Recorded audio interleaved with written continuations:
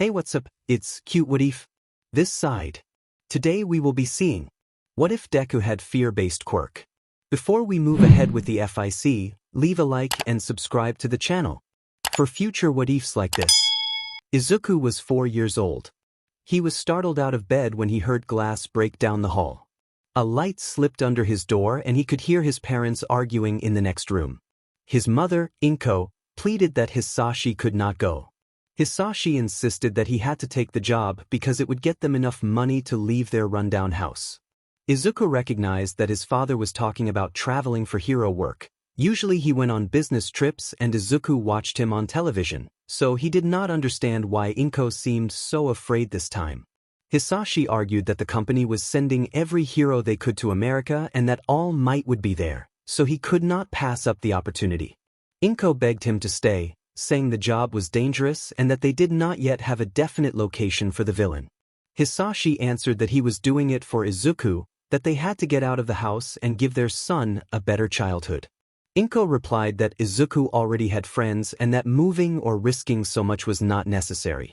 Izuku silently begged for them not to fight over him. Hisashi promised that All Might would be there to fight the villain and that he and the other heroes would handle the villain's accomplices, insisting that he would be fine. Inko warned him that if he went she could not live with herself if he were hurt. Hisashi sighed and told her he was going and that he would come back.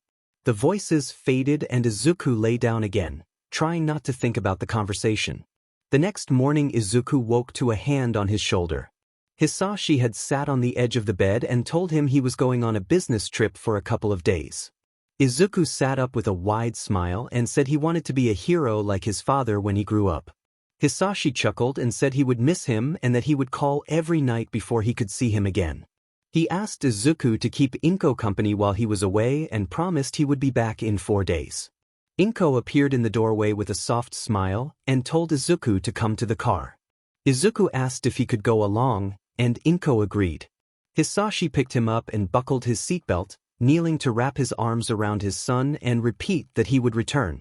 At the airport Hisashi turned to Inko and told her he was coming back, looking at her with sincere eyes. Inko asked him to be careful. They finished their goodbyes and Hisashi left. Inko took Izuku's hand and they walked back to the car. Later that evening Izuku sat on his bed, bouncing his leg while he waited for his father's call. When his mother's phone rang he flipped it open and answered. Hisashi told him they had a meeting with the other heroes to plan how they would confront the villain and that they had seen All Might there. Izuku excitedly asked if his father had spoken to All Might and whether All Might was as imposing as the posters. Hisashi laughed sleepily and said they had not talked but confirmed that All Might was very strong and much taller in person. He sounded tired and promised to call again the next day. He said he loved Izuku, and Izuku said he loved him back before the call ended. Izuku ran to hand the phone back to Inko and told her he had spoken to his father and that All Might had been there. They ate dinner quietly. Inko seemed distant, her hands shaking slightly as she pushed her food around the plate. When she asked if Izuku had finished, he looked up and asked why she was so worried about his father, saying that his father was very strong. Inko hesitated, then said she was nervous because the villain the heroes were going after was dangerous and it was a serious matter. Izuku asked if he should be worried about his father. Inko admitted again that the villain was a big deal and that she was simply frightened. Izuku asked if he could ask another question. Inko looked nervous and took a deep breath. Izuku noticed the bandage on his mother's wrist and pulled up her sleeve. His mother told him not to worry and rose from the table to collect their plates. He followed her to the sink, tugging at the bottom of her shirt with small, worried hands. Izuku told his mother that she had wrapped it all up and that it must be bad. He asked to see it so he could make it better, his eyes starting to water as she washed the dishes without looking at him. His mother asked him to go check the television for his father and urged him to go to the living room. Reluctantly, Izuku let go of her shirt, wiped his tears, and went to the couch. He found the right channel and settled in, glancing back to see his mother covering her face with her hands, quietly sobbing. From the helicopter feed, the reporter explained that a sting operation was underway and that heroes from around the globe, including All Might and Endeavor, had come to stop the wanted villains. The camera pulled back to show a chaotic scene in the street below, with heroes and villains clashing and some people already down and being attended to. Izuku spotted his father and jumped up, pointing and smiling proudly, telling his mother how strong his dad was. His smile faded when he looked at her and noticed the tension in her jaw and the worry in her eyes. The reporter noted the fight was moving down Lustraberg Street and hoped they would not endanger a heavily populated area. Izuku took his mother's hand and tried to comfort her, telling her not to worry, then climbed back onto the sofa to watch. Many of the heroes appeared to be struggling or matched against opponents whose quirks counteracted their own. Izuku watched as his father subdued a villain and put him in HNDCFFS. A dark figure slipped through the shadows, unnoticed by most of the heroes, and the villains began to pull back. The reporter said the villains were attempting to leave the scene as the heroes recovered. Suddenly a bright blue light flashed across the feed and the helicopter camera's image folded into static. The sound cut out completely. Izuku and his mother sat frozen, staring at the screen. He asked what had happened and where his father had gone, but his mother only covered her mouth and stared at the television, unable to answer. She grabbed her phone from the coffee table and hurried out the door, saying she needed to find out if his father was okay. Izuku asked where she was going and followed slowly behind her, but she told him to stay and left, closing the door. He turned back to the darkened television and the quiet house and felt suddenly very alone. He turned the TV off to stop the scrambled noise and wrapped his arms around himself as he moved through the small house, waiting for his mother or his father to return. He climbed onto his bed, grabbed his blue stuffed bear, and held it close before wandering back to the living room and pressing his face to the window. The street below was dark, lit only by lights from across the road. His mother was nowhere to be seen. The house felt larger and emptier with only him inside. He sat with his back against the wall and let his tears fall. After a while he stood and walked to the kitchen, pulled a chair to the wall, climbed up, and reached the wall phone. He dialed the only number he knew by heart and listened to the ringing, clutching his bear. When someone answered, Izuku breathed a sigh of relief and said that his mother had left while they were watching his father on the news and that he did not know where she had gone. The woman on the other end, Mrs. Bakugu, asked if anyone else was there and whether his grandmother was home. Izuku told her he was alone. Mrs. Bakugu told him she was coming over and asked if he wanted her to stay on the phone while she drove. Izuku asked her to please do so. She reassured him that everything would be all right and said she was leaving now. Katsuki was told to pick up his toys and get in the car. Mrs. Bakugu then said she had an idea where his mother might have gone and hoped she was wrong. Izuku listened as she started her car and felt a small sadness at the way she held something back. He wiped his tears and tried to calm himself, thinking about the argument the night before that had woken him. He still did not fully understand why his parents had shouted, but the memory made him worry. He stayed on the line, waiting for help to arrive. Izuku finished the phone call and stood on the chair long enough to slip the phone back into its place. He heard a car pull into the driveway as he climbed down and moved the chair away. He reached for the door and opened it before anyone knocked. Mrs. Bakugu and Katsuki were at the threshold. Mrs. Bakugu asked if he was all right and lifted him gently, setting him on her lap at the kitchen table. Izuku wrapped his arms around her and rested his head on her shoulder, telling her that his mother had left after the television had gone off. Mrs. Bakugu soothed him and said she would try to call his mother and ask her to come back. Katsuki came up behind them and put a hand on Izuku's shoulder, asking what was happening. Izuku explained that his mother had left and told him to stay. Mrs. Bakugu had the landline pressed to her ear and then reached for her cell phone in her purse. She answered an incoming call and listened intently, worry and shock crossing her face. When she hung up, Izuku could see the fear in her eyes. Mrs. Bakugu knelt down in front of Izuku and apologized before pulling him close in a comforting embrace. Katsuki tugged at Mrs. Bakugu's sleeve and asked what was wrong. Izuku demanded to know where his mother was, backing away in panic. Mrs. Bakugu told him quietly that his mother was gone. Izuku froze, refusing to believe it and yelling that she was not dead. He clutched at his hair and cried until he couldn't stop. Mrs. Bakugu offered to take him to see his mother, though she hesitated, uncertain what would be right for him. Izuku sat in the corner of Mrs. Bakugu's living room, staring at the wall with a blank face, cheeks streaked with dried tears.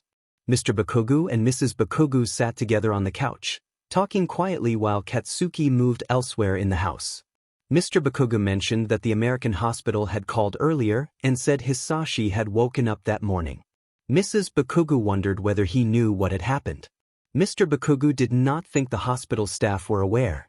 Izuku tapped his finger against his leg, head leaning on the wall. Mr. Bakugo said Hisashi would be observed overnight and could come home the next day. Mrs. Bakugo sighed, unsure how they would manage until then. Mr. Bakugo suggested waiting for Hisashi to return, believing he would know what to do, and Mrs. Bakugo worried that Hisashi was hurting and might not be ready to travel. Katsuki reappeared and asked Izuku if he wanted to play with his action figures, but Izuku did not respond, keeping his eyes on the floor and fidgeting with his sock. Mrs. Bakugo asked Katsuki to give him some more time and suggested that Izuku go back to his room for now. Izuku stayed in that corner all day. It was his favorite spot because he could be alone and ignore everyone. He did not eat when Mrs. Bakugo said they had made lunch and stopped paying attention to the house around him. Every time he closed his eyes he saw his mother as if she were frozen in place, motionless and blank-eyed, like a tragic scene from a story. He tried not to think about it, but he just wanted to be with her again. He watched the sky darken through the window and held the blue bear he refused to let go of. As evening approached, Mr. Bakugo knelt beside Izuku and told him it was time to rest. He offered Izuku the choice of sleeping in their room or in the guest room. Izuku, voice breaking, said he did not want to be alone. Mr. Bakugo lifted him gently and Mrs. Bakugo turned out the lights. They lay down together with the blankets pulled over them. Izuku held on to Mrs. Bakugo and she kept an arm around him until they fell asleep. Later, Mrs. Bakugo woke Izuku and said it was time to go see his father. He nodded and stood with his hand against the wall. They walked out to the car. Katsuki walked with his father's hand and Izuku followed behind. Mrs. Bakugo opened the rear door and Izuku climbed in, fastening his seatbelt. He watched the trees pass and followed the planes at the nearby airstrip as they drove past. They arrived at the hospital and Mrs. Bakugo took Izuku's hand, leading him to a bench inside. People passed and voices filled the large area as I searched faces for my father. Mrs. Bakugo leaned closer and told Izuku to look, pointing forward. Izuku jumped off the seat and ran, weaving through the crowd until he stood directly in front of his father. Izuku shouted his father's name as his father bent down and pulled him into his arms. His father wore bandages and showed signs of recent injury. His hair was a mess and there were heavy bags under his eyes. He looked terrible, but it was him, and Izuku needed to be there, in his arms. Tears flooded Izuku's eyes as he buried his face in his father's shoulder. His father chuckled lightly and asked if the boy had been that worried about him, patting his back. Izuku shook his head harshly and told him no. His father spoke the name Mitsuki as he picked Izuku up, and Izuku wrapped his legs around his torso to stay lifted more securely. His father then asked where Inko was. Izuku squeezed him tighter at the mention of his mother. Mrs. Bakugo apologized to Hisashi, her voice full of sorrow. Mr. Bakugo stepped forward and explained that Inko had believed Hisashi to be dead. The broadcasted report had made it appear that way. Mrs. Bakugo finally revealed that Inko had jumped off Otomori Bridge, and Hisashi froze. Mr. Bakugo offered his condolences and admitted he could not imagine how Hisashi felt. He said that if it had been Mitsuki, he did not know what he would do. Hisashi reeled with disbelief. Izuku cried into his father's shoulder and said that his mother was dead. Hisashi set Izuku back on the ground, turned toward Mrs. Bakugo, gripped her shirt front with tears running down his face, and begged Mitsuki to be lying. 9 years later, I ran around the corner, struggling to hold an assortment of beer and sodas. The shopkeeper shouted for someone to call the police and accused the boy of robbing his store as he chased down the street. I turned into an alley and found a dead end. The shopkeeper laughed and taunted that the boy had taken a wrong turn, demanding the goods and promising not to press charges if they were returned. I glanced into the shadowed wall, and then my eyes flashed red. The man recoiled as the glare unsettled him. He stumbled back in terror, covering his face and shouting.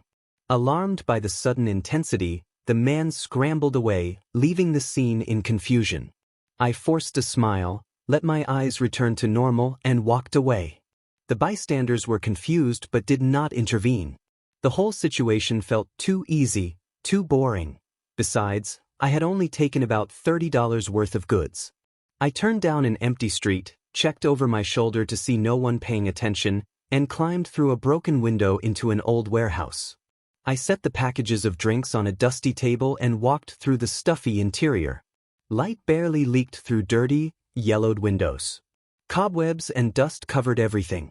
Rusted construction equipment lay scattered, metal chains hung from the walls, and faded paint peeled from every surface. Old plastic sheets, ripped and dirty, hung loosely over desks and a few stacked chairs. The building had closed in the late 60s and been left untouched. I came here often because nobody cared what I did, and I liked the quiet isolation. I climbed creaking wooden stairs to the second floor, past abandoned desks, and went to the back room. I climbed a ladder through a hatch onto the roof and exhaled, watching my breath fade into the cold air carried away by the wind. I kicked a loose rock across the gravel and walked to the edge, looking over the distant trees and hearing a few people below. I sat on the ledge with one knee drawn to my chest and the other leg hanging down. The scene was peaceful, with only wind, a few birds, and the sunset. The view always made me feel less alone. Watching the sunset and feeling the wind against my skin brought a warmth I couldn't explain. This was my spot where I came to feel like myself. I closed my eyes and listened to the birds, the wind in the trees, and the footsteps of the few people left on the street. Later, I typed the code to open the iron gate to our house and drove down the long driveway. The gate clicked as it slid closed behind me. I announced that I was home as I kicked my shoes off at the door, picked up the convenience store bags, and headed into the main living room. My father grumbled about where I had been. He complained that he had run out of beer an hour earlier, and he demanded to know where the replacement was.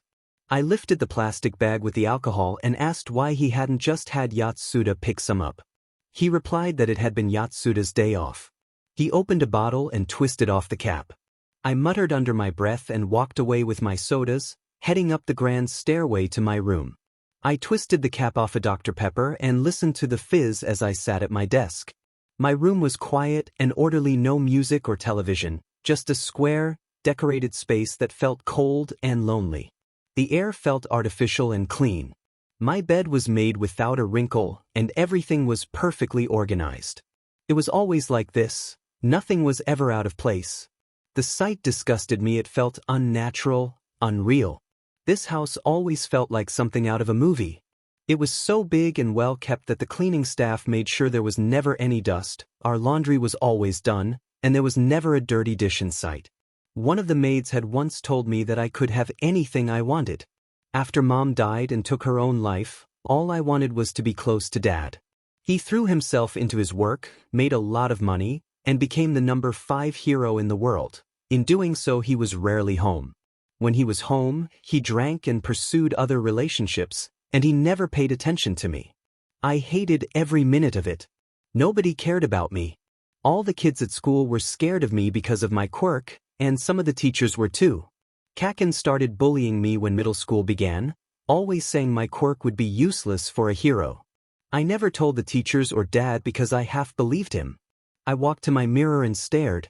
I hated what I saw. I felt fat, my hair was always falling into my face, and my freckles seemed ugly. My eyes drove me crazy. The dark emerald was fine, but when my quirk activated and they glowed red, I hated them. The glow was useful because it could make people afraid and let me get away with things, but underneath that I had nightmares every night. I tried not to sleep because of them.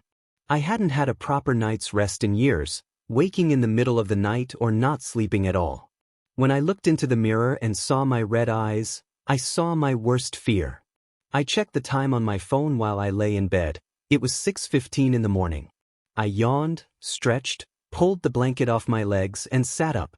I might as well get ready for school. My socks were silent against the sleek wood floor as I walked to my closet and pulled out the black uniform. The sun started to rise and shine through the pale drapes as I dressed. I grabbed my backpack, slipped the straps over my shoulders, found my shoes where they always were, and tied the laces. Then I headed downstairs to take my medicine and leave the house. School year was almost over and then I could try out for UA. I didn't know if I would get in, but I was still trying. I still wanted to be a hero after everything that had happened, though I was starting to question whether heroes were as noble as they seemed. Dad had cared about keeping people safe and getting home to his family at one time. Now he still saved people, but he seemed obsessed with rewards and money.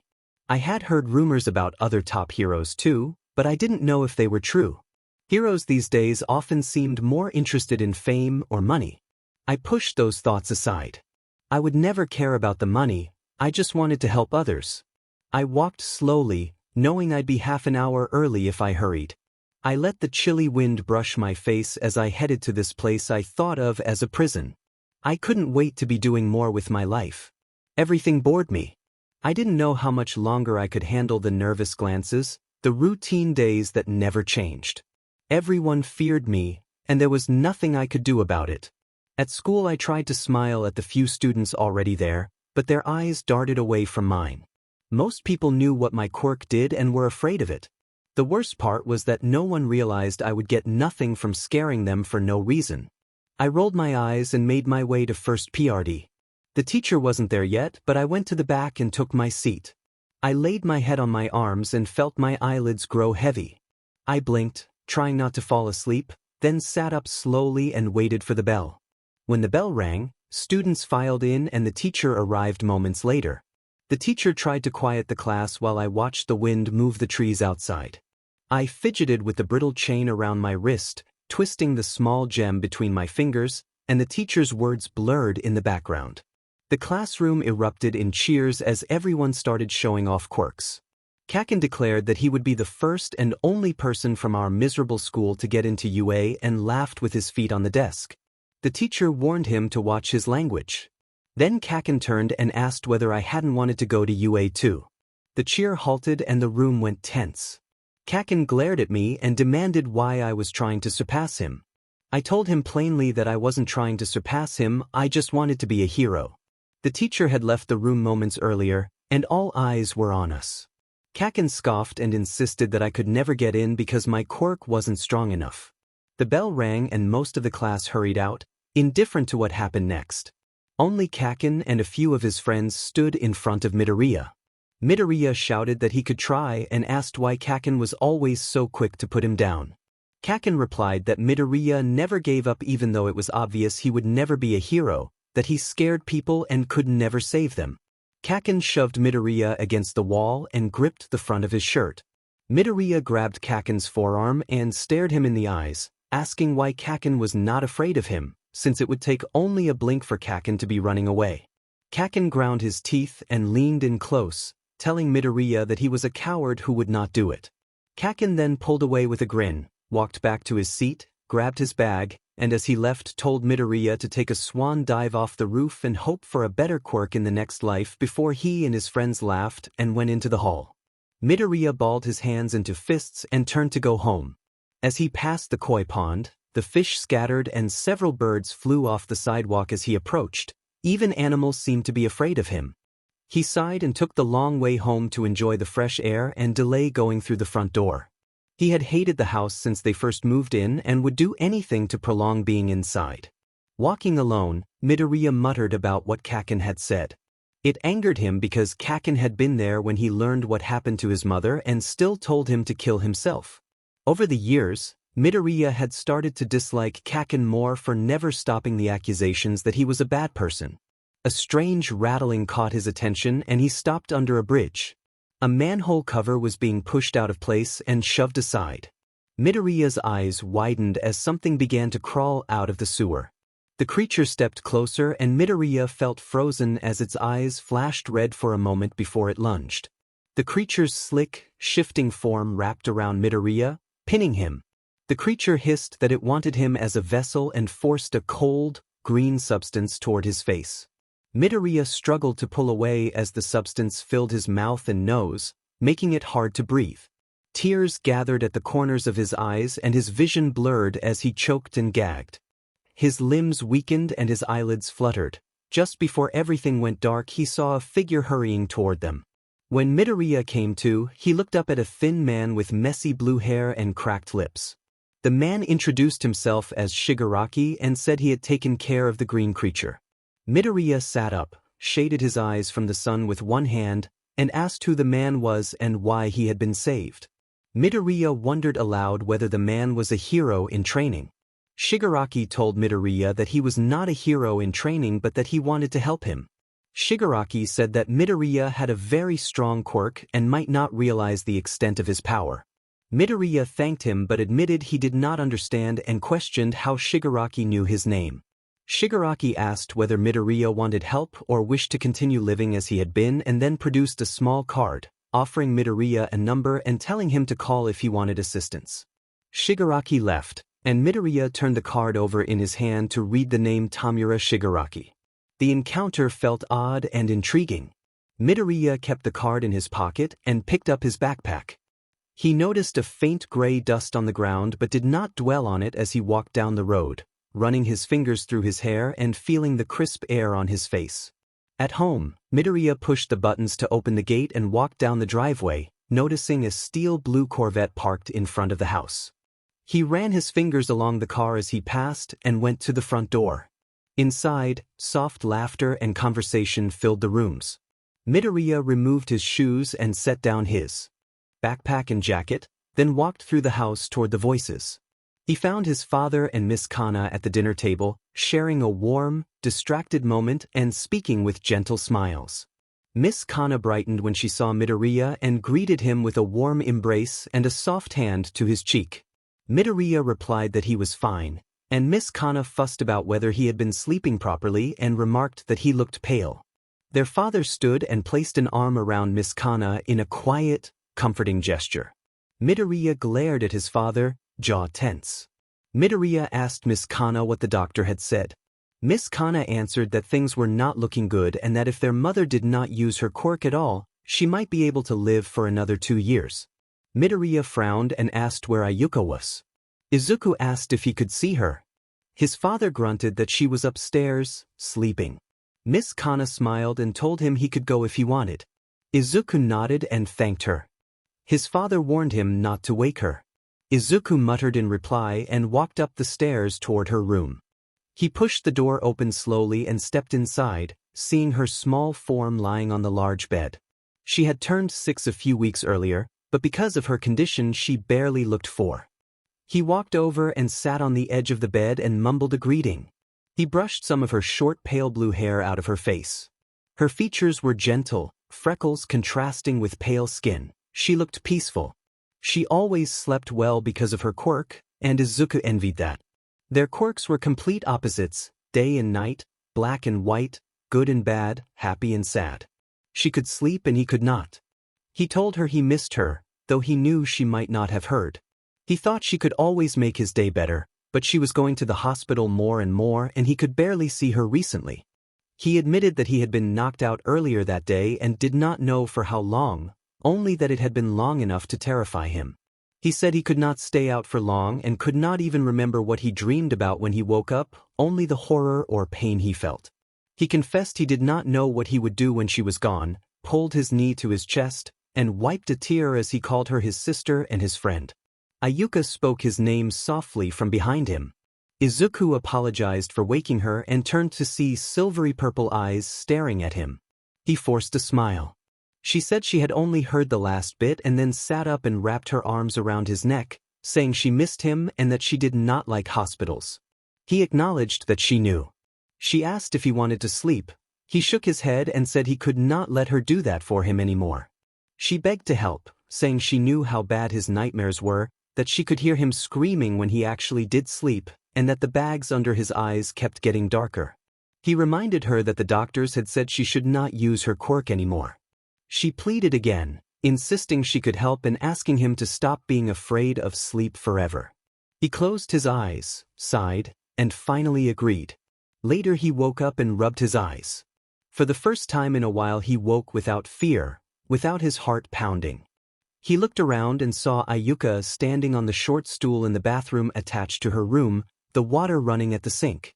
He ran his hand through his hair as his eyes adjusted to the light. She smiled and noted that he was awake, saying she had thought he would sleep longer than a few hours. He glanced at the clock, It was just past 7. He apologized. She shook her head and hopped onto the bed beside him, asking if he had slept well. He nodded and thanked her. He told her that this had to be the last time she used her quirk to help him. She huffed and rolled her eyes, insisting she could do what she wanted. He warned that continuing would only make her weaker and that he could not allow it, though he offered to try to sleep to make her feel better.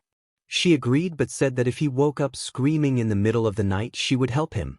He shook his head again and changed the subject, suggesting they see if dinner was almost ready. They went downstairs. Ayuka jumped down with both feet.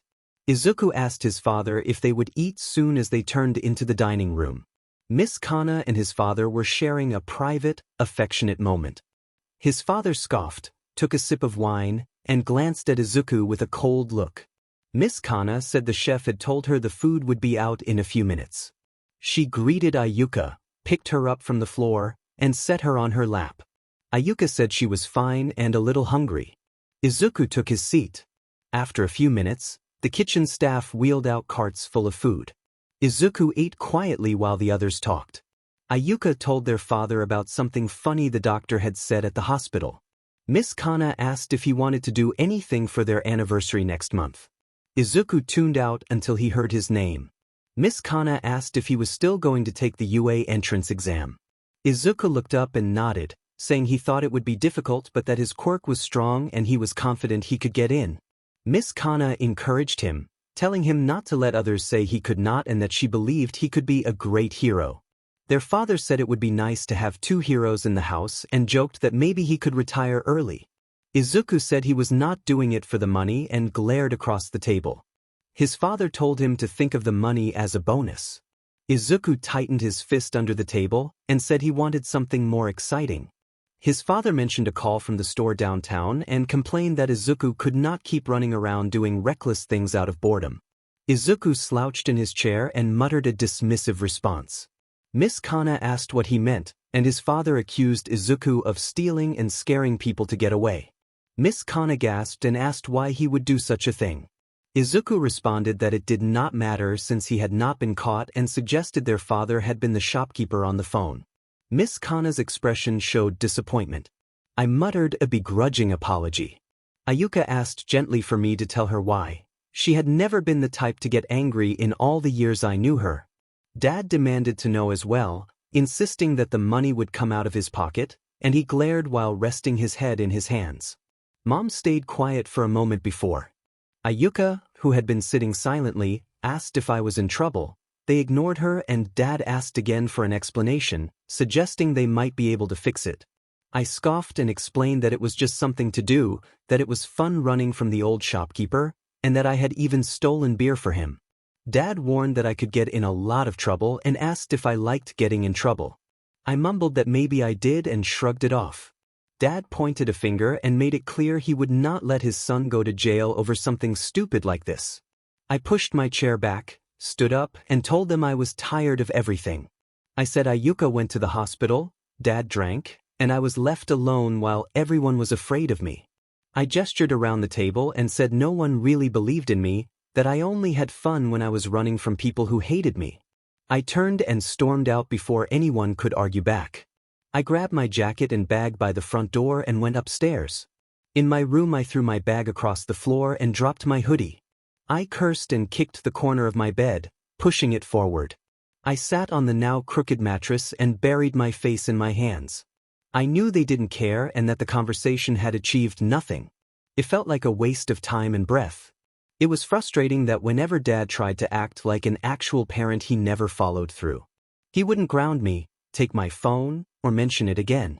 That always seemed to be the end of it. He would probably just drink and forget. My eyes caught a glimpse of white. The small card the man had given me earlier lay next to my jacket. I stood, grabbed the card, and went to my desk. I opened my hero journal, slipped the card between 2 pages, and began to sketch the man from memory. After a while I laid my head on my arms and watched the window as the teacher explained the lesson. The exams for UA were tomorrow morning. I thought I could get out of this school and do something interesting with my life. The teacher's voice bored me. I picked up my pen and doodled on my hand to keep busy, drawing flowers, lightning bolts, circles, and random lines until the designs wrapped around my wrist. My eyes grew heavy as the ink smudged with every slide. I blinked and my head kept nodding. Sounds faded into the background. A gentle violin melody drifted like a memory and my head swayed to it. I could feel my heartbeat move in time with the music. A tapping on my desk made me look up. My gaze landed on a clean, unwrinkled black suit and an elderly man with an eerie smile cutting into his pale face. His gray eyes felt like they pinned me as he stared down. A crow with obsidian feathers sat on his shoulder. Its yellow eyes seemed to glow against the dim classroom. I stood slowly, feeling watched, and as I moved another bird slipped through the window and landed on the desk. The classroom was empty except for a low fog pooling at the desk legs. It looked like night outside. The man's grin widened as I scanned the room, my heart thumping in my ears. My legs felt weak and my head ached. 2 more feathered silhouettes appeared in the window frames to my left. My stomach dropped when one of them let out a piercing cry. The man who had been motionless suddenly began to laugh in a way that felt frantic and unreal as he raised his hand. The sound swelled around me and my chest raced. He snapped his fingers like a command, and in a flash 3 more dark birds swooped in. 7 of them beat their wings in chaotic arcs, filling the room with flurries of shadow. Their wings slapped the air, and the noise built into a storm of sound. Their cries overlapped like dissonant notes, and the man's laughter lingered beneath it all. The desks trembled and the metal scraped softly as the floor vibrated. Tears slipped down my face as I backed away on shaky legs, the building creaking with the motion. My breath fogged the air. The sound pressed at me, growing louder and more painful by the second. I crouched and covered my ears, trying to shrink into myself. The floor bore a dark, unsettling stain and I shut my eyes while more tears fell. It felt like the world was trembling around me, bells, wings, laughter, my own sobs, and the rattle of furniture all colliding into one overwhelming noise. The cacophony built and built until it became indistinguishable, and my arms trembled with the effort of holding myself together. Then a hand landed on my shoulder and the room brightened. I opened my eyes to find the man and the birds gone and an unnerving silence settling in their place. I wiped my face and realized I had been crying and shaking. The teacher's brusque voice asked if Midoriya was all right. I blinked rapidly, took a breath, and told him to leave me alone. The teacher said it was time to go to lunch and warned me not to sleep in class because it was disrespectful. I muttered that I'd be glad to never sleep again and that he had no idea what I had to deal with. Izuku spat that they should not call his actions disrespectful and insisted that he had been doing his best. He narrowed his eyes, grabbed his bag, and threw it over his shoulder as he stormed out of the classroom. His heart pounded as he walked down the hallway. He wondered what that nightmare had been, rubbing his head while echoes still rang through his mind. He turned the corner, past the cafeteria, the restroom, and the gym, then exited through a side door. A headache began to form as he stepped down the sidewalk toward the nearby convenience store. He pulled a bottle of ibuprofen from the side pocket of his bag and swallowed a couple of pills. The bell above the door jingled when he entered the small shop, and the cashier offered a casual greeting. Izuku glanced at the corners of the room and noticed the security cameras before moving toward the back to find something to eat. He picked up a jar of peanut butter and a box of crackers. Spotting a blind spot behind an ice cream cooler, he crouched and slipped the items into his bag. On his way out, a small package on a shelf caught his eye. The middle-aged worker did not stop him, and Izuku left the store and started down the street. He went into an old factory and spread peanut butter on a cracker, eating it while sitting on a crate. After a few minutes of snacking, he set the food aside and walked to a makeshift pull-up bar. He jumped up to grab it, dark hair falling into his face as he pulled himself up and dropped back down. His hands tightened around the bar, knuckles whitening, sweat beading on his forehead. He spent hours doing pull-ups, push-ups, crunches, and lifting random pieces of construction equipment to train. Later that day he returned home to await the exam results. He paced his room, stomach churning as his thoughts raced. Yue had said the results would be sent back that day, and his mind had been restless since 2 a.m. He did not know if he had passed the entrance exam. The other students in his section had seemed so much more powerful, and he worried they would not admit someone with a quirk like his into the hero course. His quirk made people see their greatest fears. What if they believed he could not become a hero because of it? Ayuka sat on his bed and sighed that he was muttering again. Izuku froze, smiled softly, and apologized that he was just really anxious. Ayuka told him she did not think he needed to worry. He sat down on the bed and admitted that he had seen the other students and felt intimidated. Ayuka smiled and said she knew he was strong and that he could fight his way to the top, that he could become the #1 hero even if he did not go to UA. Her attempt to cheer him lifted his mood a little. Miss Kana called from downstairs for Izuku. He and Ayuka jumped up and ran down the stairs. Miss Kana's smile was bright as she held an envelope stamped with UA's emblem. She urged him to open it and handed the package to him. Izuku's heart pounded as he tore the flap and pulled out a folded sheet of paper. He read through it quickly, eyes darting across the lines while Miss Kana and Ayuka waited eagerly. He saw that UA had accepted him into the hero course. Joy flooded him. He smiled, and the two of them jumped up and wrapped their arms around him in celebration. Miss Kana told him she had known he could do it, and Ayuka cheered and jumped for joy. Tears gathered at the corners of his eyes as he accepted their congratulations. A few weeks later, Izuku stood outside the gates of the UA building and took a deep breath, looking up at the imposing structure. The school felt intimidating, and he wondered whether he was worthy of studying in such a place, despite his success on the entrance exam. He walked the long hallways in search of the classroom labeled 1A. People looked at him with friendly smiles and waves. He had grown used to others avoiding his eyes and found their openness surprising and comforting. After wandering for a few minutes while trying to orient himself, he checked the time on his phone and felt his anxiety spike when the bell rang. He did not want to be late on the first day. Someone tapped his shoulder. He turned to see a student with red and white hair and immediately wondered about his quirk when he noticed the heterochromatic eyes and the red scar covering the left side of his face. The other student waved his hand in front of Izuku's face and asked if he had been listening. Startled, Izuku stammered that he had been spacing out. The red and white-haired student explained that he was asking if Izuku needed help finding his class and said he was in the same class, offering to go together so Izuku would not be late. He introduced himself as Shuto Todoroki and asked for Izuku's name. Izuku gave his name and offered his hand, which Todoroki took, returning the introduction. Izuku noted that Todoroki's father was the pro-hero endeavor but was careful not to make assumptions about him. Todoroki asked that people not make assumptions about him as well and mentioned that Izuku's father was the hero known as Dragon Breath. They walked together for a few more seconds before Todoroki pulled open the large door to their classroom. Izuku got his attendance sorted out with the teacher and found himself sitting right behind Kaken. Despite Kaken's usual anger, Izuku felt a sense of ease he had not known in a long time. He was surrounded by new faces, people who were not afraid to look at him, and he resolved to work hard to become a hero. Midoriya thought he could learn a lot of new quirks while he was here. A soft smile stayed on his face as he looked up at the board and watched his teacher, Aizawa, explain what they would be doing after lunch. When the bell rang, Aizawa told them to return quickly and that they would go outside right after the bell. Todoroki asked Midoriya if he minded sharing lunch with him. Midoriya smiled brightly and agreed. They followed the crowd to the cafeteria, got their food, and sat down.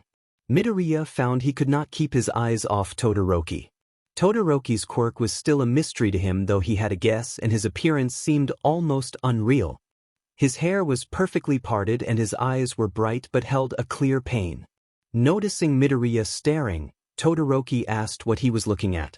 Midoriya blushed and admitted he was wondering about Todoroki's quirk. Todoroki explained that he could use ice with his right side and fire with his left, but he rarely used the flames.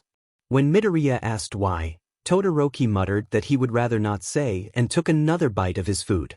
Midoriya understood and started to eat again. Someone tapped Midoriya's shoulder. He turned to see a boy with purple hair like a mane and dark crescent shadows under his eyes. The boy asked if he could use Midoriya's utensils.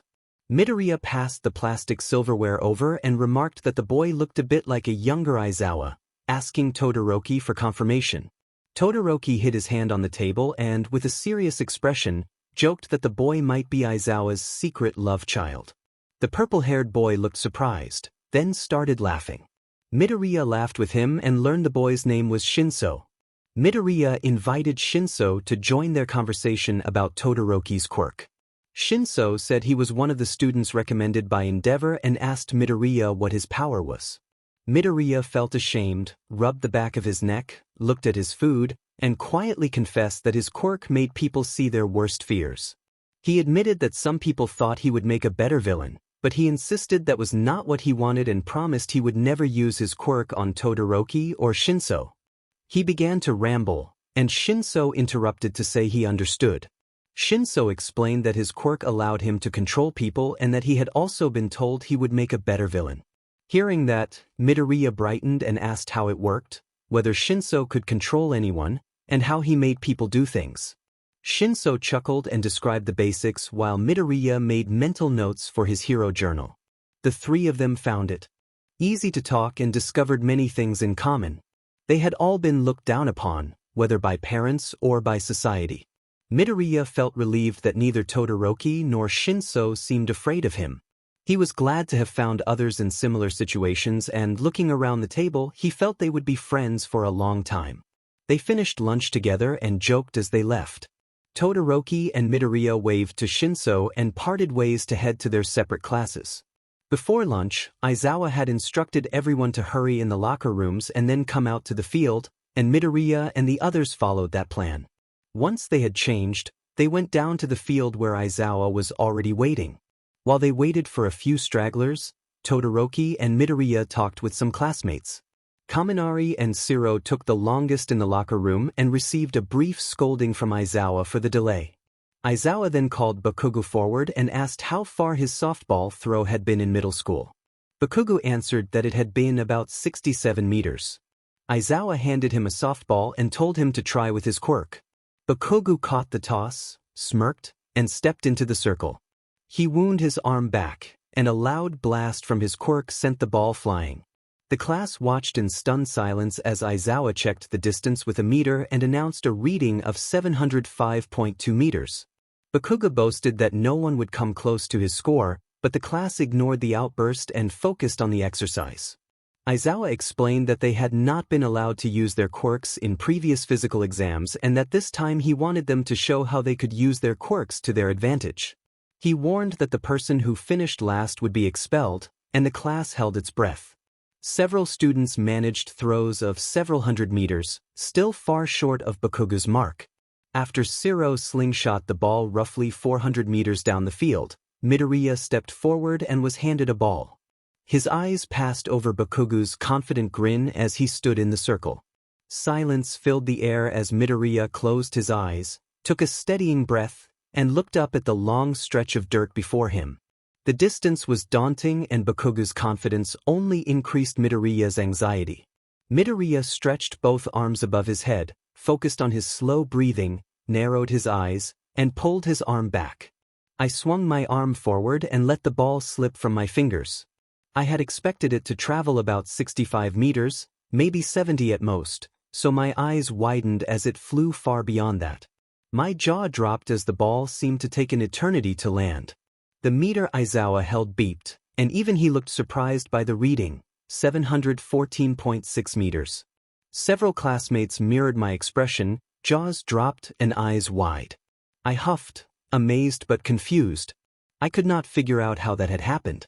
Bakugo ran forward, sparks crackling at his palms, demanding to know what I had done and insisting that my quirk was not physical. I was ready to react with my quirk before Izawa stepped in and stopped him. Izawa told Bakugo to learn to control his anger, warning that it could be both a strength and a weakness, and reminded him that he had been blind to the attack. Bakugo gritted his teeth, glared at me for a long beat, muttered an insult under his breath, and then stormed back to the group. I looked down at my hand and bit my lower lip as I followed at a distance. I had thrown the ball much farther than on any normal day, but I couldn't figure out what had changed. I had beaten Bakugo's score by 10 meters, and he was right, my quirk wasn't physical. There was no logical explanation I could find. Todoroki quietly asked how I had done it as I stood beside him while the next student stepped forward. I told him that I didn't know. I kept thinking about it as the rest of the students took the same test. The strange occurrences didn't stop there. Throughout the day my scores hovered just above Bakugu's, and he became more and more irritated. I shrugged him off but continued to wonder how it was happening. At the end of the day I finished third, right behind Todoroki and Yaoyorozu. Bakugu sulked in fourth simply because he was behind me. I suspected he would have been fine if the order had been arranged in any other way. Another student told Mineta that his placement meant he was going home, and the short, purple-haired boy collapsed to his knees in tears. I had little patience for his theatrics. Aizawa reviewed how difficult the year would be for us before sending the class back to the room for the last portion of school. Todoroki asked again if I really had no idea how I had passed all the tests. I admitted that I didn't and that I had been freaking out beforehand because my quirk didn't have any physical capabilities. He pushed a little, wondering if I had any idea or prior experience, but I insisted I had no clue. Todoroki studied me for a moment while I stared at my shoes. I drew my knee to my chest and sighed, beginning to reply when he suddenly remarked that my eyes looked green. I answered that they were. He frowned and said he could have sworn they had been brown earlier, then added that they had definitely been green at lunch. Silence fell between us as I considered his focused expression. I couldn't always tell when my eyes changed from green to red, but I knew they did when I used my quirk. It felt like clapping with headphones on. I could see it happen but not hear it.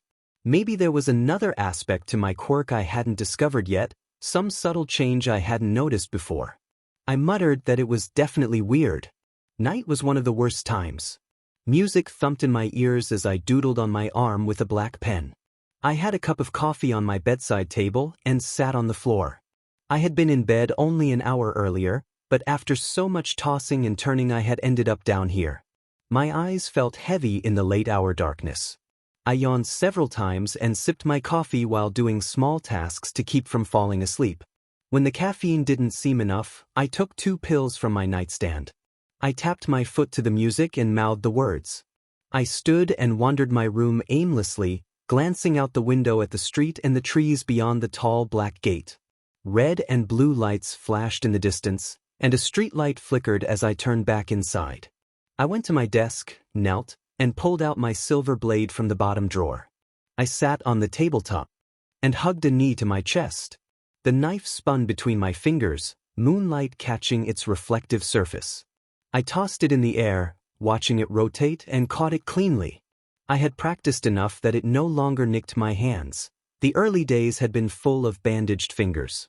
A small idea made me smile.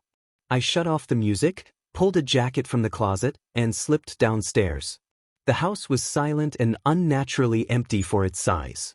I stepped into the brisk night, tucked the blade away, and walked toward the convenience store near my old junior high. The store was already closed. I placed the tip of the knife in the keyhole and, after a moment, picked the lock. Once inside, I moved through the aisles with a casual, practiced ease. I helped myself to several chocolate bars and a bag of Reese's, shoving them into my hoodie pocket. I also grabbed an ice cream sandwich from the cooler in the back and unwrapped it as I headed out. Then I went down to the old factory and stayed there for nearly 2 hours, walking around, doing pull-ups, and listening to music at full volume. It was nearly 3 in the morning when I realized I should go home. At lunch the next day, I offered some of the candy to Shinso and Todoroki. They accepted without question and thanked him. They all talked for a while about an upcoming test. I was unconcerned. School always came easily when I wasn't too tired. Todoroki agreed it would be manageable, while Shinso admitted he needed to work on a few subjects. Todoroki offered to help him, and the conversation flowed easily from there. After a few moments of listening without speaking, I tuned out and began to eat. A few minutes later, Shinso nudged my side and asked whether I had seen the news. I asked what he meant, and Todoroki said that a nearby store had been robbed the previous night. Shinso pulled out his phone and showed a video taken from the store's security camera.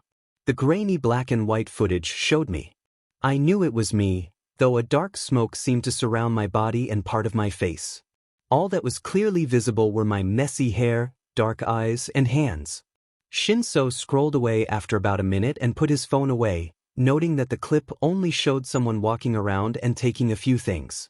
The media didn't consider the person a villain, just somebody looking for a midnight snack. Todoroki mentioned that the manager thought the person looked familiar and said he appeared young, possibly from the middle school down the road. I kept quiet and tried not to draw attention to myself. Shinso mumbled that there was nothing to worry about. The person didn't seem like a dangerous criminal and had only taken some candy and ice cream. I agreed, though the sight of that smoke nagged at me. It didn't feel like me, or at least I wasn't sure what it meant. Bakugo approached and growled that he could see I was still there. I told him I wasn't going anywhere, glaring at him. He scoffed and walked off, leaving a thin edge of tension behind. Todoroki asked why Bakugo and I did not get along, noting that we seemed to hate each other. Shinso echoed the question, watching me expectantly. I explained that we had been friends at one point, before my mother. Then I trailed off, not ready to discuss it. I said I had stopped talking to him and he had reacted badly. After we developed our quirks, he acted as if he were superior, especially because my powers could look more villainous. I told them that he tried to push me to give up on becoming a hero and that he had a tendency to be very insensitive. Todoroki said it was good I wasn't listening to him, and Shinso nodded, telling me he thought I could be a great hero.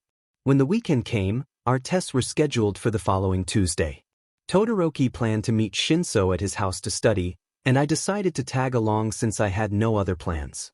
We walked in step after Friday classes, and Shinso warned us that his parents could be a bit embarrassing, just the usual teenage complaint. The conversation petered out into a comfortable silence. None of us were especially gifted with small talk, and we were used to sitting together quietly. We turned down the sidewalk and stepped into Shinsu's house. It was a small home with faded wooden siding and a few chairs on the front porch. It felt familiar in a way that made me think of the house we'd lived in before we moved to a wealthier neighborhood. That memory brought back the way my mom had liked the small-town area for being close to friends. Back then, she and Mrs. Bakugo had spent time together, and Kaken and I had been close. Dad had been kinder, more present. My old small room had felt cozy. Now the large rooms in our current house left me feeling distant. Inside Shinsu's home, two adults appeared around a corner. His mother leaned against the wall and asked whether these were his friends. Shinso answered that they were and that they were planning to study for the upcoming test. His father stepped in and, ruffling his hair, asked if they were going to introduce themselves. Shinso groaned but complied, standing up as his father joked about being Hitoshi's dad and asked them to call him Mr. Shinso. I shook his hand and introduced myself as Izuku Midoriya.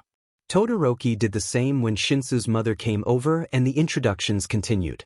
They joked briefly about not expecting him to bring friends over so early in the school year, and then we moved on to the task at hand.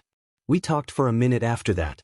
I could see Shinso silently dying in the hallway as he waited for the quick conversation to be over. Finally, they let us go and we followed Shinso to the back room.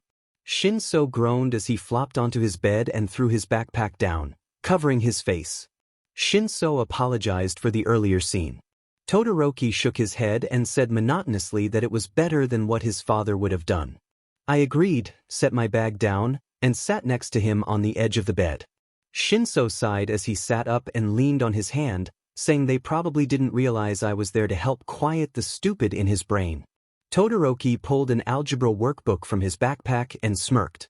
Shinso complained and joked about pleading to the math gods for help. They got to work. Shinso repeated a few mistakes, but once Todoroki and I noticed the patterns, we could help him correct them. After several practice problems, he began to understand the subject much better. After about an hour, Shinso tossed his pencil down and asked to take a break, saying. His hand felt like it was about to fall off while he rubbed his thumb where the pencil had rested. I laughed and told him not to press down so hard, noting the dark graphite had nearly torn the paper. Todoroki laughed and teased that he could build an empire in those crevices.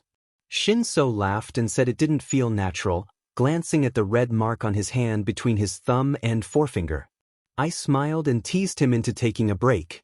It was surprisingly late when Shinsu's mother stepped in and invited us to stay for dinner. We put away our books and notes and lingered, and the visit stretched on as dinner continued. Mrs. Shinso was kind and insisted we stay the night.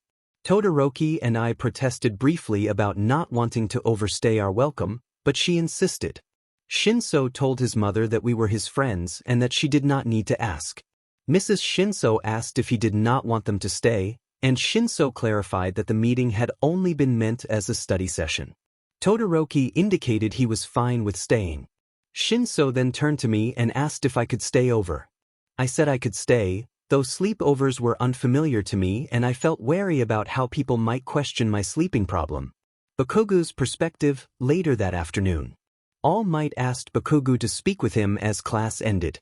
Bakugu agreed, slung his backpack over his shoulder, and followed All Might to the roof of the school where no one would bother them.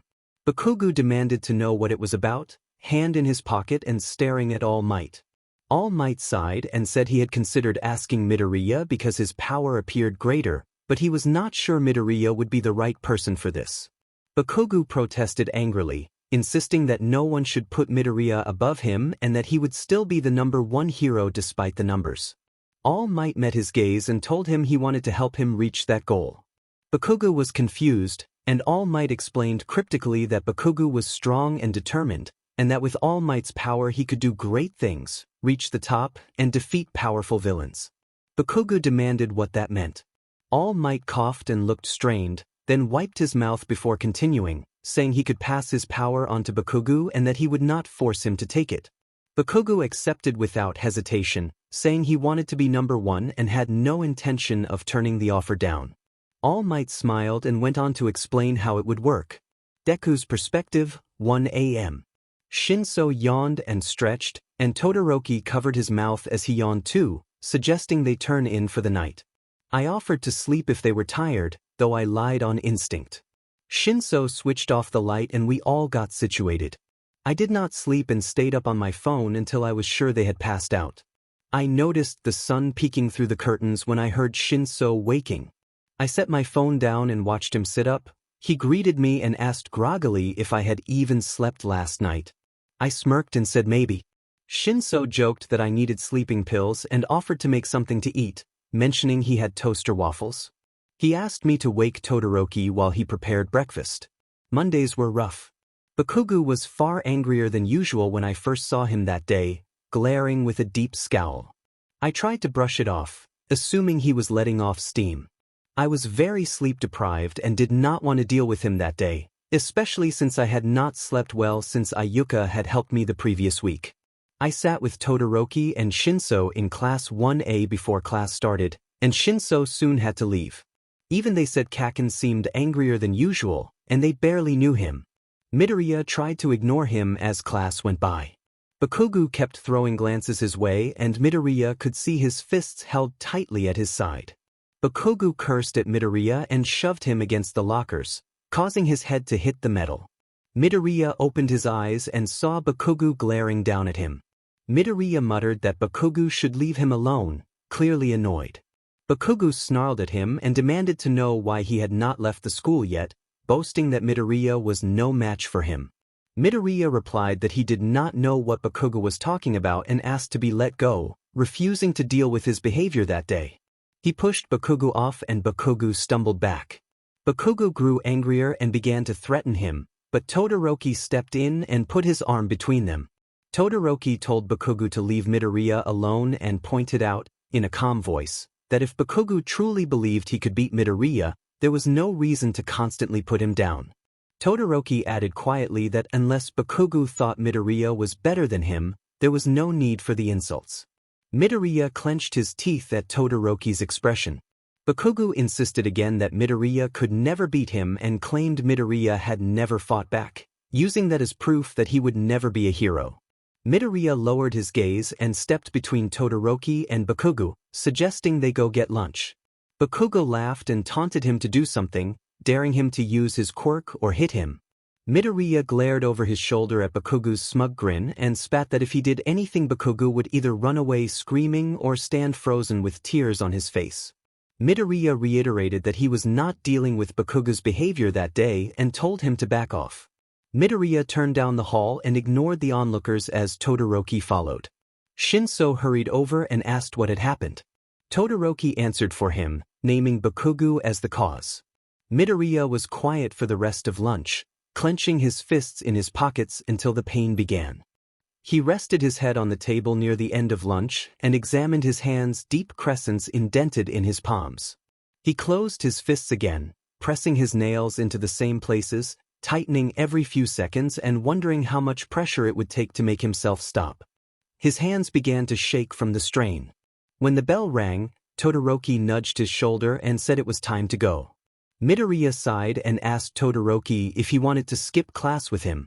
Todoroki protested, but Midoriya explained he had done it before and only wanted to avoid going back to class. Shinso exchanged a look with Todoroki, shrugged, and admitted he could use a nap.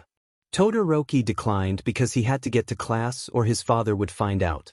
Midoriya told them he would talk to them later and left the school with Shinso while Todoroki returned to class.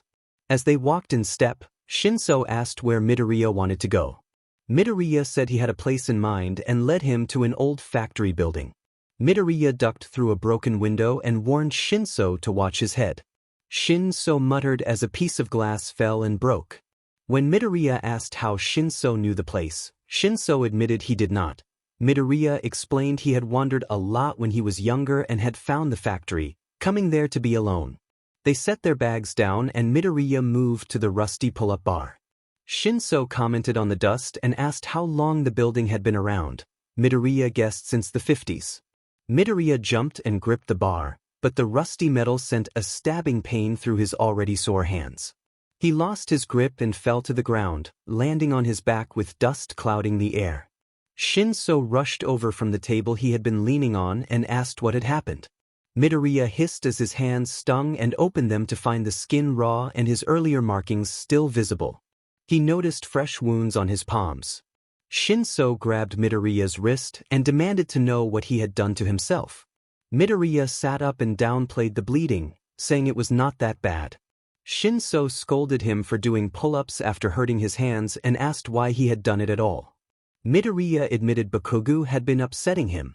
Midoriya twisted the lid back onto his water bottle, poured some water onto his palms, and felt the coolness soothe his burning skin. He looked down at the floor while Shinso stood nearby with a worried expression.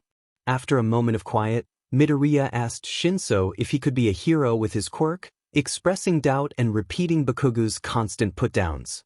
Shinso responded firmly that Midoriya could be a great hero and that Bakugo was just being selfish and immature.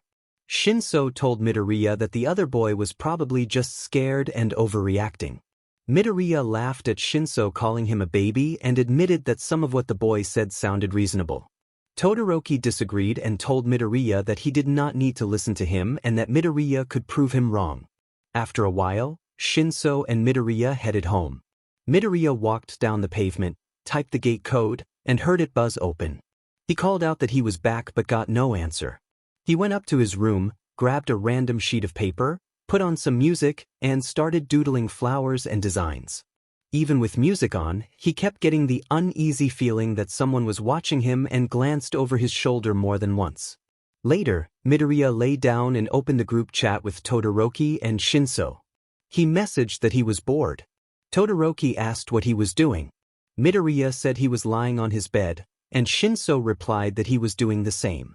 Midoriya said he had nothing to do and, jokingly dramatic, said he could pull off something outrageous to cure his boredom. Shinso and Todoroki reacted with mock concern, and Todoroki teased that they were being creepy. Shinso continued the banter, and Todoroki playfully warned him not to actually do anything reckless. Midoriya gave in and agreed to calm down. Shinso said he wanted sleep more than anything else, and Todoroki reminded him that he always wanted sleep. Midoriya said he usually talked to his sister after school, and Todoroki and Shinso expressed surprise, asking about her. Midoriya explained that his sister Ayuka was 6 and that he was the older sibling. Todoroki said he was technically one of 4 siblings but that his brothers weren't really around, so it was mostly him and his sister. Shinso said he had no siblings and joked about being lonely, and Midoriya offered a cheerful, consoling reply. The tone shifted to more serious topics. Todoroki admitted that he felt no obligation to love his father just because he was his father. Shinso and Midoriya sympathized, and the friends let Todoroki know it was okay to overshare. Midoriya asked if either of them ever felt like someone was watching them. Shinso said he did and often had to look behind him. Todoroki said he did not get that feeling. Midoriya mentioned that his house was annoyingly quiet and that his parents hadn't been home when he returned after cutting class. The friends traded teasing remarks about his dramatic fate, and Todoroki joked about being their personal healthcare companion. The conversation turned to movies. Midoriya suggested a movie marathon, and the others agreed enthusiastically. Midoriya explained what the film company was to Todoroki, and the friends debated which movies to watch. The chat drifted into a messy, raucous exchange about things they had not seen before. They laughed, teased Todoroki for his unfamiliarity, and planned to fix it with a marathon. At one point the friends warned Todoroki against looking up things online without context. He admitted he had and immediately regretted it. They all reacted with a mix of shock and teasing, then quickly moved on. The group chat settled back into comfortable joking and support, with each of them affirming that they accepted one another no matter what. They left the chat planning to meet up for movies soon. Midoriya turned off his phone for a moment, still a little unsettled by the feeling of being watched, and then let himself relax into sleep. Icy Hot admitted that they had never told anyone that before. Green_Boy responded with affection and hugged. Tired AF joined the hug and quickly fell asleep. Green_Sky pushed the narrator onto the floor. Tired AF did not wake up. Icy Hot wondered aloud why the narrator was acting differently. Green_Boy noted that it was odd the narrator never used texting slang. Tired AF teased and asked who had replaced their friend. Icy Hot reassured everyone it was still them. Green_Boy remarked on unnecessary punctuation and joked that the old friend was back. Tired AF cheered and fell asleep again. Green_Boy said that he was getting tired. Icy Hot suggested going to sleep. Tired AF pointed out that it was almost 11. The narrator yawned, wiped their eyes, and cursed softly to themselves. Green_Boy admitted that he could not sleep. Tired AF told him to just put the phone down. Icy Hot asked if he had slept when they were at Shinsu's. Tired AF remembered that when he had woken up, Icy Hot was already awake. The narrator reflected that this had been inevitable and that he felt backed into a corner. He stared at the bright screen for a few moments. Green_Boy confessed that he couldn't bring himself to say what was on his mind and that he was scared. Tired AF asked if he was afraid of sleeping, and Green_Boy confirmed that he was. He explained that because of his quirk, he could not sleep without having a nightmare. Icy Hot suggested relaxing music, but Green_Boy said he had tried everything and that his quirk overrode it all. Green_Boy added that he was out of the pills that kept him awake. Tired AF warned that relying on pills constantly was not good for him. Icy Hot demanded to know when he had last slept. Green_Boy brushed it off at first, but Tired AF pointed out the dark circles under his eyes and urged him to sleep, offering that either of them could be called if he woke from a nightmare. Icy Hot warned that the pills could be harmful if used constantly. Green_Boy became defensive and said he would mute the chat if they kept pressing, then quickly apologized, explaining that he was irritable and terrified to fall asleep. He admitted that the last time he had slept well on his own was when he was a child. Tired AF repeated his advice one last time and urged him to try to sleep. The narrator rolled onto his side and read their messages, knowing they were right. He understood that every time he closed his eyes there seemed to be another monster waiting on his eyelids. Green_Boy accepted their concern and agreed. Icy Hot wished Midoriya good night, and Tired AF asked him to call if he needed them. Green_Boy acknowledged it. The narrator turned off his phone, plugged it in, and set it on the bedside table. Immediately the darkness of the room felt intimidating. He took a shaky breath and looked at the shadowed shapes of his furniture. He turned onto his side and pulled the blanket over his head, even though it made the air feel hotter and breathing slightly harder. He wrapped his arms around his stomach and closed his eyes tightly. A screeching voice shattered the silence. The narrator turned and found himself surrounded by his own reflection, as if trapped in a hall of mirrors. His pupils seemed to darken and his hair fell into his eyes. The piercing shriek grew louder as he spun frantically, searching for a way out. Above him the sky had turned a deep, unsettling red and clouds moved in strange patterns. The motion made him dizzy as he stumbled through the mirror maze. Voices began to form around him, cruel insults and jabs overlapping the shriek, undermining everything he believed about himself. They called him worthless, stupid, a monster, someone who should disappear, a freak, and a villain. The onslaught of voices and the high-pitched screaming made his ears ring painfully. He stumbled and a mirror shattered into fragments that scattered without cutting him. He fell and kept falling, as if time itself had stretched, and landed on a vast checkered floor that made him feel impossibly small. His heart hammered with one clear imperative: run. He scrambled to his feet and sprinted across the water-slick ground, each step pushing aside shallow water and sending ripples outward. Tears blurred his vision, but he kept moving, aware of a dim red light chasing him from behind. He slammed into a wall and staggered back, wiping his face. When he opened his eyes, he was suddenly outside UA. The wall he had hit was the school's exterior, and a red glare reflected in the windows, contrasting with the pale sky beyond.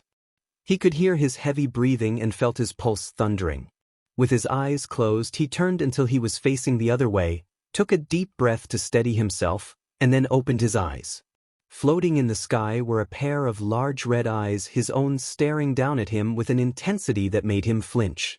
Overcome with emotion, he jumped forward as tears streamed down his face and a dim light filtered through the curtains. At lunch, the narrator rested his head on the table and did not bother to get food. Shinso asked if he was all right while he and Todoroki set down their trays. The narrator muttered sarcastically that he was fine. Todoroki asked whether he had slept the night before, and the narrator admitted that he had slept, but it had been horrible. Shinso offered to talk if he wanted, and the narrator said that he did not. Kaken appeared behind him, and Shinso told him to go away and asked if he should leave the narrator alone. Kaken sneered and insulted him, saying the loser was still there and that he would be better off dead. The narrator slammed his fist down on the table, stood up, and began to confront Kaken. Midoriya spat that he was done with Bakugo. Bakugo grabbed the collar of Midoriya's shirt and yanked him forward in an attempt to intimidate. He demanded what Midoriya intended to do. Midoriya pushed him off and insisted again that he was done. Bakugo's anger burned, smoke curling from his palms. He lunged, shoved Midoriya against the wall, and unleashed a furious outburst. Shinso and Todoroki stepped in on either side to separate them. Todoroki told Bakugo to leave Midoriya alone. Shinso scolded Bakugo for telling people to kill themselves, and Bakugo snapped back that he did not care and that Midoriya should do it. Something shifted in Midoriya. His eyes reddened and he fixed Bakugo with a stare that made Bakugo recoil, jaw slack. Shinso and Todoroki released Bakugo and stared in stunned silence. Midoriya hissed that anyone who still thought he was weak should look again. He demanded to know if he appeared scared now. Bakugo opened his mouth but nothing came out. Tears began to spill from his eyes and he breathed hard as he stared at Midoriya. Shinso reached to steady Midoriya and urged him to stop. Midoriya shrugged the hand away and stepped forward, forcing Bakugo back until he stumbled to the floor. Midoriya accused Bakugo of scaring him out of using his quirk, of being nothing compared to the things he saw when he closed his eyes. Todoroki moved to intervene and said it was enough. Midoriya refused to be quiet. He told the room that he was tired of being put down, that Bakugo's words had driven him toward despair. He accused Bakugo of telling him to kill himself and of trampling his dreams, of knowing what was buried in his past yet continuing to push him until he wanted to die. Todoroki forced Midoriya to look at Bakugo and told him that his point had been made. Midoriya looked at Bakugo and found him utterly terrified, frozen on the ground and staring up. The realization of what he had said hit Midoriya like a physical weight. He backed into the wall, gripped his hair, and slid down until tears came. Bakugo scrambled to his feet and fled the room. Todoroki glanced down at Midoriya, then turned and left as well. Shinso knelt beside Midoriya and asked if he was all right. Midoriya muttered that he was an idiot and that he had no idea what he was doing. He admitted that his thoughts always contradicted each other. He hated his quirk because it scared people and frightened him. He had sworn never to use it in anger, yet he had just done so, and the worst part was that a part of him had enjoyed it. He could not remember why he had joined the hero course in the first place. Shinso told him to breathe and try to calm down. Bakugo later raged to All Might that he had pushed Midoriya like instructed but had not expected Midoriya to actually do anything in response. All Might hugged Bakugo and apologized, saying he had not realized Midoriya would react that way and that it had been intended as a test. He warned Bakugo to keep his distance from Midoriya for a while. Bakugo nodded, shaken and angrier than before, resentful of the way Midoriya had stood up to him and frightened by the intensity Midoriya had shown. After school, Todoroki reflected on the incident with his sister Fuyumi. She thought Bakugo had it coming. Todoroki remembered how angry Midoriya had been, likening it to the fury Toya sometimes displayed. Someone pointed out that if Midoriya truly wanted to be a hero, he would find the right path, but Todoroki could not shake the doubt that Midoriya might not truly want it at all. Shinso watched Midoriya leave the school and asked if he was sure he was all right on his own. Midoriya said that Todoroki was upset with him and that he would just go home. Shinso watched him go before heading off in a different direction. At home, Midoriya sat with his back against his bedroom wall, staring at the floor. The taunts echoed in his head, voices that had told him he would be better off dead, urging him to end his life. The words pressed in on him until he felt hollow. He opened his journal and found an old razor blade tucked between the pages. It had never pierced his skin. He had left shallow scratches before that had only lasted days and found tiny beads of red, but the blade itself had never broken the surface. He ran a finger along its edge and then set it down. A small white piece of paper lay nearby, slipped from the notebook when he had opened it. On the back was a name and a number he had received weeks earlier and then almost entirely forgotten. He picked up the card, turned it over, and let the names sink in. When Midoriya called the number, a voice answered and said they had expected the call. The man on the other end told Midoriya that he was not where he belonged among heroes and upstanding people, that the crowd around him did not fit who he truly was. Midoriya, startled and defensive, tried to ask what the man meant. The caller said he knew about Midoriya's outburst and about recent robberies around town and suggested Midoriya had been involved. Midoriya shut his bedroom door and hesitated, starting to say he probably should not talk, but the man cut him off and said that was all the confirmation he needed.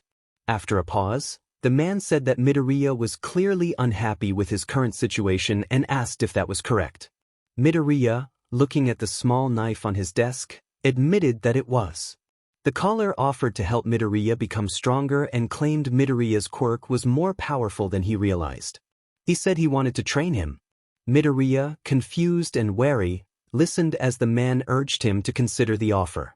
When the caller asked if Midoriya was still on the line, Midoriya acknowledged that he was uncertain and overwhelmed by what he had just heard. Midoriya insisted that he didn't know anything about the man and that the man could not possibly know more about his quirk, since Midoriya had had the ability since daycare and knew all it could do. Shigaraki sighed and asked if there was absolutely nothing strange going on, perhaps something Midoriya could not explain. Midoriya shook his head and denied it. Shigaraki brought up how Midoriya had placed third when his teacher examined his abilities. Midoriya's breath caught and he admitted that he did not know. Shigaraki also asked about the time Midoriya had not appeared on the security camera at the convenience store. Midoriya started to offer an explanation, but Shigaraki cut him off and demanded to know if Midoriya wanted his help. Midoriya sighed, looked down, and muttered that he would accept. The next day, Todoroki was distant when he saw Midoriya. Todoroki was usually closed off to everyone except Shinso and Midoriya, but now he would not even glance their way. Shinso noticed as well and caught up with Midoriya between morning classes. Shinso called out to Midoriya and asked what was going on with Todoroki, noting that Todoroki had not been hanging out with them that morning. Midoriya rolled his eyes and explained that Todoroki was probably upset because Midoriya had stood up to Bakugo the day before and had gone too far. Shinso observed that Todoroki likely did not understand what it was like to be bullied, since Todoroki came from a different background and had a heroic quirk. Midoriya said he did not blame Todoroki and admitted that he had gotten a little carried away while trying to scare Bakugo. Shinso offered to talk to Todoroki and tell Midoriya's side of the story, and Midoriya agreed to meet him at lunch. When the bell rang, Midoriya left his seat and looked back at Todoroki's. Their eyes met as Todoroki hurriedly slung his bag over his shoulder, averted his gaze, and headed for the door. Midoriya felt judged and put down his bag with a sigh. He understood that Todoroki would want space, but it still stung. Every so often Todoroki glanced in his direction, and Midoriya recognized the expression on his face, the same wary look he had seen since middle school on faces that knew what he was capable of. It was reasonable, even if he hated it. Midoriya began to notice glances from other students as well, and it frustrated him that even in high school, people remained judgmental and fearful. In the cafeteria, he saw Shinso trying to talk with Todoroki as they moved through the lunch line.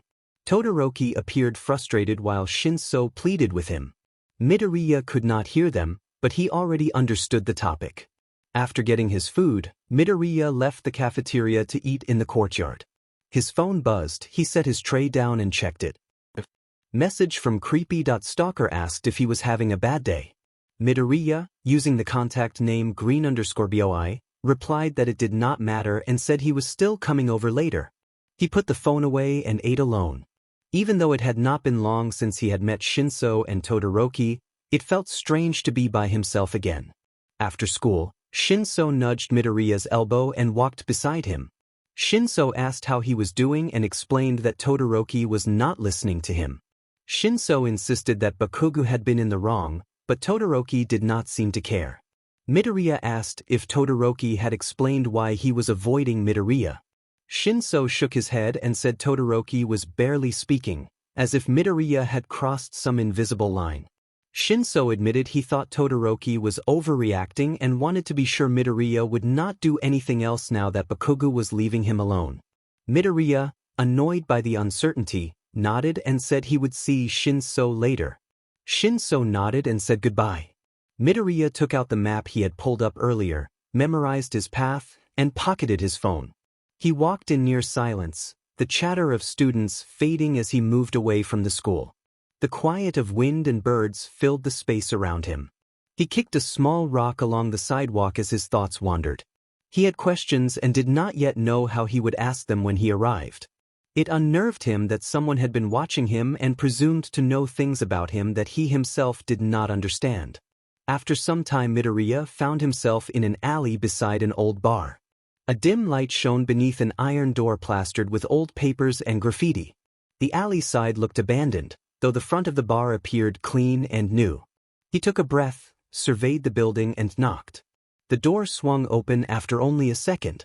Shigaraki stood there with an unreadable expression and stepped aside to let him in. Midoriya gave a polite, nervous nod and entered. Shigaraki said that introductions were necessary and gestured to a man with dark burn scars, black hair, and piercings who looked somewhat familiar despite Midoriya never having seen him before. Shigaraki identified him as Dabi and noted his fire quirk. Dabi quietly corrected the name for himself. Shigaraki then pointed out a blonde girl sitting at the bar, holding a knife, and characterized her as Toga, a sharp-tongued troublemaker. The girl paid Midoriya no mind and simply stared at him. My eyes fell to the blade she was twisting on the countertop. I asked if I could hold it and held out my hand. She smiled and nodded happily, hopped off the stool, and handed the knife to me. The handle was emerald green, embellished with silver rings, and the iron blade felt solid and well-balanced in my palm. I turned it from side to side, tossed it up, and caught it by the heel. I tilted my hand so the blade slipped between my fingers before I caught the quillin, then wrapped my hand around the handle and settled my fingers into the grooves. I looked up, a little embarrassed, and explained that I was just distracted because I really liked knives. I handed the blade back and rubbed the back of my neck. Toga smiled and said it looked cool. She asked if I could throw them too. I swallowed and nodded. She put the knife back into my hand and pointed to a dartboard across the room. Shigaraki watched me with interest. I took a deep breath, positioned the knife at my side, and faced the board. The room fell quiet as I pulled my hand back. The blade flew through the air, past Toga, past Shigaraki and Dabi, past the other man I had not yet met, and landed near the inner ring. Toga shrieked and clapped, delighted. Dabi huffed with amusement and praised the throw. The man behind the counter, Kurojiri, commented that it was a nice shot. I smiled softly and glanced around the room. Shigaraki cleared his throat and introduced Kurojiri, explaining that Kurojiri acted as their babysitter, though he mumbled that it was not by choice. Kurojiri reached out his hand to greet me and said it was nice to finally meet me. I shook his hand. Shigaraki added that this group wasn't everyone, but they were the ones I needed to know for now. He waited expectantly for a response, and I answered that it was fine. Dabi told me to loosen up and assured me they weren't going to murder me. I let out a breath and nodded. Shigaraki moved to a chair against the wall, leaned on its arm, and said it was time to talk about why I was there. He said he had a theory. I argued that my quirk made people see their worst fear or become terrified, and that I couldn't turn fear into energy like he suggested. Kurojiri spoke firmly and reminded me that quirks often reveal more about themselves over time and that users sometimes misunderstand them at first. Shigaraki asked how many times I had actually used that aspect of my quirk and suggested I'd only done so a few times, mostly by accident. I sighed and acknowledged that it might be possible, though it sounded insane. I thought of Aizawa's test and how I had surprised everyone, including Bakugo and the relay competitor with engine-like legs. Shigaraki said I would need to practice, recognize others' fears and use them to make myself stronger. I protested that I had never considered this possibility and didn't know how to do it on purpose. Shigaraki shrugged and said he wasn't the one with the quirk, so he couldn't tell me how. I crossed my arms and tried to recall what had been happening during the physical exams. The moment the softball left my hand, something had changed. It had flown through the air with a powerful backlash. I had gone up expecting to fail and come down with something I couldn't explain. On my walk home, I replayed everything Shigaraki had said, Todoroki's words, and thoughts about how my quirk might work. Pieces fit together, but one thing remained. I still had no idea what I was doing. When I opened the front door, voices filled the house. Miss Kana and Ayuka were present, and someone else I hadn't expected. I turned the corner and saw Todoroki. Kana immediately jumped up and wrapped her arms around me, asking where I had been. I asked Todoroki what he was doing there to avoid answering Kana. Todoroki said he had come to talk in private. I crossed my arms and led him to my room. Once the door was closed, Todoroki apologized for ignoring me. He explained that he had needed time to think and wanted to explain why he had been upset. I leaned against my desk and told him to go ahead. Todoroki said that when he saw the look on the other boy's face, he had seen nothing but terror. He acknowledged that my quirk had caused that effect, but he felt I could have stopped at any moment. He admitted that I had been intimidating and aggressive, and that, given the other boy's behavior, he understood why I had reacted that way. He confessed that if he had let himself act on his feelings, he probably would have snapped a long time ago. He added that he was no longer mad at me. I pet my head and asked if he was really not mad anymore. He shook his head gently and said he wasn't. He continued to study me with an expression that was skeptical but calmer. The next day, Aizawa announced brusquely to the class that tomorrow they'd be training with All Might, and the announcement was met with cheering. Later, in the back of a convenience store, a few shopkeepers and managers gathered to talk over beers. They were strong, rough-looking men in plain V-neck shirts. One shopkeeper pushed a security photo across the table and insisted that a certain brat had robbed him. Another man looked down at the printout and reacted with surprise at the image. Bridge sentence to maintain flow. One manager complained that the thief had hit his store about a month ago and he had been itching to get back at him. Another manager set another round of beers around the table and asked what had him so worked up. The first man said the thief had made a fool of him. He seemed like a kid, but his quirk was terrifying, and looking into his eyes froze him in place. The second manager said the thief had robbed his shop at least 3 times and was killing his business. The fourth person, who had been quiet until then, announced that they had found the boy and would stick to the plan. A nod went around the room. An older man insisted that they did not care how young the boy was. He would not be allowed to touch any of their shops again. Shinsu's eyes widened when he heard that Izuku would be training with All Might. Izuku admitted that he was excited and had been hoping for more physical training. Todoroki explained that he was more interested in learning hero work properly since he already knew his physical capabilities and limits. Izuku felt a rush of excitement he couldn't hide. He thought it was amazing even if he tried not to be a constant fanboy. Shinso sighed and said they were all lucky. When the last bell of the day rang, Izuku slung his bag over his shoulder and waved to Todoroki. It was good that they had patched things up, he thought as Todoroki returned a curt nod. On his usual route home, Izuku thought about the training the next day. Aizawa had not given many details but had said they would get to wear their hero costumes. Izuku muttered that he needed to test what Shigaraki had told him, that becoming a hero would be difficult if he did not know the extent of his abilities. A man with a bandana tied over his eyes and a smirk on his tan face stepped into the path ahead. Before Izuku could react, he felt a sudden impact in the center of his back and fell to his knees. His backpack slid off his shoulder and tears stung his eyes as he braced himself against the concrete. Several men rushed over, each with dark cloth covering their own eyes and metal rods in their hands. One kicked him in the gut, another struck him repeatedly, and they taunted him as they attacked. Izuku tried to activate his quirk and fought back, but the men kept pressing him, striking him until his body ached and bruises formed beneath his clothes. One man yelled that someone who had robbed and terrorized them had no right to want to be a hero, and another sneered that with a quirk like his he would never make it. Izuku's tears fell as the blows continued. He curled inward and tried to protect himself, feeling every hit as a shock through his body. He saw stars at the edges of his vision and the world seemed muffled. As the men prepared to strike again, loud shouts broke through the chaos. The attackers panicked and fled when a powerful presence arrived. Izuku cracked his eyes open and saw All Might standing at a distance. All Might rushed to Izuku's side and knelt beside him. Izuku, blurred with pain, tried to tell him he wanted to be a hero like him and asked if it was possible with his quirk. He coughed and curled over from the pain, pleading that All Might always said anyone could be a hero and asking if he really believed that.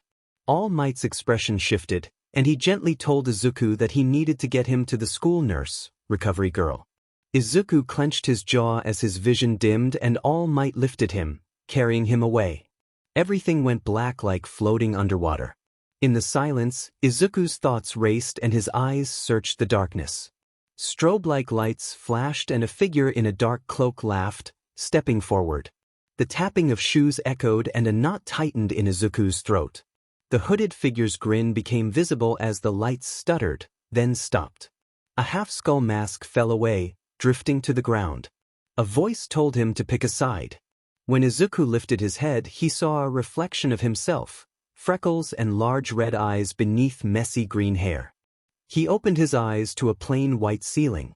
Quiet voices filled the infirmary as All Might told Recovery Girl that he had seen how badly Midoriya had been hurt and had heard what some men had been saying on his way over. Recovery Girl asked why he was bringing it up. All Might explained that he wanted to help the boy but worried he might be heading down the wrong path. With his past and now this, he could be easily pushed. Recovery Girl scoffed and suggested he talk to Midoriya directly. All Might worried about being too late. There was a long silence before Midoriya sat up, and both adults turned toward him. All Might, sounding startled, acknowledged that Midoriya was awake. Recovery Girl examined him and told him that most of his injuries had been treated but that he would be sore for a while and should take it easy. All Might stepped closer and asked if Midoriya knew who had attacked him or why they had done it. Midoriya muttered that he had been treated like a free punching bag and did not look at them. All Might insisted this had not been a random attack and that Midoriya had clearly been targeted for some reason. Midoriya dismissed it, saying that whoever it was had gotten what they wanted. All Might then said that Midoriya's friends Shinso and Todoroki had heard what happened and were waiting outside if Midoriya wanted to see them. Midoriya asked Recovery Girl for permission to go, and she nodded with a sad look. He pushed himself up from the cot, feeling soreness like the day after a marathon, and walked past All Might to the door. When the door slid open, Shinso and Todoroki jumped up and locked eyes with him. Shinso rushed forward and wrapped Midoriya in a careful embrace, asking what had happened. Midoriya tried to explain, and Todoroki noted that All Might had said Midoriya might not want them to know everything. Shinso stepped back and told Midoriya they knew only that some men had jumped him. Midoriya looked away and admitted that the attackers had told him his quirk made him unfit to be a hero and that he should stop trying. Todoroki reassured Midoriya that he should not listen to those people and that he could do whatever he set his mind to. Midoriya looked up, forced a small, tired smile, and said he would head home and that they should do the same. The two friends nodded, they shared a brief, genuine hug, and then parted ways. Once they were out of sight, Midoriya pushed through the pain and ran toward the downtown bar. Inside the nearly empty bar, he threw a knife at the wall in frustration and cursed that he had been powerless, that they had beaten him like he was nothing. Dabi, scrolling on his phone, asked if Midoriya had practiced since he had last been there. Midoriya snapped that he had not had the chance and that they planned to train at school the next day. Dabi set his phone down, looked at him, and told Midoriya not to worry. He was a strong kid with a fighter spirit and could grow more powerful. Dabi compared that determination to his own brother. Midoriya smirked and thanked him quietly, then hurled the knife again. Later, Midoriya let his head fall to the side and closed his eyes. Darkness and a slow dripping sound filled his senses. He could not see, only hear a pulse, steady and alarming. He became aware that someone was breathing nearby and, through the static in his ears, he heard a name spoken in a strained voice. Kaken. A vision unfolded without graphic detail. Bakugo appeared wounded and furious, full of fear and rage, and he warned Midoriya in a harsh tone. Midoriya flinched, and Bakugo gripped his wrist, reacting to the movement. In the vision, Bakugo was clearly hurt and struggling. His pulse was faint and fading. The scene shifted into chaos as a chorus of accusatory voices surrounded Midoriya, pushing him and blaming him with harsh words and taunts. They claimed he had done something terrible, that he could never be heroic, that he belonged on a darker path. They urged him to choose a side, to give up, to join the villains, to stop trying. The voices rose and layered over one another, each demanding a different fate for him. Midoriya screamed for them to stop, covered his ears, and fell to his knees, shouting that he did not know what to do and begging them to leave him alone. His voice trembled with terror. Then the voices halted and the darkness vanished. He found himself standing in an old house he had thought he would never see again. Tears ran down his face and his heartbeat slowed. He heard water running nearby and followed the sound. Around the corner, he saw a woman doing the dishes. Miss Kana's green hair was tied into a bun as she hummed a small tune in the background. A distant child's call for their mother drifted through the room, and then Ayuka's voice shook Izuku awake. Ayuka's crystal blue eyes met his as she told him that he talked in his sleep when he actually managed to. He ran a hand through his hair, put on a small smile to reassure her, and apologized, explaining that he had not realized Ayuka and Ms. Kana had returned from the hospital. Ayuka accused him of using his quirk on her and sobbed that she had promised to come if she ever heard him screaming in the night. He wiped her tears and pulled her into a comforting hug, assuring her that he was all right. When he tried to speak further, Ayuka tightened her grip on his shirt and insisted that he stop using his quirk. She admitted it was bad for her own health but added that nothing would stop her from helping him. Later, All Might gathered everyone and announced that they would be split into teams of 2 at random. They were to play heroes and villains and strategize to protect or capture a simulated weapon. Izuku moved to introduce himself to Kaminari and greeted him with a wave.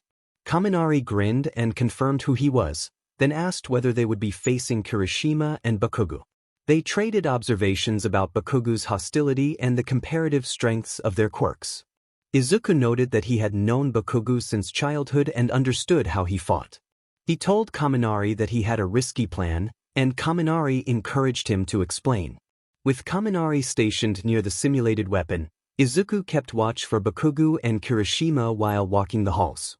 A confident challenge echoed down the corridor as Bakugo announced he was not afraid and claimed to have learned new tricks. Izuku smirked, thinking they would find out whose trick was better. The hallway fell quiet for a moment before Bakugo burst around the corner with a string of insults and a clenched fist. Kirishima arrived only a second later. Izuku anticipated Bakugo's attack, dodged, and used Bakugo's momentum to throw him over his shoulder. Kirishima rushed forward and kicked the back of Izuku's legs, forcing him to his knees. Kirishima produced the capture tape provided by All Might, and Izuku twisted and kicked him in the side before Kirishima could activate his quirk. Bakugo came running with sparks in his hands. Izuku dodged, but Bakugo shifted and shoved him against the wall. Izuku brought his knee up to the abdomen to break the hold and swatted Bakugu's hand aside just before an explosion could connect. The shove sent Bakugu colliding with a stunned Kirishima and both fell to the floor. Bakugu sprang up with fierce speed and a bright, charged aura. Izuku managed to evade one strike but another followed immediately. Bakugu's punch to Izuku's chest sent him tumbling down the hallway in a burst of energy. As Izuku picked himself up and clutched at his shirt, Kirishima shouted for their team to find the mock bomb and told Bakugu to let him handle it, turning away to search. Realizing that Kirishima's quirk could defend against Kaminari's electricity, Izuku felt a surge of urgency. He launched himself several yards, tackled both opponents by surprise, and drove a knee into Kirishima's back to keep him pinned. He reached for the capture tape, but Bakugu pushed him off and barked a furious warning for him to get away before Bakugu took him down. Izuku kicked Bakugu away and moved toward Kirishima again, but a powerful explosion knocked him off balance and allowed Kirishima to escape. The blast destroyed part of the hallway ahead, and Izuku rose to his feet with a glare toward Bakugu, anger flaring. Bakugu, panting and scowling, revealed bulky gauntlets and remarked that he had not expected to need them for someone he considered weak. Watching Bakugu fire small blasts from his hands, Izuku realized the gauntlets were designed to increase Bakugu's output without injuring himself. Rolling his eyes, Izuku dodged another attack, grabbed Bakugu's arm, and shoved him past. While Bakugu was off balance, Izuku kicked him to the ground and offered a teasing remark about being annoying, keeping his tone edged but restrained. I told him I hadn't meant to as I threw a punch toward his face, but he blocked it. He got back to his feet and from there the fight was evenly matched. We attacked and dodged, but something was different. He had fought me before, yet his attacks were stronger and faster than they had been in the past. He threw me into the wall and ran up with his hand pulled back, ready to strike. I jumped to the side as an explosion hit the wall. Bakugu exploded with fury, shaking and breathing hard. His left gauntlet glowed red and his prideful grin returned. He snarled that this was it and motioned to finish things.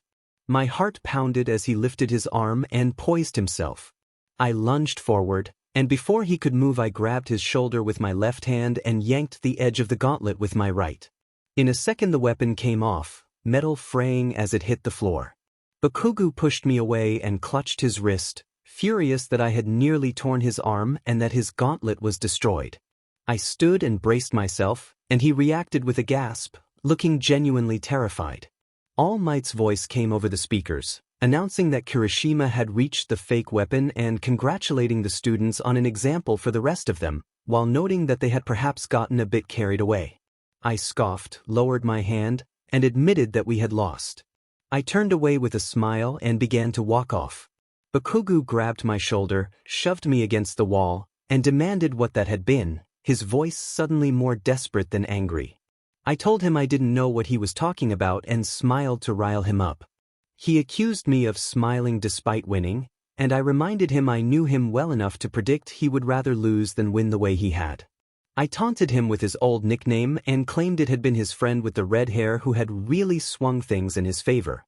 Bakugu barked for me to be quiet and asked how I had done it, noting that my eyes had gone dark and I had been stronger, then cut himself off. I hit his arm lightly and suggested he visit the nurse for a checkup, teasing that his grandmother could make him feel better. I walked away to meet Kaminari.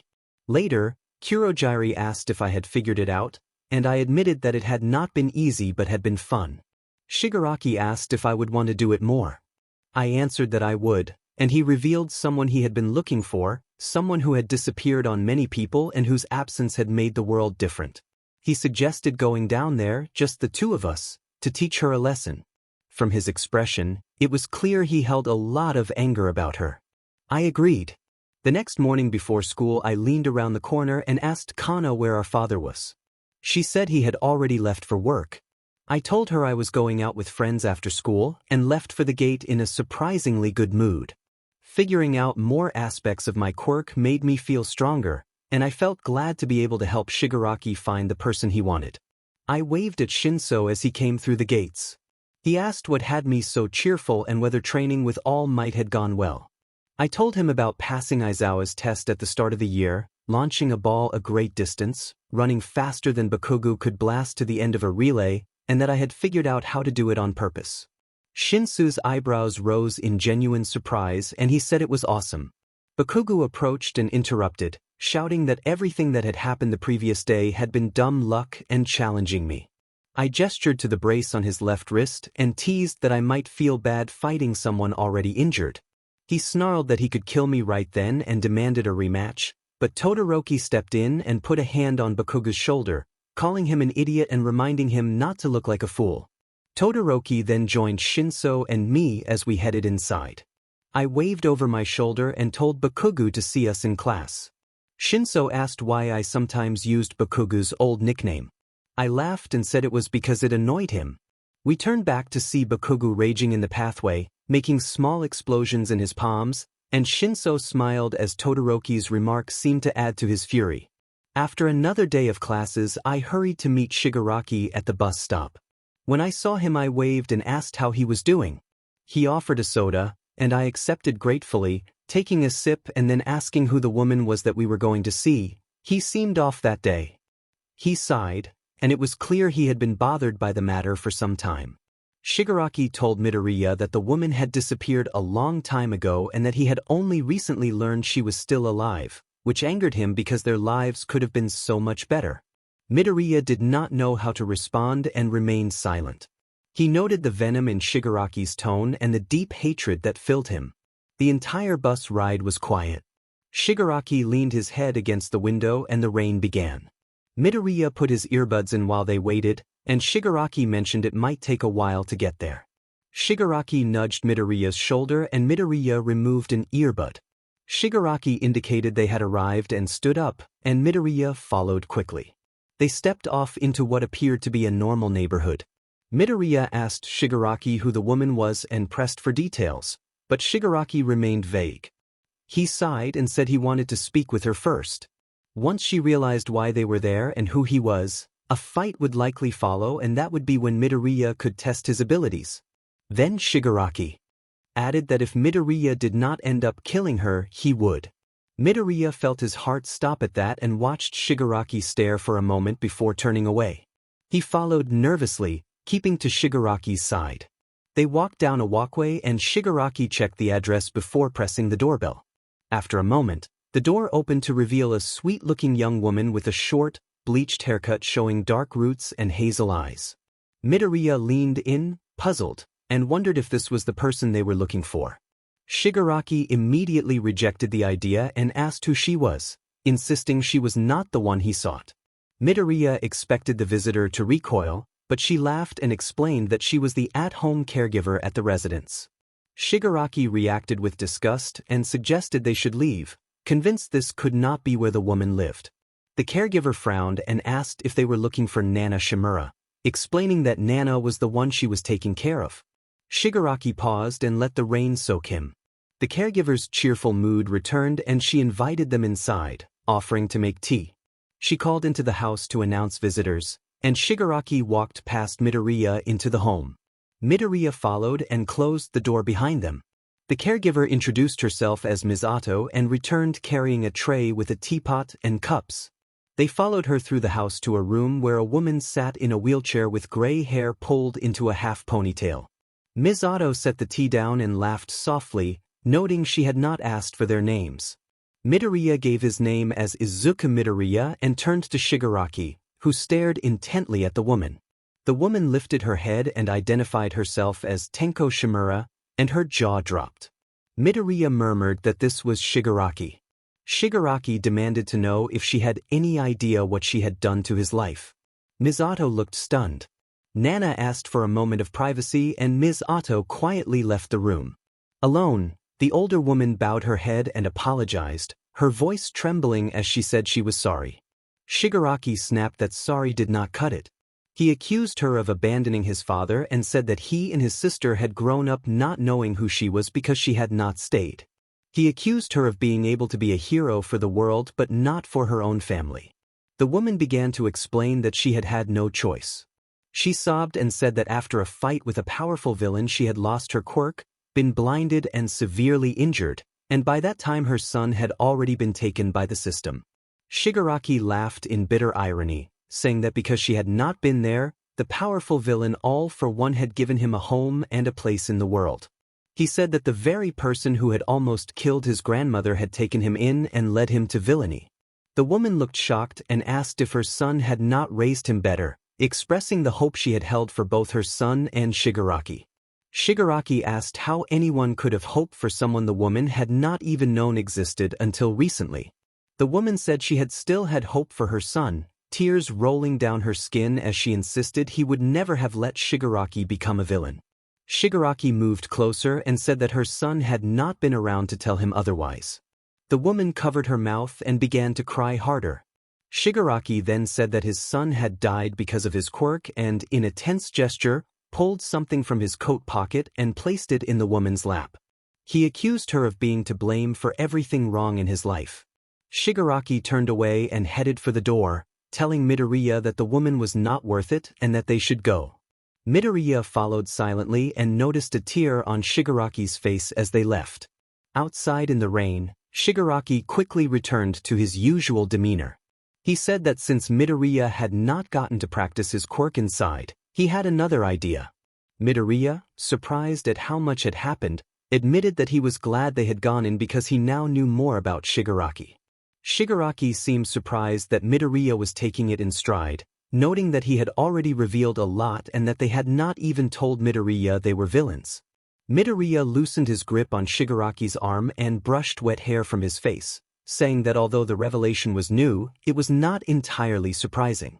When Midoriya asked why Shigaraki had saved him months ago if Midoriya wanted to be a hero, Shigaraki answered that he wanted Midoriya to join them and that they wanted All Might dead. We had killed someone.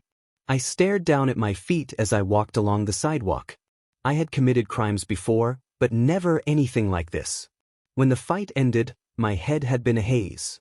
Shigaraki had told me he wanted All Might dead, and I did not know if I could take part in that. It was all confusing. Lately Shigaraki had felt more like someone who believed in me than All Might did. He wanted me to join him and I could be useful. When I had begged All Might to let me be a hero, he had not answered. Maybe I could not be a hero. The moment after the fight was blurred. It did not bother me that someone had died, at least not then. No one really believed in me except Shigaraki. All Might was supposed to be the symbol of peace for everyone, but even he had not assured me I could reach my stupid dream. I wondered, briefly, whether the world would be worse if All Might were gone, and then I shook the thought away. It nagged at me, but I forced myself not to dwell on it. A passerby had started to tell me to watch where I was going, but I had been too lost in thought to notice and bumped into Bakugo. I apologized and then asked Bakugo how his wrist was. Bakugo grabbed my shirt front and told me to cut it out, calling me names. Bakugo let go and shoved me back, yelling that I should stop. I leaned in with a grin and said that what I found interesting was how his worst fear used to be me beating him, and how he had grown stronger. I said that now he was no longer afraid of that, and asked what would happen if I turned a different way. Bakugo asked what I meant. I stepped forward and used my quirk. Bakugo stepped back, tears appearing in his eyes while his expression went blank. I felt a chilling satisfaction. Bakugo ground his teeth, closed his eyes, and turned his head away.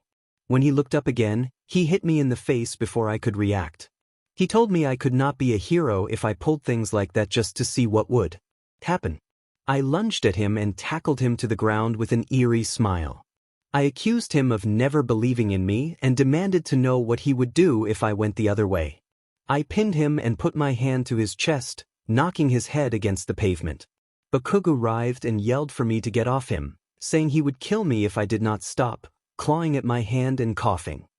He screamed for me to stop as he tried to push me away. My laughter died and I realized I was applying too much pressure. He was badly hurt and struggling. A haunting image from a dream flashed through my mind. I jumped off him, and he immediately curled over, clutching his chest and coughing. I ran without thinking, with Bakugo yelling behind me. I ignored him and kept going. What was wrong with me? I felt broken. When I had put enough distance between us, I walked the rest of the way home in silence with an earbud in. Something inside me felt fractured. I had stolen without remorse before, I had let Shigaraki take me to attack someone I did not even know, and now someone had died. The fight with Bakugo had happened and I did not feel anything like I expected. It all felt pointless. At my front door there was a note taped to the surface telling me that Ayuka had passed out and to hurry to the hospital. My eyes widened and I dropped my bag on the doorstep before running to the hospital. The nurses scolded me for running as soon as I stepped inside, but I did not stop. I sprinted up the stairs and pushed open Ayuka's door, shouting her name before I realized she was asleep in the bed. Kana rushed up from her seat and told me to calm down. She explained that Ayuka had complained of a headache, then had a nosebleed and collapsed. I went to Ayuka's bedside and saw the four in her arm and the breathing mask over her face. I took her small hand and asked Kana what the doctors had said. Kana was quiet, covering her mouth as she tried to hold back sobs. She told me it was not good and that the doctors believed Ayuka had been using her quirk despite their warnings. Izuku Midoriya learned that the cancer had been spreading. He sobbed that it was all his fault. Mrs. Kana stepped forward and wrapped her arms around him, telling him not to blame himself. Izuku insisted it was his fault, remembering that Yuki had always tried to help him sleep and he had not stopped her. Mrs. Kana gently pushed him away, looked into his teary eyes, and said that Yuki had been helping because she was a kind person and he should not let the guilt weigh him down. Izuku protested that Ayuka was going to die and that he could have stopped her. Ayuka, who had awakened, said quietly that she was going to die anyway and had only wanted to do some good while she still could. A few hours later, Mrs. Kana nudged Izuku's shoulder when he was dozing. She told him it was time to go home and that he looked tired. Izuku hesitated, worried that something might happen if he left Ayuka's side. Mrs. Kana tilted her head and sighed, her eyes red from crying, and told him that if Ayuka saw how tired he was she would insist on helping. Izuku pushed Ayuka's blue-silver hair behind her ear and gave in. He rose from the chair, his eyes dropping to the floor. It was nearly midnight when Mrs. Kana drove him back to the house. The drive was quiet. He rolled down the window and let the cool air pull at his hair. When they pulled up, they did not speak. Mrs. Kana drove back to the hospital and Izuku carried his book bag inside. He went straight to his room and lay down, crying again as he clenched his fists and replayed every choice that might have made a difference. The doctors had said 2 years. Now, because of what had happened, they estimated perhaps 10 months at most. She was only 6. The thought that she might not make it to her 7th birthday hollowed him out. After staring at the ceiling and gripping his fists until they ached, Izuku grabbed his phone and messaged his group chat to see if anyone was awake. The replies came quickly, but the wait felt endless to him. He told them he could not sleep or focus because his sister was in the hospital. He revealed that Ayuka had cancer. His friends responded with concern and told him not to blame himself, arguing that guilt would only hurt him when he had no control. Izuku insisted that he had had control and that he should have stopped Ayuka from using her quirk, which he feared had made the cancer grow faster. The friends reminded him that treatment and medicine were options, and they tried to comfort him.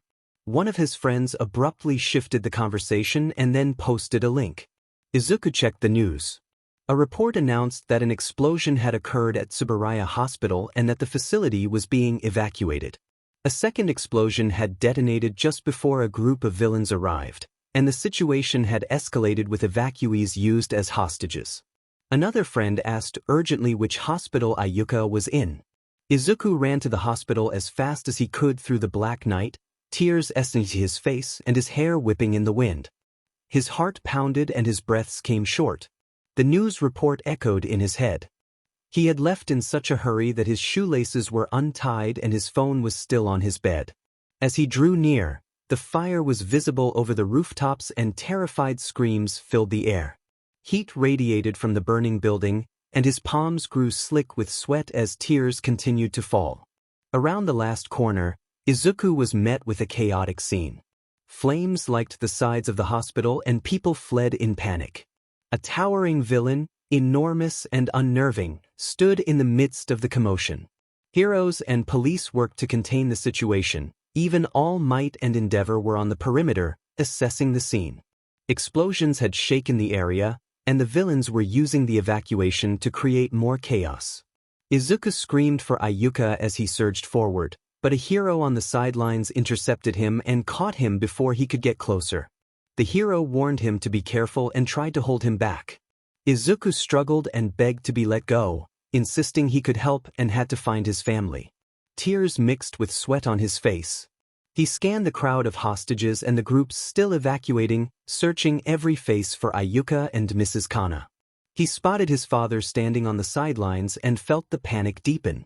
Heroes gently transferred him from one person to another and guided him away from the immediate danger.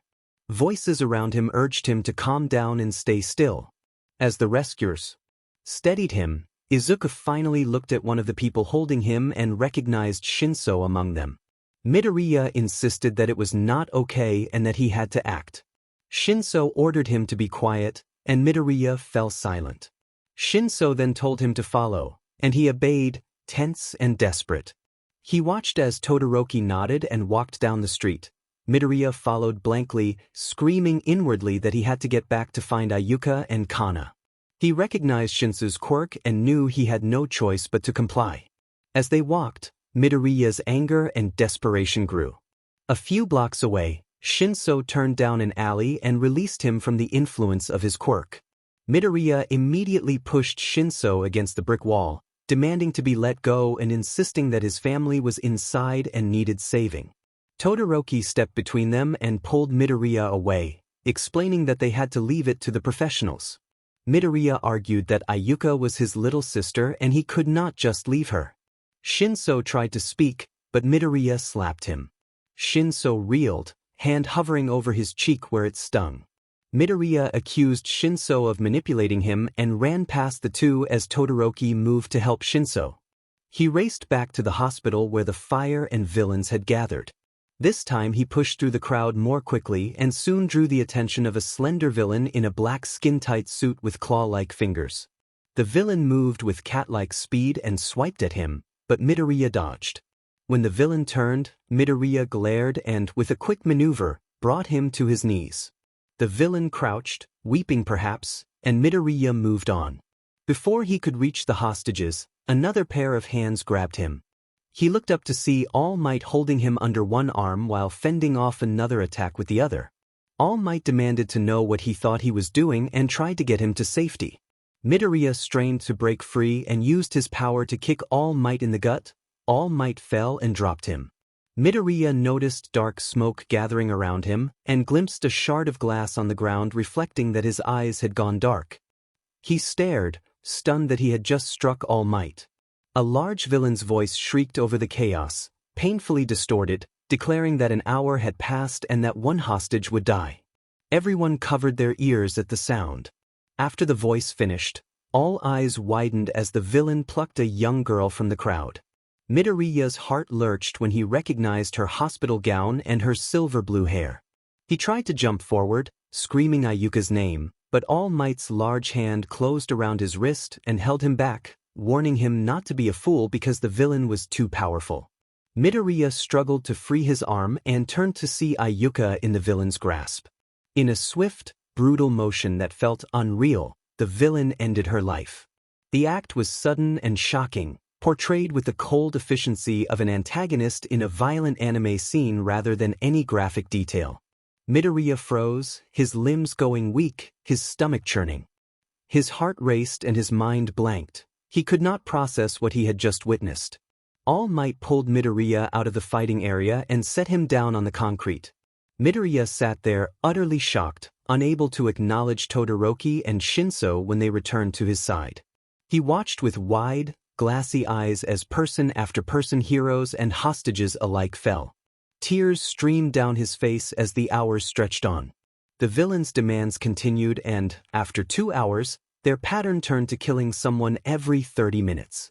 Heroes, including All Might and Endeavor, tried repeatedly to take down the head villain but left no lasting mark. No one knew the full nature of his quirk, and that only made the situation worse. Todoroki, cold and steady, reminded him that it was nearly 6 a.m. The sky behind the hospital was lightening, the sun beginning to rise. The smell of blood hung in the air, sharp and overwhelming, and Midoriya could not bear to think about how many had been lost. A.K.A. was gone. Kana had died earlier in the night. The memory of those losses pressed on him like a weight. Shinso suggested taking Midoriya home, and Todoroki offered the use of his house since it was closer. Midoriya barely shook his head. With a voice raw and dry, he said that he wanted to be left alone. Without sleep, he rose on shaky legs and walked away from the scene toward his house. As the sun rose, shadows lengthened behind him. He realized he had left the door open when he crossed the front gate. He closed it, kicked off his shoes with his toes in the entryway, and climbed the stairs to his room. He sat on the edge of his bed trembling with fear, anger, and exhaustion. He could see past the top of the staircase to Ayuka's door. That sight made his fists clench and his tears continue to fall. Light filled his room, but the sights and sounds of the night would not leave him. The memories replayed in his mind like a loop he could not stop.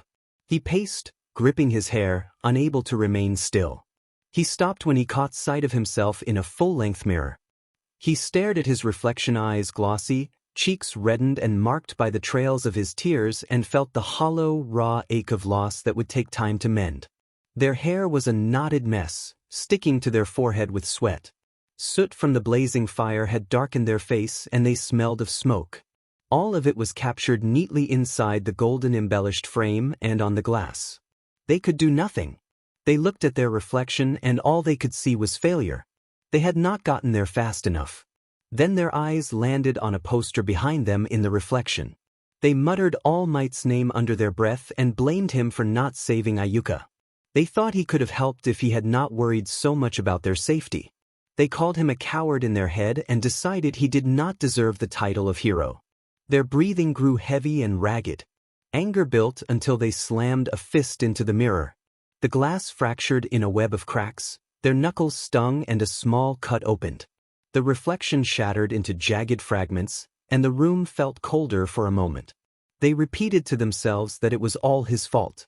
The next time Midoriya went to school, he was furious. To keep from snapping at every little thing, he adopted a cold expression and glared at anyone who came near, including Todoroki. When All Might arrived, Midoriya's hands trembled as he tried not to break his pencil. Everyone quickly realized he wanted to be left alone. Their curious and worried glances did not sway him. He ignored them and let class blur past. When the lunch bell rang, Midoriya did not rise immediately. He clenched his fists under the desk and slouched, a deep frown fixed on his face. As the room emptied, Todoroki placed a hand on his shoulder and told Midoriya that he and Shinso understood he needed space, but that he could always talk to them. Todoroki's even tone only made Midoriya angrier. Midoriya shrugged off Todoroki's hand, stood, and pointed an accusing finger at him to make it clear he did not want to talk to either of them. His harsh tone and Todoroki's surprised expression finally conveyed how upset he was. Midoriya had been mourning she was his baby sister, but he was also furious with Shinso and Todoroki. He shoved his chair back into place and stormed out of the room, hearing footsteps behind him. As he passed through the doorframe, Todoroki reached for his arm and pleaded, asking why Midoriya was so angry when they had not meant harm. Midoriya wrenched free and shouted that they should not pretend they had done nothing. He could not accept that. Tears threatened but did not fall. He had been crying too much already. The hallway intercom called Midoriya to the front office. He glared at Todoroki one last time and stalked down the hall, letting Shinso's quiet pity wash over him. He pushed past Shinso without answering, barely registering the sound of the bag hitting the wall. At the office, the receptionist directed him to the principal. Midoriya opened the door and immediately saw All Might standing behind the desk beside Nizu. Trying not to sound disrespectful, Midoriya demanded to know what this was about and why All Might was there, glaring at the hero. Nizu gestured for him to sit. Midoriya obeyed but continued to shoot angry looks at All Might. Nizu began to speak, and Midoriya interrupted, asking again if All Might had to be present. Nizu said simply that it was All Might. All Might asked Nizu to let him talk to Midoriya for a moment and then told Midoriya that heroes could not always save everyone and that he understood Midoriya's blame, which was written all over his face. Midoriya snapped that, of course he blamed him, and jumped up, accusing All Might of failing to save her when he had the chance.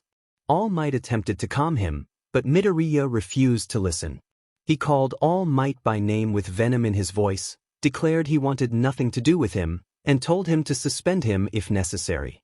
Then Midoriya strode out and slammed the door, leaning his back against it to steady himself. Nizu commented through the door that the outburst had been unexpected, and All Might said he had been worried about Midoriya for some time and was concerned he might be struggling. Midoriya ignored the conversation and went to the cafeteria. A girl with brown hair approached him and said that his friends had asked her to check on him because he had not been talking to them. Midoriya, annoyed, pushed past her and headed for the table he usually shared with Todoroki and Shinso. He slammed his hand on the table, ready to speak. She told everyone she was not okay, that she was furious. Ayuka had not been supposed to die like that, she had been supposed to have more time. The narrator accused the others of stopping her from saving her. Tears filled her eyes and most of the students in the cafeteria turned to look. She glared around. Bakugo turned his head as her eyes passed him, and the others simply stared. She told Shinso and Todoroki that she was going to get her lunch and that they should leave her alone. This was the first day she had sat alone since starting high school, she realized as she settled at the back of the cafeteria. Her heart felt heavier and heavier. She had never felt this alone and she hated it. Ayuka had been her best friend. From the day she was born the house had felt like a home. Now it felt hollow, like the framework of a dollhouse. Her father had slipped back into old habits after her mother died. He was rarely home, and when he drank and shouted. He barely noticed whether she was there. He only seemed to want to forget. She imagined him either chasing distractions or drowning sorrow at a bar. Her so-called friends had shown they did not care about Ayuka, so she could not turn to them either. Sitting there doing nothing would not fix anything. She needed to get away from all the people who had let her down, from All Might, from Todoroki, from Shinso. There was only one person she could think to turn to. She left her tray on the table and slipped out the back door. She took a deep breath of fresh air and started walking, a heavy frown settling on her face. She pulled her phone from her pocket, dialed, and listened as it rang. Shigaraki answered, sounding annoyed. She told him she was coming over. He asked what was wrong and she said she could not stand being around those frauds anymore. He sighed and agreed to see her soon, adding that Dabi was there too. She ended the call and shoved the phone into her pocket, then began running toward the bar, letting the wind whip at her face. She slammed the bar door as she came in, drawing Shigaraki and Dabi's attention. She took a seat at the bar and laid her head down with an exasperated sigh. Dabi asked what was wrong. She gripped her hair and ground her teeth, telling them she was beginning to feel like she was losing her mind. Shigaraki told her to calm down and suggested she was restless, itching for revenge. When she claimed there was nothing she could do, Shigaraki challenged that idea and smiled in a way that was both proud and strangely sweet. He asked who said she could not act. The narrator felt a bad feeling but admitted she could not bring herself to do anything rash out of anger. Dabi scoffed and reminded her that she had acted out of anger before. Shigaraki added that she had once attacked a stranger and, in the heat of the moment, caused someone's death. The narrator forced herself to look away. They were right, she had held back for reasons she could no longer explain. She had done worse for far less. Shigaraki told her that if she joined them, they would help her get revenge. She gasped quietly at the offer and repeated his words to herself, stunned. She wondered whether they would truly help. Shigaraki had never lied to her before and had helped her improve her power. The thought of getting revenge flickered like a dangerous possibility. She stood and slammed her hand on the bar, struggling with what to say. She admitted she had tolerated their villainy, but that she was still trying to be a hero. She turned and walked toward the door. As she left, Shigaraki muttered that they would see about it. She paused in the doorway with her head low, considering the choice she was facing. For a while she had been questioning her morals. This felt like a final test. She realized that saying she was still trying to be a hero was no longer entirely true. She did not want to be associated with that crowd of false smiles. Walking home, she kept turning the idea over in her mind. Every hero she had known felt corrupt in some way. Her father preoccupied with money, Shudo's father forcing him to reach the top, and All Might, who had not believed in her and had not been there to save Ayuka. If those were the people heroes were, she did not want that path for herself. She had only been pursuing it because of a promise she had made to her mother years ago. She thought Shigaraki might be able to help fix things. He had seemed trustworthy since they met before school started, and he had helped her improve her power. The problem was that becoming a villain felt fundamentally wrong. She had stolen things in the past, and one time her actions had led to someone's death, but she had used the idea of being a future hero to excuse those choices. Becoming a villain would mean admitting she had been wrong about herself. She reached the front gate of her house, opened it, and went inside to her room. The house was silent. Every object felt like a reminder that Ayuka and Kana were gone. Ayuka had not been supposed to die that way, and that thought replayed in her mind every minute of every day. Nothing could stop the thoughts from racing. Her mind ran a mile a minute and she wanted it all to stop. She did not want to be in the house where she could do nothing but think about what she had lost. Izuku grew tired of just sitting around doing nothing. He got up and walked to his desk, opening the right drawer. Tears slid down his face as he stared at the blade inside. The thought of it had been with him since the day he first called Shigaraki. He picked up the knife and turned it over in his hand, then rested it briefly against his wrist, lost in thought. All the emotion and pain rushed back, and everything conflicting inside him became too much. He made a few small, shallow cuts and felt a cold numbness spread through him. He watched the moment pass and let his feelings slip away. Footsteps thundered up the stairs and the front door was slammed shut downstairs. He shoved the knife back into the drawer and closed it, wiping his tears. When the bedroom door opened, he pulled his sleeve over the fresh cuts, wincing as the fabric brushed his arm. His father stomped in with a fierce glare and demanded why the school had called to report that Izuku had been skipping. Izuku snapped back that his father did not seem to care that they were gone and had gone right back to work. When his father's eyes glanced down at his arm, Izuku turned it away so it was out of sight. His father's anger shifted into alarm, and he stepped closer, speaking through clenched teeth and asking what Izuku had done. Izuku began to protest, but his father grabbed his wrist and raised the sleeve, revealing the fresh cuts. His father dropped Izuku's arm and reminded him sharply that he had told him never to do this after what had happened to his mother.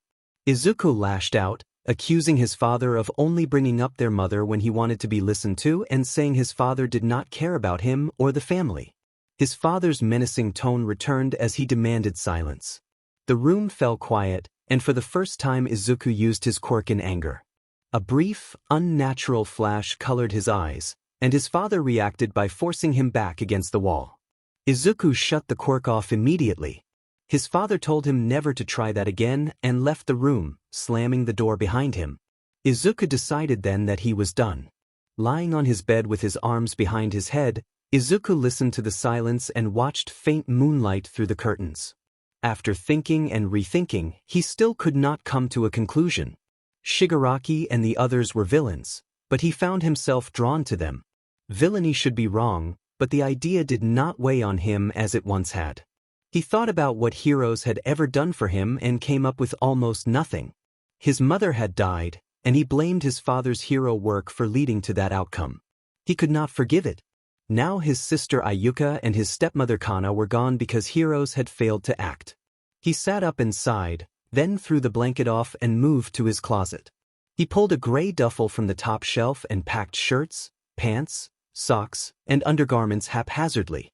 He put on a black fleece jacket, laced up a pair of combat boots, and stashed his phone and charger in a pocket of the bag before heading into the hall. He closed his door quietly and passed the living room, where his father lay unconscious with a can of alcohol in his hand and several empty cans on the floor, the television casting a pale glow over him. He stepped into the cool midnight air and walked down the middle of the quiet road, never once looking back. Thinking it over again, he told himself he was not a hero and he never would be. The path ahead felt clear and easy to follow. He would win. When he reached the hideout, Shigaraki opened the door and noted that it was past midnight, sounding annoyed. Izuku rolled his eyes and walked past him into the room. Kurogyari stood behind the counter and Dabi sat where he had been earlier. Izuku dropped the duffel over his shoulder and took a seat against the back wall. Shigaraki closed the door sarcastically and pointed out that they had been doing nothing at all. Izuku claimed, quietly, that he was going to join them. After a pause, Dabi snickered that it was about time. Shigaraki asked what had made him change his mind as he moved back to his seat. Izuku scratched the back of his neck and explained that he had not exactly changed his mind. Rather, he had finally realized which side he truly belonged to. I explained that I had been suspended from UA for fighting Bakugo off campus and that I did not plan to go back. I added that my father had angered me as well. Shigaraki sighed and said he did not think I should stop going to UA.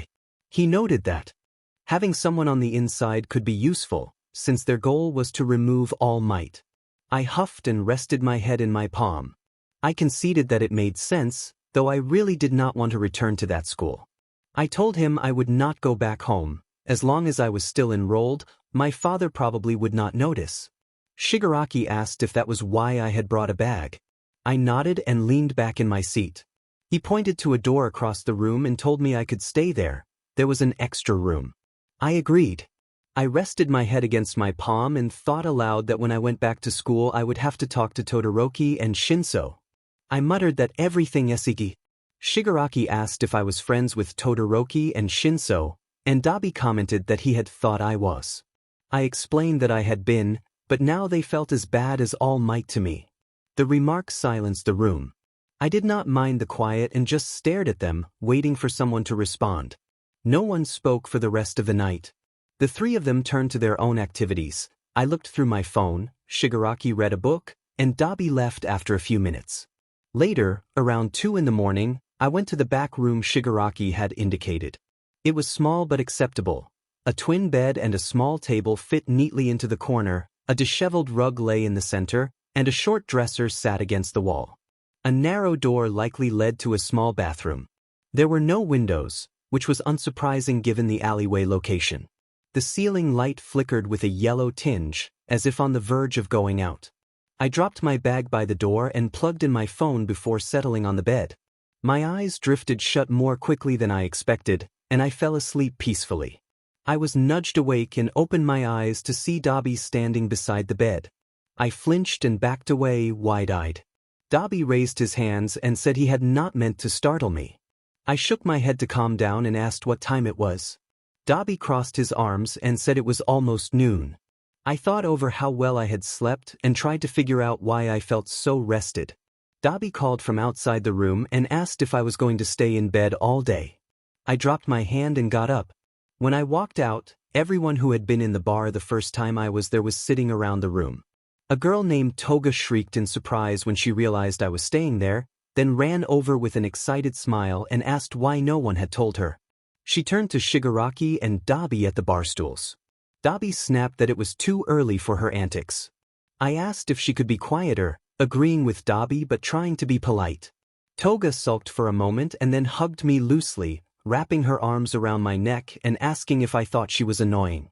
I pushed her off, unnerved by the embrace. Shigaraki told Toga to be quiet, and she gasped.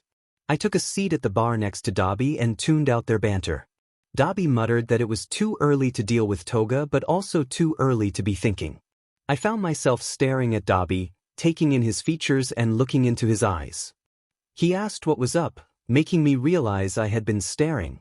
I explained that I had been able to sleep well the previous night, which surprised me because I usually had nightmares due to my quirk. I said I disliked my quirk because of those nightmares, and that last night had been different. Dabi offered a thought about how mindset affected control. He said he did not know exactly how it worked for me, but when he had a goal his flames had been easier to manage. He suggested that having a clearer head could be why my power had not targeted me. I turned my head low and considered that theory without being sure how accurate it was.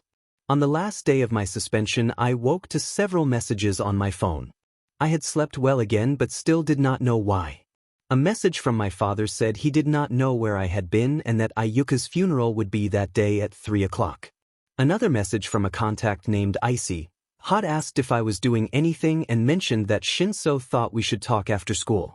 I started to type that I had nothing to say before remembering what Shigaraki had said about staying at the hideout. I replied that I was going to Ayuka's funeral and asked to be left alone. I gathered my things, grabbed my jacket, tied my shoes, and headed out.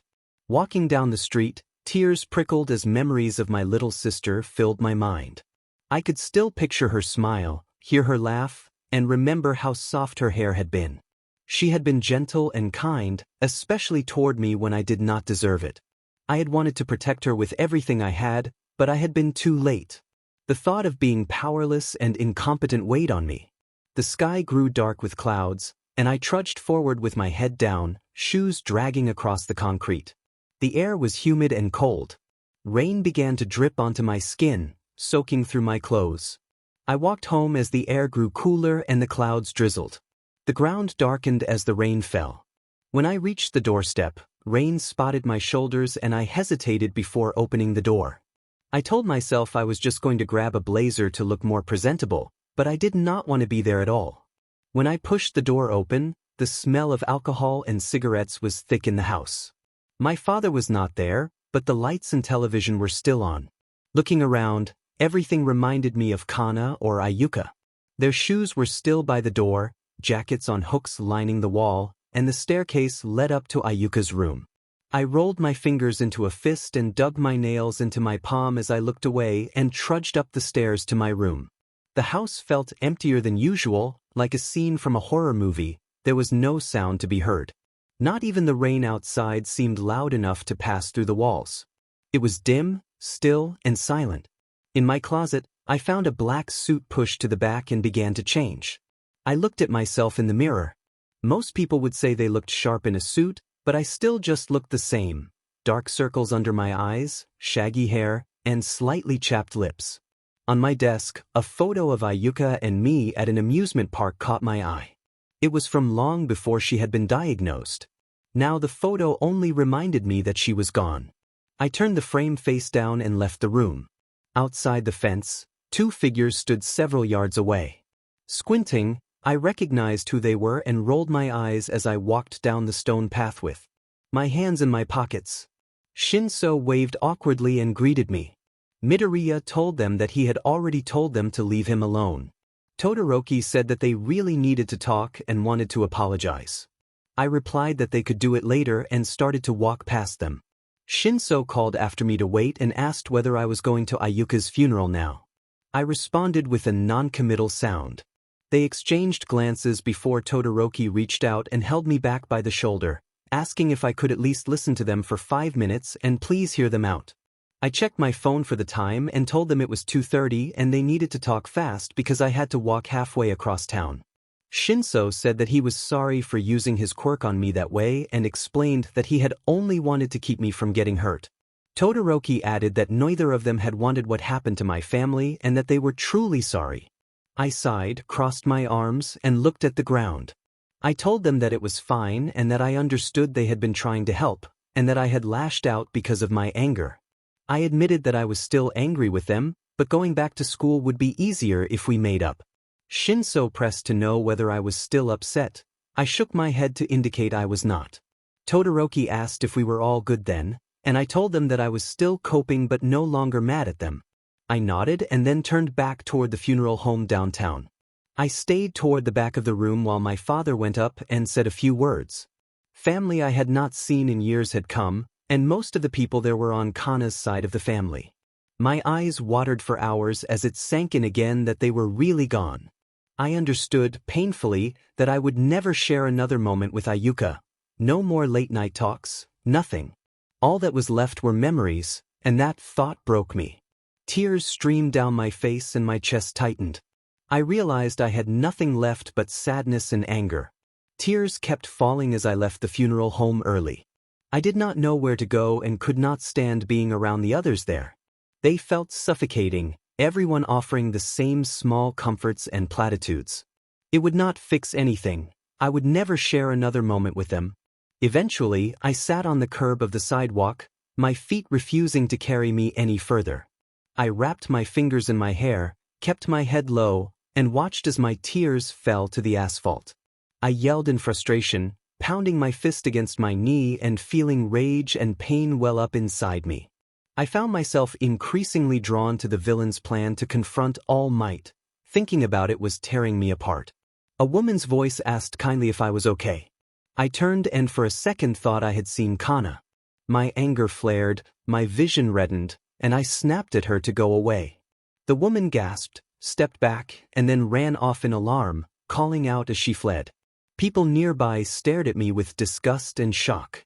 I told myself I was done and stood up, brushing off my pants.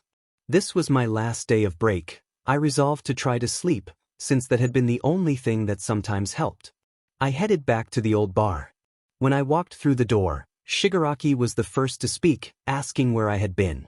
Toga leapt up before I could answer and threw herself at me with a big, exuberant smile.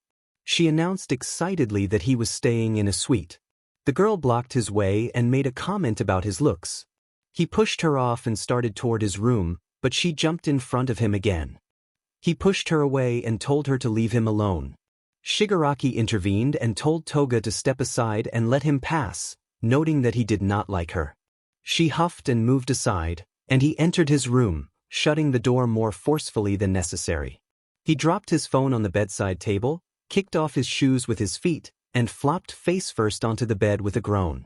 It was about 7 o'clock and he was already exhausted.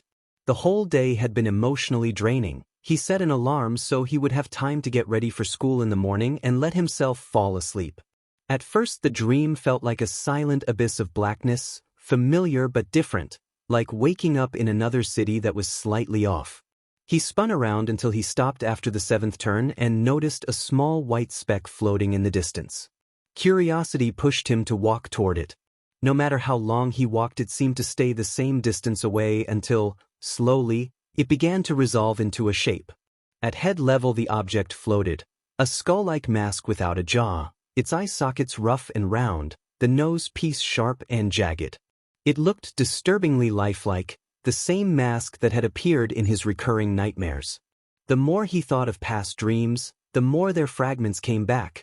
The mask had become a frequent, troubling symbol. The alarm burst into a screaming buzz and he jerked awake with a yelp. He had never needed an alarm before. His mother had always woken him for school when he was younger, then his fear of sleep after his quirk emerged had made it unnecessary, and later Kana or Ayuka would rouse him if he fell asleep. Today it was just that shrill buzzer, and he laughed at the irony after turning it off. After calming down he got up and prepared for school, reluctant but resigned. He was the mole. As he stepped into the main room with his backpack over his shoulders, Shigaraki waited with an unimpressed glare. Shigaraki got out of his seat, walked over, and reminded him, pointing to his chest, that he was not there to make friends and to report any important details about where All Might would be. He assured Shigaraki that he understood. He wanted All Might gone as much as, if not more than, the rest of them. He left, waved once, and shut the door behind him. Returning to school felt odd. Standing at the front gates, knowing what he was, made him uneasy. Guilt flickered until he recalled why he had betrayed them. He believed they had betrayed him first. As he took a deep breath, someone wrapped their arms around his shoulders. He turned, narrowed his red eyes, and realized it was Midoriya, who immediately apologized to Shinso for the mistake. Shinso reassured Midoriya that it was fine. Todoroki stood nearby, looking a bit shocked, and the narrator stepped forward, letting them fall slightly behind. They kept pace with him, and Shinso continued to reassure him that it was okay, then offered a quiet apology for what had happened to his family because of him. He reminded them that he had said when they first met that he would not use his quirk on either of them. Shinso shook his head and urged him not to worry, then expressed regret about the narrator's family tragedy, feeling responsible. He replied that it was not Shinsu's fault. Life was fragile and anyone could die at any moment. His mother, his sister, his stepmother, even any of the heroes. People died, he whispered. The two of them closed in and wrapped their arms around him. Despite the anger he felt toward them because they had prevented him from saving Ayuka and Kana, he could not hold that anger in that moment. Their embrace was warm, and for the first time he felt safe and calm. Tears slipped down his face before he realized they were there. He rested his head on their shoulders and returned the embrace. He muttered an apology before he could think about the words. They remained silent. The bell rang, but they stood together in the threshold for a moment longer. After a short while they pulled away and he wiped his tears. Maybe this won't be too bad, I thought as I looked back at the two of them with a soft smile. Todoroki reassured me that it was all right and gently pulled my hand away from my cheek. Shinso added with a smirk that they would help me through this. A bitter thought about killing All Might crossed my mind, and I laughed quietly to myself. I thanked them with a nod, and we all started toward class to avoid being late. When I sat down, Aizawa entered the room and All Might followed a moment later, and my anger flared. I glared, and All Might met my eyes with those soft, pitying looks. He knew I blamed him, and I did not regret it. He deserved to pay. Remembering that I had a cover to maintain, I rolled my eyes and stared out the window while the teachers began discussing the training after lunch. A folded sheet of paper had been passed to my desk with my name on the outside. I unfolded it and read the note written on the lined paper. Shudo had written that I shouldn't worry and that things would get back to normal soon. He had noticed my glare when All Might stepped in. I frowned. I did not want things to go back to normal. I wanted Kana and Ayuka to be alive. Revenge was the only thing I had left. Still annoyed, I forced a soft smile and nodded. Lunch was quiet. I picked at my food while Shinso and Todoroki talked.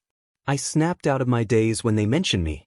Todoroki asked if I was okay, and I rolled my eyes and said that I was fine. Todoroki invited me to hang out at Shinsu's place after school, and I told them I might be late because there was someone I probably had to talk to afterwards. Shinso suggested I join them when I was done, and I nodded. The bell rang and we returned to class. At the end of the day, Todoroki and I were laughing as we left. Kaminari had been comically eager in class, and when Shinso joined us from 1C, he laughed after hearing the story. Shinso called Kaminari a huge idiot, and Todoroki agreed, wondering why Aizawa had kept calling on him. I reminded them that Kaminari had been my partner in the hero-villain roleplay, and Todoroki mentioned that I probably only won because of him, since Bakugu had been a tough opponent. I defended that the fight had not been that difficult and that I only needed more practice applying my quirk. Shinso complimented my improvement and admitted he would not want to face me in a fight. I smiled at the praise. Suddenly 2 arms wrapped around my shoulders, and I turned to see Toga. She clung to me and claimed to be my girlfriend. Todoroki looked her up and down suspiciously. I pushed her off immediately and made it clear that she was not my girlfriend. She was just a friend. I told her to go home and that I would meet her later. She huffed and headed down the street. I shrugged apologetically to my friends and explained that I had met Toga a while back and she had always been clingy. Todoroki noted that she liked me, and we all laughed. Shinso asked if she had been the person I needed to talk to after school, and I said no, I did not like her that much and needed to speak to someone else. Todoroki teased me about being suspicious but told me to do what I needed to do and that they would be at Shinsu's place. I said I should get going and we waved as we parted ways. Later that night, I entered the bar and dropped my bag by the door. Shigaraki mumbled about my lateness, and I told him I had been talking with Todoroki and Shinso. Toga complained that I talked about those two too much, and Shigaraki snapped that I should share any information I had. I sat next to Shigaraki at the bar and reported that we did not have enough numbers for an attack and that training would be on school grounds, where any assault would be quickly stopped. Shigaraki considered the need for more members and acknowledged that security would be a problem. He planned to attack when classes and All Might moved further from the main UA building and said he would find a way to grow their numbers. I acknowledged his plan. Toga asked if we were done and wanted to hang out, and I declined, saying I had other things to do. I knocked on Shinsu's door later and his mother answered quickly.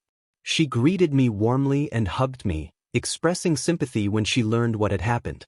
She pulled away when I wiped my face, still wearing a sad expression. A short pause followed as we both absorbed the moment.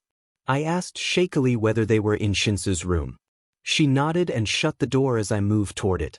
I knocked lightly before opening and asked if I could come in. They stared for a second and then nodded with big smiles. I smiled, relieved, and stepped inside, shutting the door. Shinso joked about how the mystery meeting had gone. Todoroki added a teasing suggestion about murdering somebody. I laughed and sat cross-legged on the floor with them, saying they would be surprised at what had happened. Shinso then launched into a rant about how unfair the hero course exams were for people with quirks like his. Todoroki brushed past my last comment and asked how I had handled the situation. I explained that I had managed to get a few people to safety and had earned rescue points. I said that I realized the robots were remote-controlled and that I had frightened the operators into crashing them. Shinso sounded frustrated that he had missed that possibility, and Todoroki admitted that he had been unaware of the exact details of what we had to do in the exams and that he had gotten in because of his father. We traded light teasing, with Shinso calling Todoroki privileged and Todoroki trying to defend himself. I jabbed back that my own father had wanted me to prove my ability, so I had taken the exams. The three of us laughed until Todoroki literally toppled onto his side. I had forgotten how good it felt to hang out with them. Shinso's mother came in while we were still laughing and smiled at the sight of us having a good time. She offered dinner to the two of them. I looked at Todoroki, and when he nodded, I agreed that it would be nice. She said she would be back in a little while and left. After dinner, Todoroki and I walked in the same direction for a while. I kept my head down as the sun dipped toward the horizon, absent-mindedly biting the skin of my lips. Todoroki remarked that the evening had been nice. I agreed, smiling to myself. After a few more paces, Todoroki took my wrist and stopped. He suggested sitting for a bit across the street at some benches facing a small, empty park. We sat side by side on the cold metal seat and watched the sun sink lower. Todoroki repeated that the night had been nice and then turned serious to apologize again. He told me that what he had done had been wrong, that he believed he had acted selfishly, and that as another hero trainee he should have done more to help. He said he was truly sorry. I told him I was tired of apologies and that most of the people involved regretted how they had handled the situation, including the pros and ourselves. Todoroki sighed and said he still wanted me to know how he personally felt. Suddenly Bakugo came storming down the sidewalk toward us. He demanded to know what was going on and said he needed to speak to me alone. Todoroki stood up, but I told him I would stay. Bakugo shoved his way in front of the bench and erupted in anger, accusing me of changing, of getting stronger, and of tackling him to the ground. His words came out as a spit of fury until Todoroki put an arm out to keep him back. I wiped my cheek and muttered that Bakugo seemed angry all the time. Bakugo snapped back that he was angry because people who worked for their strength were surpassing him. He added that when someone behaved the way I did it provoked him. He lunged forward, but Todoroki held him firmly and kept him from getting any closer, and Bakugo shouted that he hated me. I said I knew he felt that way. Todoroki scoffed and then pushed Bakugo away to create some distance between us. Bakugo declared that he couldn't stand being talked down to and that he could beat me right then if he wanted. I laughed and taunted him, challenging him to try to hit me and saying it would be fun. Todoroki grabbed my arm and turned me back toward him, telling me I had already scared Bakugo enough and that I should stop. When I looked back, I realized I had been using my quirk without meaning to. I felt confused and uneasy about it. I had been watching Bakugo's expression. He looked angry, but when I looked back his jaw loosened and tears welled in his eyes. Shudo tugged my arm and told me to leave him be. I stared a moment longer as Bakugo seemed frozen. I apologized to Shudo and admitted I had lost control as I started walking with him, my gaze still lingering. Shudo sighed, let my arm go, and warned me to be careful, reminding me that although Bakugo was difficult, I couldn't let my emotions take over. Over the next few weeks, nothing major happened. I worried that the league might start to doubt my loyalty, but I reassured myself that I was still on their side. I found myself getting closer to them all. Toga kept messing with me in her usual way. It made me uncomfortable at times, but Shigaraki usually stepped in. I listened to Dabi rant about his family when we were alone at the bar. He was vague, but I tried to help him calm down whenever he needed to talk. Even Shigaraki shared things I hadn't expected after the incident with Nana Shimura. He spoke about his family and a tear slipped down his cheek before he quickly wiped it away. At school, my friends and I reconnected. After I accidentally said Shudo's first name instead of Todoroki's the other day, we all started using first names casually. Bakugo, however, hadn't said a word to me since that day at the park with Shudo. At the end of the week, I asked at lunch if everyone wanted to hang out that weekend. Hitoshi said he had to go out of town with his family. Another friend said he couldn't because his father insisted on another training session and he didn't want to skip it. I complained under my breath about one friend's father, and Shudo laughed at my annoyance. When Shudo's phone buzzed, he read the message and sighed. explaining that he had to leave early because someone wanted to talk to him about something important. All Might had apparently said something to him. The intercom then called Shuto to the office, and he stood up to go, waving goodbye. I grumbled again about Endeavor as we watched him leave, and Hitoshi shrugged that there was nothing we could do. That evening at the bar I threw my bag into a corner, took off my jacket, and climbed onto a stool with a scowl. Toga teased me about the way I looked when angry, and Shigaraki, in his usual crusty voice, told Toga to be quiet and asked what was wrong. I said that I wanted to kill Endeavor. A hush fell over the room. Shigaraki muttered uncertainly, and I explained that Endeavor was abusive and that I suspected both him and All Might of being suspicious of me. That was why I was considering something drastic. Toga reacted with excited delight at the idea and suggested talking to Dabi, thinking he would want to be involved. I rolled my eyes and started to say I would talk to Dabi when Dabi walked in. Shigaraki remarked about the timing, and Dabi asked what was going on as he shut the door. When Toga announced my plan to kill Endeavor, Dabi turned toward me, his expression unreadable.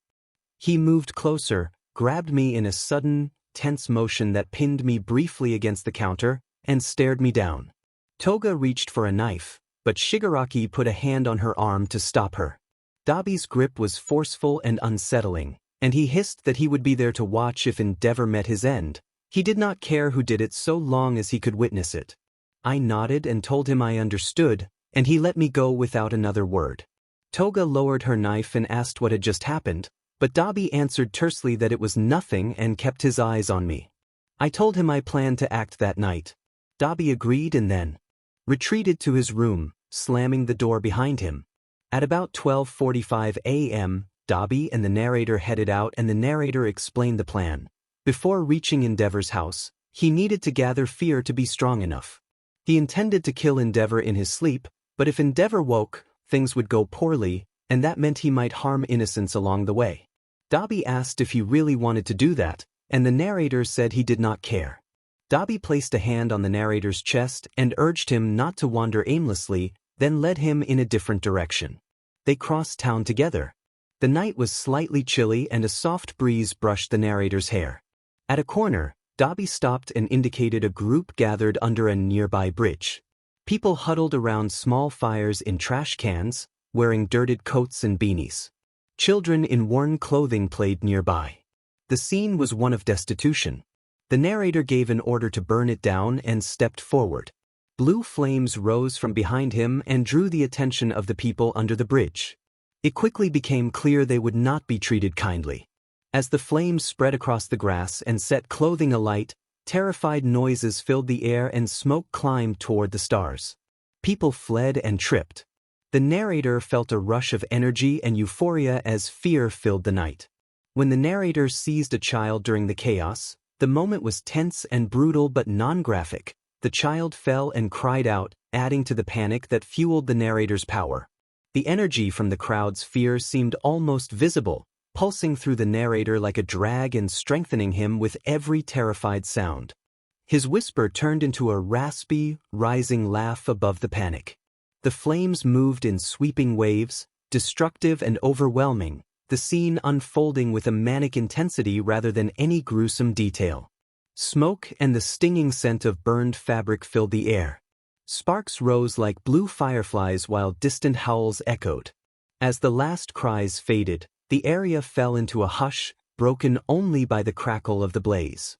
Dabi rested a hand on the narrator's shoulder and asked if he was ready to go. The narrator nodded and could not stop smiling. Small, excited laughs escaped now and then. Dabi noted the narrator's giddy behavior and remarked that he had not expected such excitement. The narrator said that where there was so much fear and power, he could not hold himself back. They turned into an alley and the narrator caught sight of a flash of white. He shoved Dabi back and stepped forward. Izuku stood there, and the narrator asked what he was doing out so late. Izuku stammered that he was just walking and asked the narrator what he was doing. Izuku looked glum and revealed that a conversation his father had been unsettling. When the narrator asked for details, Izuku admitted that All Might had told his father something about the narrator, expressing concern that the narrator might not truly be with the heroes. Izuku said he did not want to believe it either, but coming from All Might he felt he had to be a bit suspicious. He apologized, and the narrator glared, confident that Izuku had become suspicious of him, and insisted that the claim was ridiculous, reiterating his long-stated desire to be a hero and save people. Izuku responded that he had argued in the narrator's defense but felt unheard. The narrator said Izuku could still trust him, though he would leave Izuku alone for the moment. Izuku said he needed time to think but was glad to have run into the narrator, offering a soft smile. The narrator returned the smile and confirmed they would see each other at school the next day. As Izuku walked away, Dabi emerged from hiding and joked that they had been lucky Izuku had not seen them. Dabi reminded the narrator that they had just killed many people, and the narrator waved the remark off, insisting he was a good actor. When they reached the Todoroki household, the narrator picked the lock and slipped inside. The house was dark and quiet. Everything looked undisturbed as if no one lived there. Dabi moved quietly down the hall and the narrator followed. At the end of the hall they peered into a room to find Endeavor asleep. The narrator felt his blood boil and stood at the bedside. A door closed somewhere in the house and soft footsteps moved down the hall. The narrator whispered Shudo's name under his breath. Dabi told the narrator to kill Endeavor and said he would handle anyone else who interfered, then stepped into the hall. Footsteps approached and a voice asked who was there. Flames erupted in the hallway as Endeavor's eyes snapped open. He grabbed one of the narrator's wrists. The narrator reacted by swiping the other hand across Endeavor's face in a swift, non-graphic motion that left Endeavor wounded and reeling rather than described in detail. The confrontation had become immediate and heated. He cursed as one arm burned, flames liking his skin. I lunged forward and shoved that burning arm into the floorboards, splintering the wood.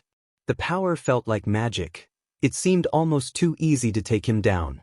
He swept his leg under me and I landed on my back. He fired a blast of heat at me, but I blocked it, ripping up the flooring to use as a shield.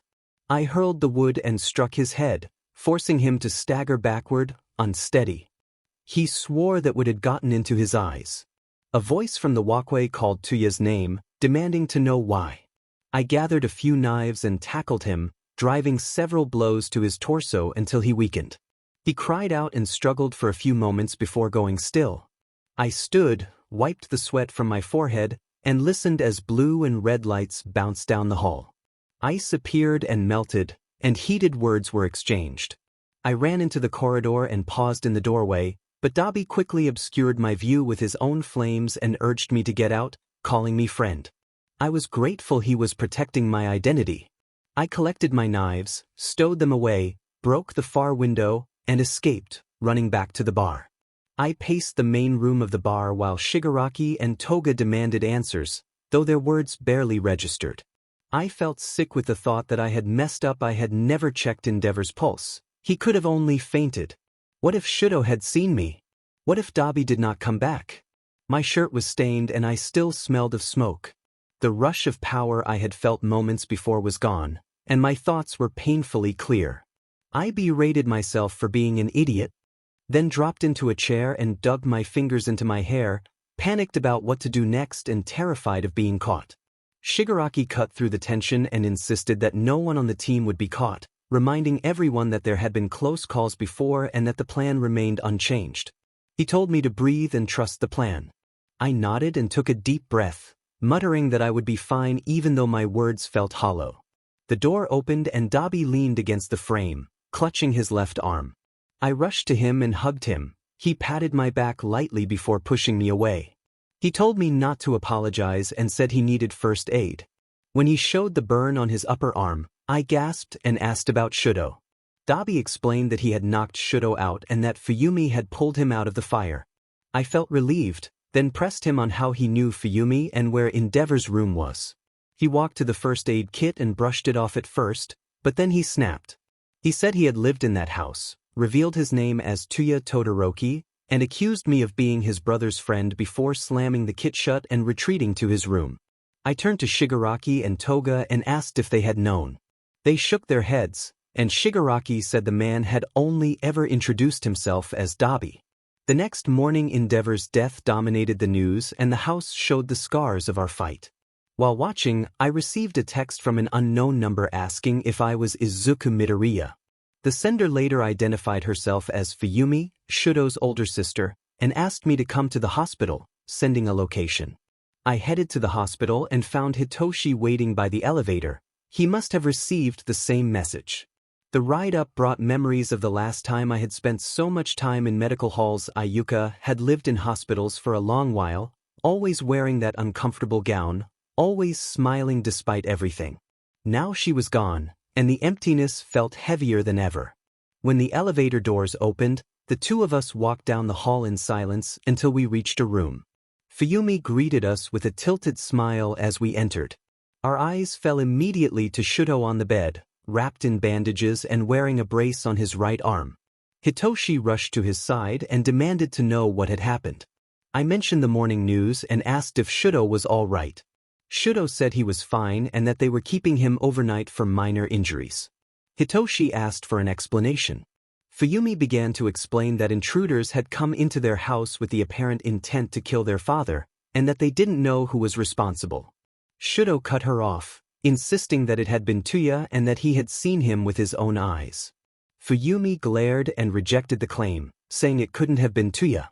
Shudo argued that Tuya had been gone before their mother arrived and that she didn't know what had happened. Fuyumi said that on her way home she had seen someone running away who would have been around the height of Midoriya, not their brother. Shudo countered that this was probably another person and that Tuya had only briefly rendered him unconscious before she arrived. Hitoshi tried to defuse the tension and half-joked that there was no way to know for sure now unless Izuku himself could explain what had happened. I could not help my smile of amusement at his last comment. The protagonist nodded and told him to calm down. Shudo sighed and said he would not stop believing that it had been Tuya. Fuyumi leaned back in her chair with crossed arms. He explained that everything had happened quickly and that he had turned back for home only a few minutes after running into the protagonist. My eyes went wide and I admitted that I had probably already been home by the time everything started and felt a little sorry I had not been there to help. He narrowed his eyes and said it was fine. A few days later, Shudo was out of the hospital and the situation with Endeavor had settled down. Aizawa informed them that they would be doing a different kind of training that day. Aizawa explained that he, All Might, and a third staff member would be keeping tabs on the students and that they would practice disaster rescues at an off-campus facility, so everyone should change and meet outside at the bus. Before boarding, Ida shouted to get everyone organized. The protagonist pulled out a phone and received a message from Midoriya saying he thought they might be able to confront All Might that day. Midoriya then messaged that they were leaving campus and that he would send his location when they arrived. A message from Shigaraki asked if Midoriya was leaving with All Might and the rest of the class. Midoriya replied that they would have Kurogiri split up the students so it would be easier to subdue him and that he thought they could manage it. Shudo glanced at the protagonist's phone and asked who they were texting. The protagonist quickly turned the screen off and said it was just their dad, checking in because of recent events. Shudo questioned what things meant, and the protagonist listed family matters, Endeavor, and the homeless people. Shudo nodded in understanding. The bus pulled to a stop, the brakes squealing. All Might stood to get everyone's attention and invited the students to follow inside in an orderly manner so they could begin. He looked at Kaminari and Sero, who were often the reason training started late. They followed the hero off the bus and stared at the dome-shaped building where they had parked. Mina gasped at how nice it looked, and Aoyama commented on its shine. Ida declared proudly that only the highest quality was fit for UA's top class. The protagonist glanced around like crossing a busy street, fell to the back of the crowd, and sent their location before remaining quiet. Aizawa reminded them that this was still class and they should be quiet. When the last of the students entered, Aizawa began to introduce the rescue training and mentioned a well-known rescue hero. Uraraka excitedly exclaimed that she recognized the hero as 13 and that she was a fan who wanted to do rescues someday. A restless ache grew in the protagonist, a tension that started in their chest and at the tips of their fingers. They felt anger coiling just beneath the surface, their fists tightening as their heart pounded. The protagonist wondered if today might be the day All Might would be defeated. Everything around them seemed to stifle into a hush, and their eyes remained fixed on him. I watched the villains enter for a few seconds. Kirishima asked whether the training had started when he noticed them. Another student commented that they thought it was rescue training, which made the heroes turn to view the scene behind them. 13 shouted for everyone to stay back, and Aizawa and All Might moved to engage. A few classmates stepped forward to watch or help, but 13 shouted again to hold their positions. Bakuga declared that he would not stand by and charged toward the fight. 13 tried to protest and call him to stop. Kurogyari materialized on the stairs in front of Bakugu, startling him, and warned that they were not to interfere and that the villains had waited a long time for this opportunity. Aizawa ordered Bakugu to move. Bakuga looked back toward Aizawa and pushed himself out of the way as he saw 13's hand raise. I had expected trouble. 13's quirk began to pull Kurogyari forward, but Kurogyari did not panic. He stood still for a moment and then used his own quirk. A warp gate opened behind 13 and tore the back of her suit, forcing her to stop. Kurogyari challenged anyone else who wanted to fight, and Bakugu answered immediately. I rolled my eyes as Kirishima joined Bakugu's attack. A strange glow followed Bakugu, trailing like static and catching my narrowed eyes. I recognized it from the earlier hero versus villain training. Their combined attacks, thankfully, missed Kurogyari's form in the smoke, and both attackers fell to the ground. Kurogyari muttered that the situation was annoying, then moved to surround the class and began to separate them. When the smoke cleared, only a few students besides me had managed to avoid being separated. I stood by, gritting my teeth and trying not to act rashly. They seemed too suspicious. Shoji, Uraraka, Ida, Siro, and Tsu were there with Midoriya, and 13 was now out of commission. Uraraka hurried over to where Midoriya crouched and placed a trembling hand on his shoulder. She looked terrified and asked if he had some sort of plan, using the nickname Bakugu favored. Midoriya scoffed and pushed her hand away, annoyed and slightly disgusted. He informed her that his name was Midoriya and wondered how he had come to be known as the smart kid, insisting that he had no plan and asking to be left alone. Uraraka gasped and insisted they had to do something. She remembered a training session a few weeks before when Midoriya had devised a successful plan to outmaneuver Bakugu and Kirishima. Midoriya rolled his eyes at the reminder, saying that the aggressor would not hurt any of them if they remained still. He thought he needed to find a way to get down there, but noted that Uraraka would not leave him alone. He glanced past Kurogyari toward where Aizawa and All Might were fighting, their clash erupting in dramatic bursts of power. One of the other students shouted for Ida to move now. Ida started to run for the exit, but Kurogyari opened a warp gate between him and the door and sneered that it was a pitiful attempt. Time seemed to slow. Shoji sprang forward and intercepted the swirling smoke, allowing Ida to avoid being pulled away. Midoriya leapt to his feet and angrily called for Ida to stop.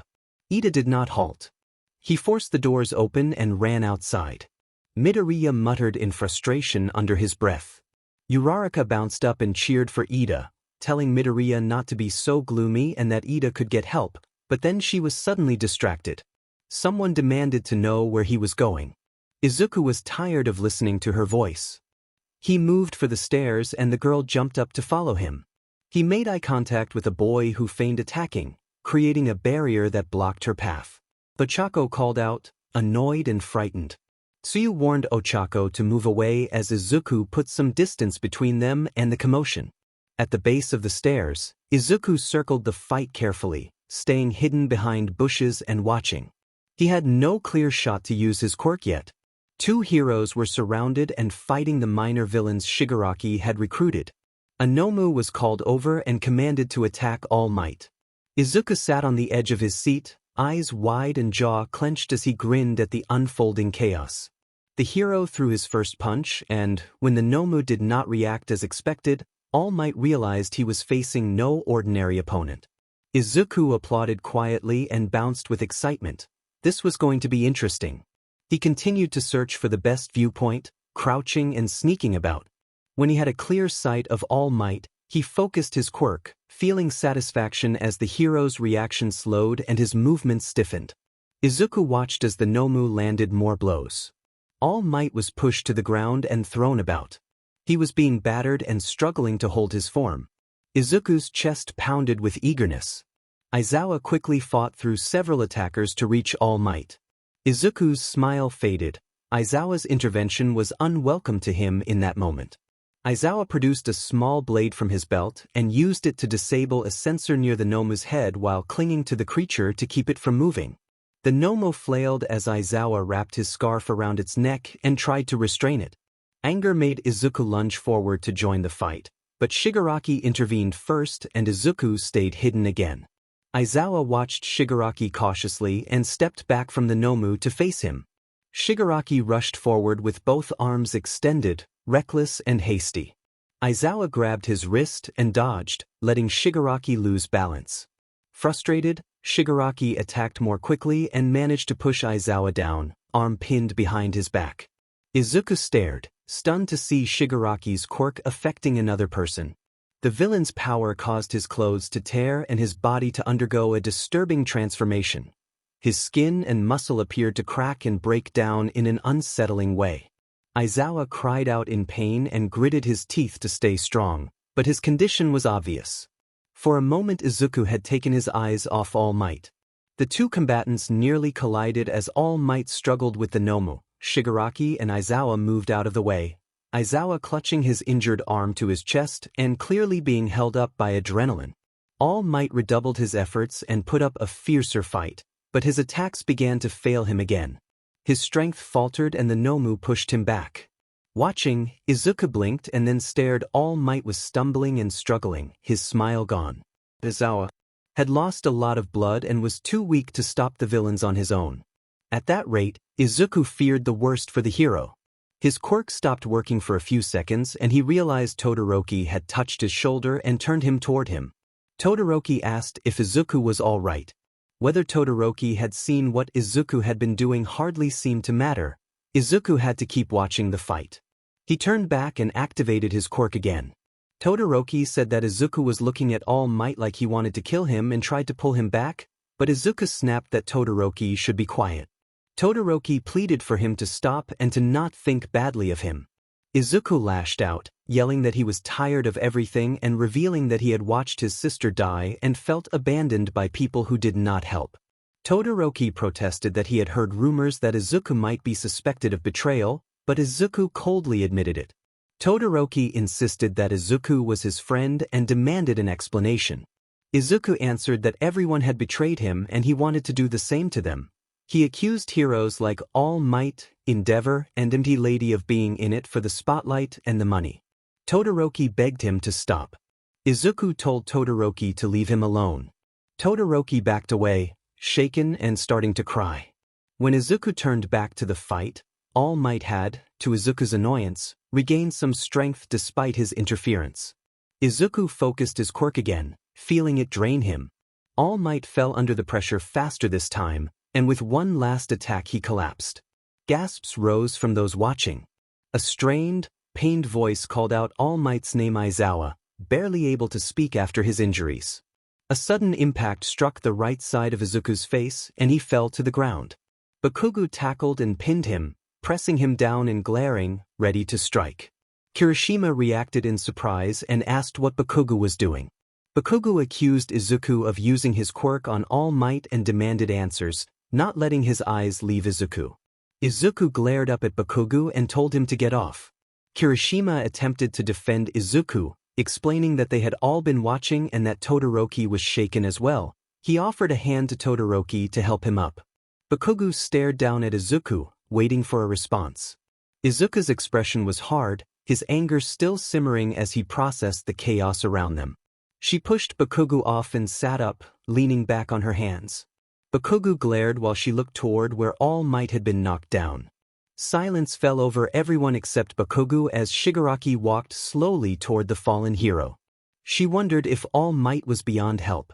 She glanced at Shudo and considered whether he would expose her or if she should leave. She knew he would want to talk later, but she had already said everything she needed to say to him.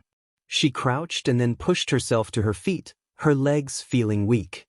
She caught Shudo's attention and asked him to tell Hitoshi that she had said goodbye. She smiled briefly and saw confused looks around her. Then she ran. I ran up to the villains and met Shigaraki. Shigaraki was surprised to see Izuku standing in front of everyone and expressed shock, but Izuku explained that his cover had been blown and nodded toward the three still watching.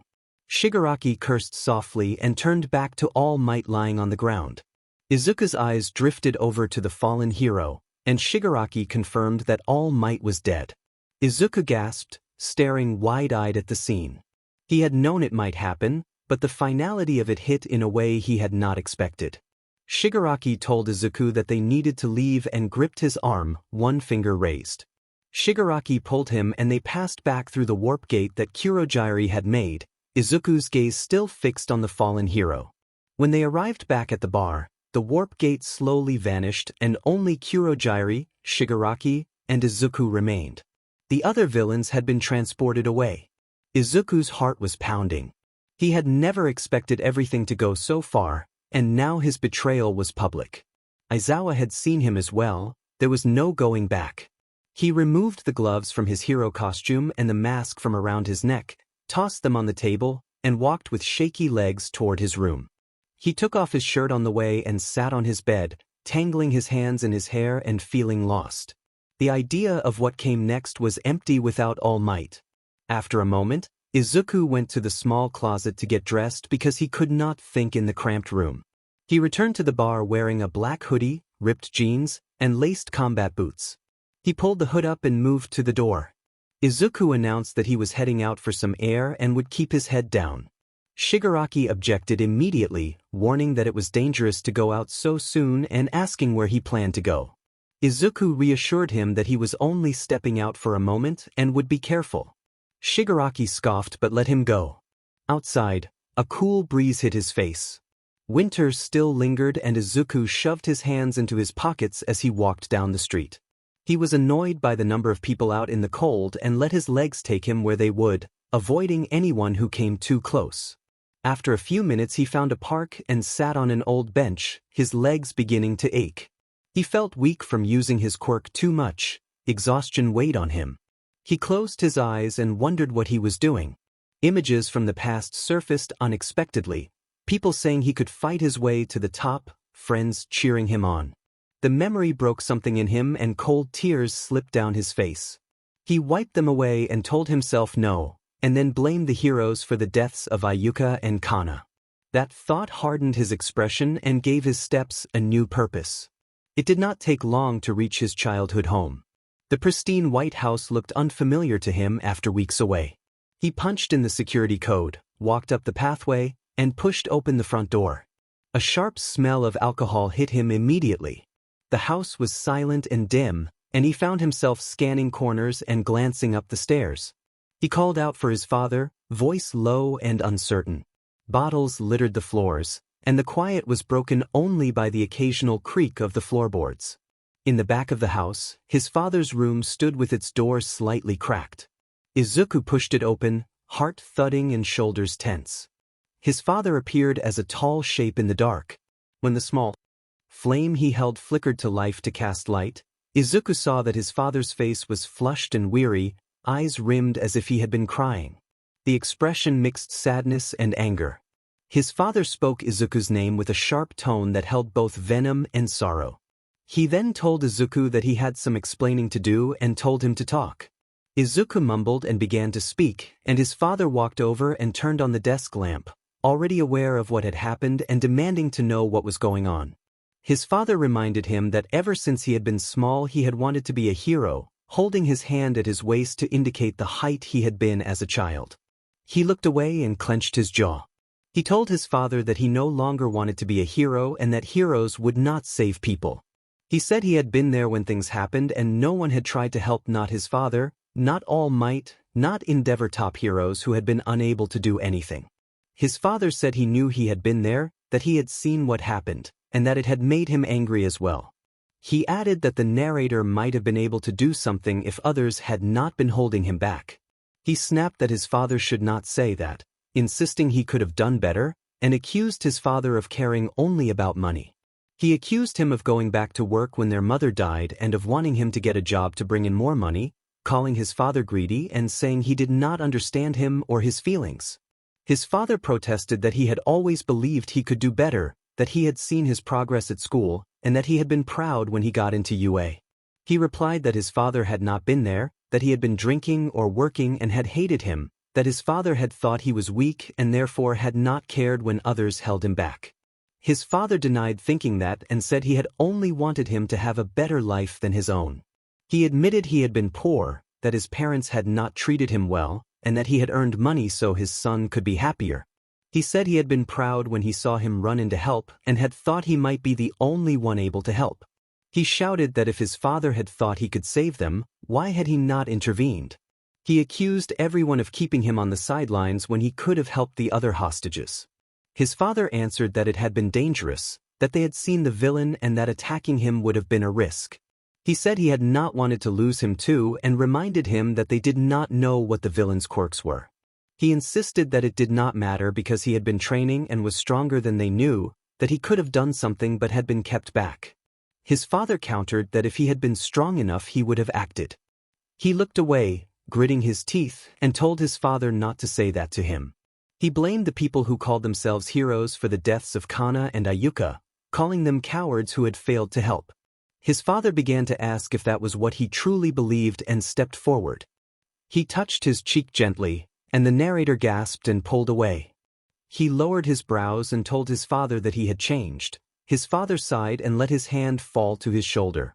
His father asked one question about where he had been and whether he was being taken care of, saying he had noticed he had been absent. He told his father that he had been with some friends who had been taking care of him. His father asked whether those friends were the ones responsible for All Might's death that day, his eyes showing disappointment and sadness. The narrator said nothing. His father stood tall and told him he should leave, explaining that Aizawa had called earlier and that police officers were coming to question him. He added that he could never turn him in because he was still his son and that he only wanted him to be happy and safe. He nodded with a frown, mirroring his father's expression, stepped back, and walked to the end of the hall before turning to look again. His father covered his mouth and tears fell. He said goodbye to his father and left. As he walked down the street, his phone vibrated in his pocket. A cop car drove past, and he checked the caller ID.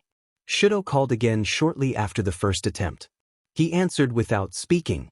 Shudo asked if he was there and then mumbled that he wanted to be dreaming. He heard it and told Shudo he did not want to lie. Shudo accused him of lying, saying that Aizawa, Kirishima, Bakugu, and most of the class had seen him and wondered how he could have kept so much from them. He replied that he did not care who knew and that everyone needed to know heroes would not help if something was too dangerous for them. Shudo asked if he intended to betray everyone to make that point, and the narrator countered that he had been betrayed first by his idol and that none of the heroes could save them. Shudo reminded him that he had forgiven others before, including Shinso and Shoto, and argued that they had not helped either. The narrator spat that he had not forgiven those two, though he realized mid-sentence that he had, in a way. Silence fell over the line. Shudo said he hoped the narrator did not mean it, and the narrator told him to be quiet. The phone went dead. He shrugged and continued walking, thinking it might be easier for Shudo to say goodbye if he was angry. Todoroki sat apart from the crowd, stomach twisting as he stared at his phone. Tears slipped from his eyes. He could not accept that one of his best friends had turned against them all. The words kept repeating in his head, "He cannot be a traitor." Bakugu approached, grabbed the collar of Todoroki's shirt, pulled him to his feet, and angrily accused him of knowing about all of it. Todoroki narrowed his eyes. Todoroki snapped that he had not known. The man had turned on him like everyone else, and Todoroki insisted he was not special for being close to him. He singled out Bakugu and accused him of pushing their friend over the edge. Bakugu demanded what that was supposed to mean and called Todoroki a bastard. Todoroki pushed him away and said that Bakugu had likely done the most to push their friend to hate heroes, and that Bakugu fit the description of a fraud. Aizawa hurried over, his right arm wrapped in bandages and dried blood on his face. He asked what was going on and looked to Todoroki first. Todoroki scoffed and said it was just an argument. Bakugu exploded that it was not just an argument and accused Todoroki of calling him a fraud, declaring he was working twice as hard as the others and would be the #1 hero. He lunged at Todoroki but Aizawa held him back with his uninjured arm. Aizawa ordered Bakugo to calm down and reminded them all that they were dealing with what had just happened. Everyone needed to be allowed space. Bakugo glared at Todoroki, agreed to leave him alone for now, and warned that Todoroki should be watched more closely because he had been good friends with the deceased and might join them. Then Bakugo walked away. Aizawa sighed and told Todoroki they would watch him more carefully, but that he had no reason to be suspicious of him. Todoroki said he had expected as much. Aizawa asked if Todoroki was all right. Todoroki shook his head and looked at the ground. Aizawa tried to reassure him, saying there would be an investigation and that their friend might have been manipulated or acting under duress. Todoroki accepted that possibility and asked Aizawa if he could be enrolled in an investigation course. Later that night, Midoriya lay on his bed scrolling through his phone, checking the news. He found nothing and concluded they must be keeping All Might's death from being public. Through the thin walls he could hear Toga and Dabi arguing about something insignificant. It annoyed him, but he had learned to block it out after being there for a few days. He was about to watch something when a notification arrived. Hitoshi messaged Izuku, surprised that Shudo had told him what happened.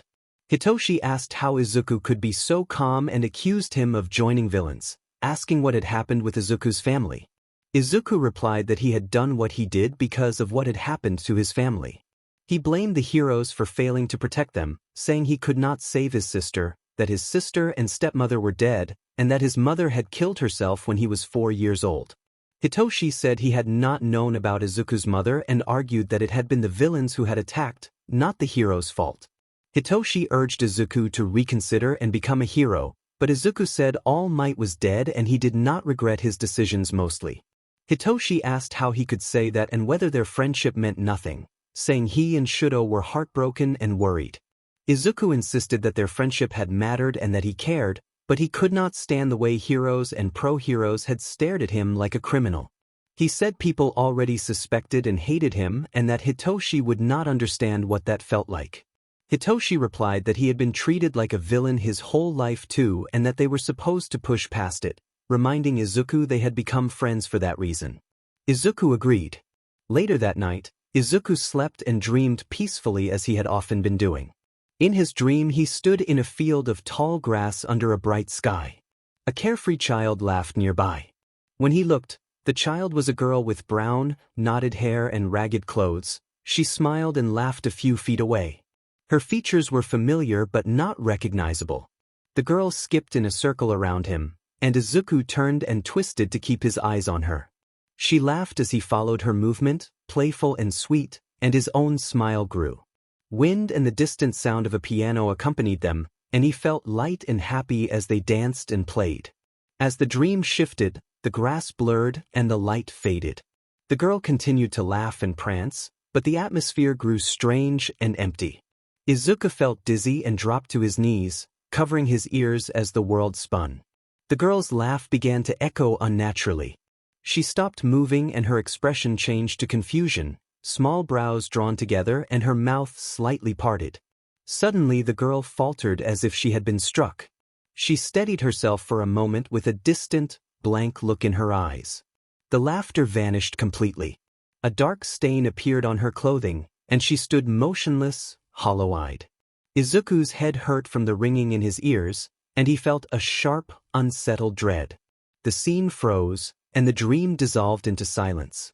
He woke from a nightmare. In the dream a girl's face bore the marks of an attack, her expression frozen in horror. Her lips had begun to part and a breath like winter escaped. A scream rose and filled the silent room.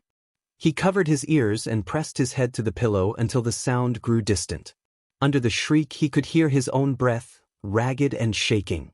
He whispered apologies to the empty darkness until the sound of the scream became background noise.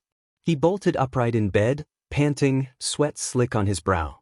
The room was empty and cold, but his heart hammered and his eyes searched for something to hold onto. He stared at the dark corner behind him until his vision blurred. He threw the blanket off and flipped the light switch, hands trembling as his eyes swept left and right. Nothing met them. The ordinary emptiness calmed him marginally. He slid down the wall and buried his hands in his hair, feeling a panic he had not known in a long time. It had been years since he had woken terrified like this. He could see her face again, the girl he had killed on the night he killed Endeavor.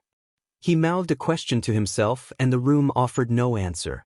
He remembered taking that life and how it had been a child, and the memory ached. He chastised himself, recalling the reasons he had told himself Endeavor's cruelty toward Shudo, the need for power to destroy that man. The rationalizations were fragile.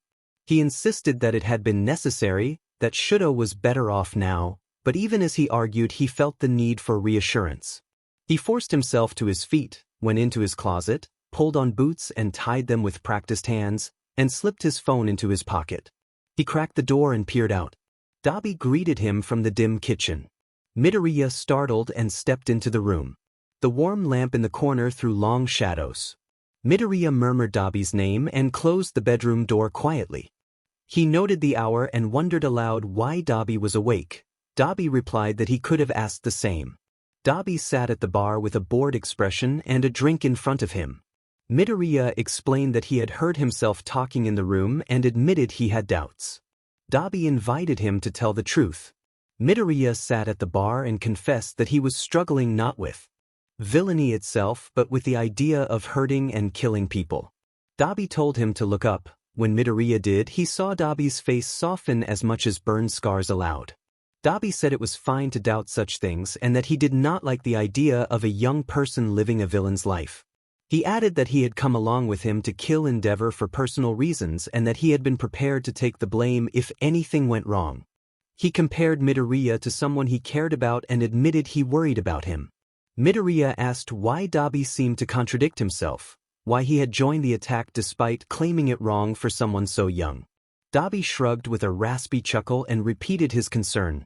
Midoriya was too young, and he was protective, especially when he thought a family he feared might turn dark. Midoriya brought up Shudo, and Dabi assuaged the worry, recalling that Shudo had been upset when he left. Dabi then asked why Midoriya had been sneaking around. Midoriya admitted he wanted to talk to someone without waking others and explained he was about to leave again. Dabi warned that it was dangerous to keep going out at night. Shigaraki materialized in the shadows against the wall, and Midoriya attempted to reassure him that he would not get caught. Shigaraki argued that Midoriya could not promise safety and that being careful did not guarantee it. Midoriya rolled his eyes and told Shigaraki that he could not be stopped because his power was stronger and he was smart. He stood and headed for the door. Shigaraki scolded him for reckless behavior, saying it was bad for everyone. Midoriya insisted that even if he were caught he would not betray them, though he accused Shigaraki of being unfair. Shigaraki insisted he was being reasonable. Midoriya snapped and told him to leave him alone. Dabi intervened calmly and tried to defuse the argument. Midoriya erupted and shouted that he wanted to be left alone. Shigaraki froze and stepped back as Midoriya's eyes glowed red, an unintended reflex of his power. He looked away and left into the night. As he walked the empty streets he questioned what was wrong with him. His quirk felt different every time he used it, now stronger, easier to wield than before, but the change unsettled him. He thought about how much he had shifted since he began using his power again and how those echoes of his past made him feel both powerful and unmoored. He remembered, in a softer corner of his memory, someone once praising Kaken for being cool. When he hoped his quirk would be as cool as Bakugu's, Bakugu replied that no matter what quirk he got he would never be as strong as Bakugu. Since Bakugu's quirk developed, all the kids in their class had been excited to get their own quirks. He was one of the last to develop his, and it did not go well. He had been telling a friend about a scary movie his parents had watched the night before when the friend suddenly screamed and ran to the teacher, claiming there was a monster. All eyes fell on him. He said he hadn't done anything, but it only took a few more incidents like that for him to realize the problem was his quirk, and he hated it. As a child, he cried in his mother's lap about how the other kids were afraid of him because of his quirk. His mother soothed him, promising that someday he would find a way to use his power for good and reminding him that he would always be her boy. He wiped his tears, watched her flinch but smile, and felt the comfort of her arms around him. Later, Bakugu cornered him out of sight of others and shoved him against a wall, snarling with a threatening scowl. Bakugu said that rumors were spreading about him trying to get into UA and asked if that was true. He narrowed his eyes and asked how anyone had found out. Bakugo reached out and struck his cheek quickly, then grabbed the collar of his shirt and warned him that he would never get into the school with a quirk like his. He insisted that it was not the quirk but what one did with it. Bakugo reacted with an angry shout. He forced himself to breathe and clear his thoughts, then walked around the corner to the bus stop. The bus let him off around 5 in the morning and he headed toward a familiar destination, thinking she was probably still asleep. The sun was barely rising and it felt warmer than it had in a while. He walked with his hood up to pass the time and waited until it felt like a reasonable hour. After a while he grew hungry and looked for a shop with about $20 in his pocket. He found a donut shop 5 minutes later and crossed the empty street. The shop had just opened and was empty except for a tired-looking cashier behind the counter. A bell rang as he pushed the door open and pulled his hood down. The young cashier offered a polite smile and asked how she could help. He approached the register and looked at the menu, then placed an order for a raspberry jelly donut, a plain glazed donut, and an iced coffee. The cashier rang it up and told him the total. He handed over a $20 bill and received his change. While the cashier gathered his order, another customer entered. The man called out that he would be with the cashier in a second and introduced himself as Sugorochi, saying he was a regular. He pulled his hood up again, cautious, and mumbled that he understood. Sugorochi noticed and asked if he was cold, pointing to the hood. He nodded. The cashier handed him a paper bag and a foam cup. He took the food and drink and started to leave, uneasy about being identified. As he stepped past Sugorochi, the man stopped him with a hand on his shoulder and looked him in the eyes, saying the boy resembled a suspect in an investigation. He froze, thinking the man must have glanced at a photo. He gave a false name Shimura Tenko, trying to hide his face more. Sugorochi stared for a moment longer, then apologized and let him go. He left and walked quickly until he was a few blocks away, then sat at a table outside a small decor shop and ate alone, vowing not to tell Shigaraki about the close call. At 8 o'clock he walked up the path feeling nervous and raised his hand to knock on the door. Misato opened it with a vaguely familiar smile. He asked if she was Misato, and she nodded, admitting she remembered him but not his name. He introduced himself as Midoriya. Misato asked if his friend was with him, and he explained it was just him and that he wanted to speak with Nana. Misato invited him in and asked him to wait in the living room. He took a seat, leaned forward with his arms on his knees, and listened to the quiet ticking of a wall clock. Misato returned from down the hall helping Nana toward the room and cautioned them to be careful. Nana greeted him in a gentle, motherly way and asked how he was. He answered that he was fine, well, sort of hesitant but honest about how he felt. Misato helped Nana into the seat opposite me and left shortly after. I ran a hand through my hair and explained that it was a long story. I said I did not remember if my quirk had been mentioned the last time we met, but because of it I used to have nightmares whenever I slept. Nana expressed sympathy and said she was sorry to hear that. I nodded even though she could not see me. I went on to say that the nightmares had gone away until last night.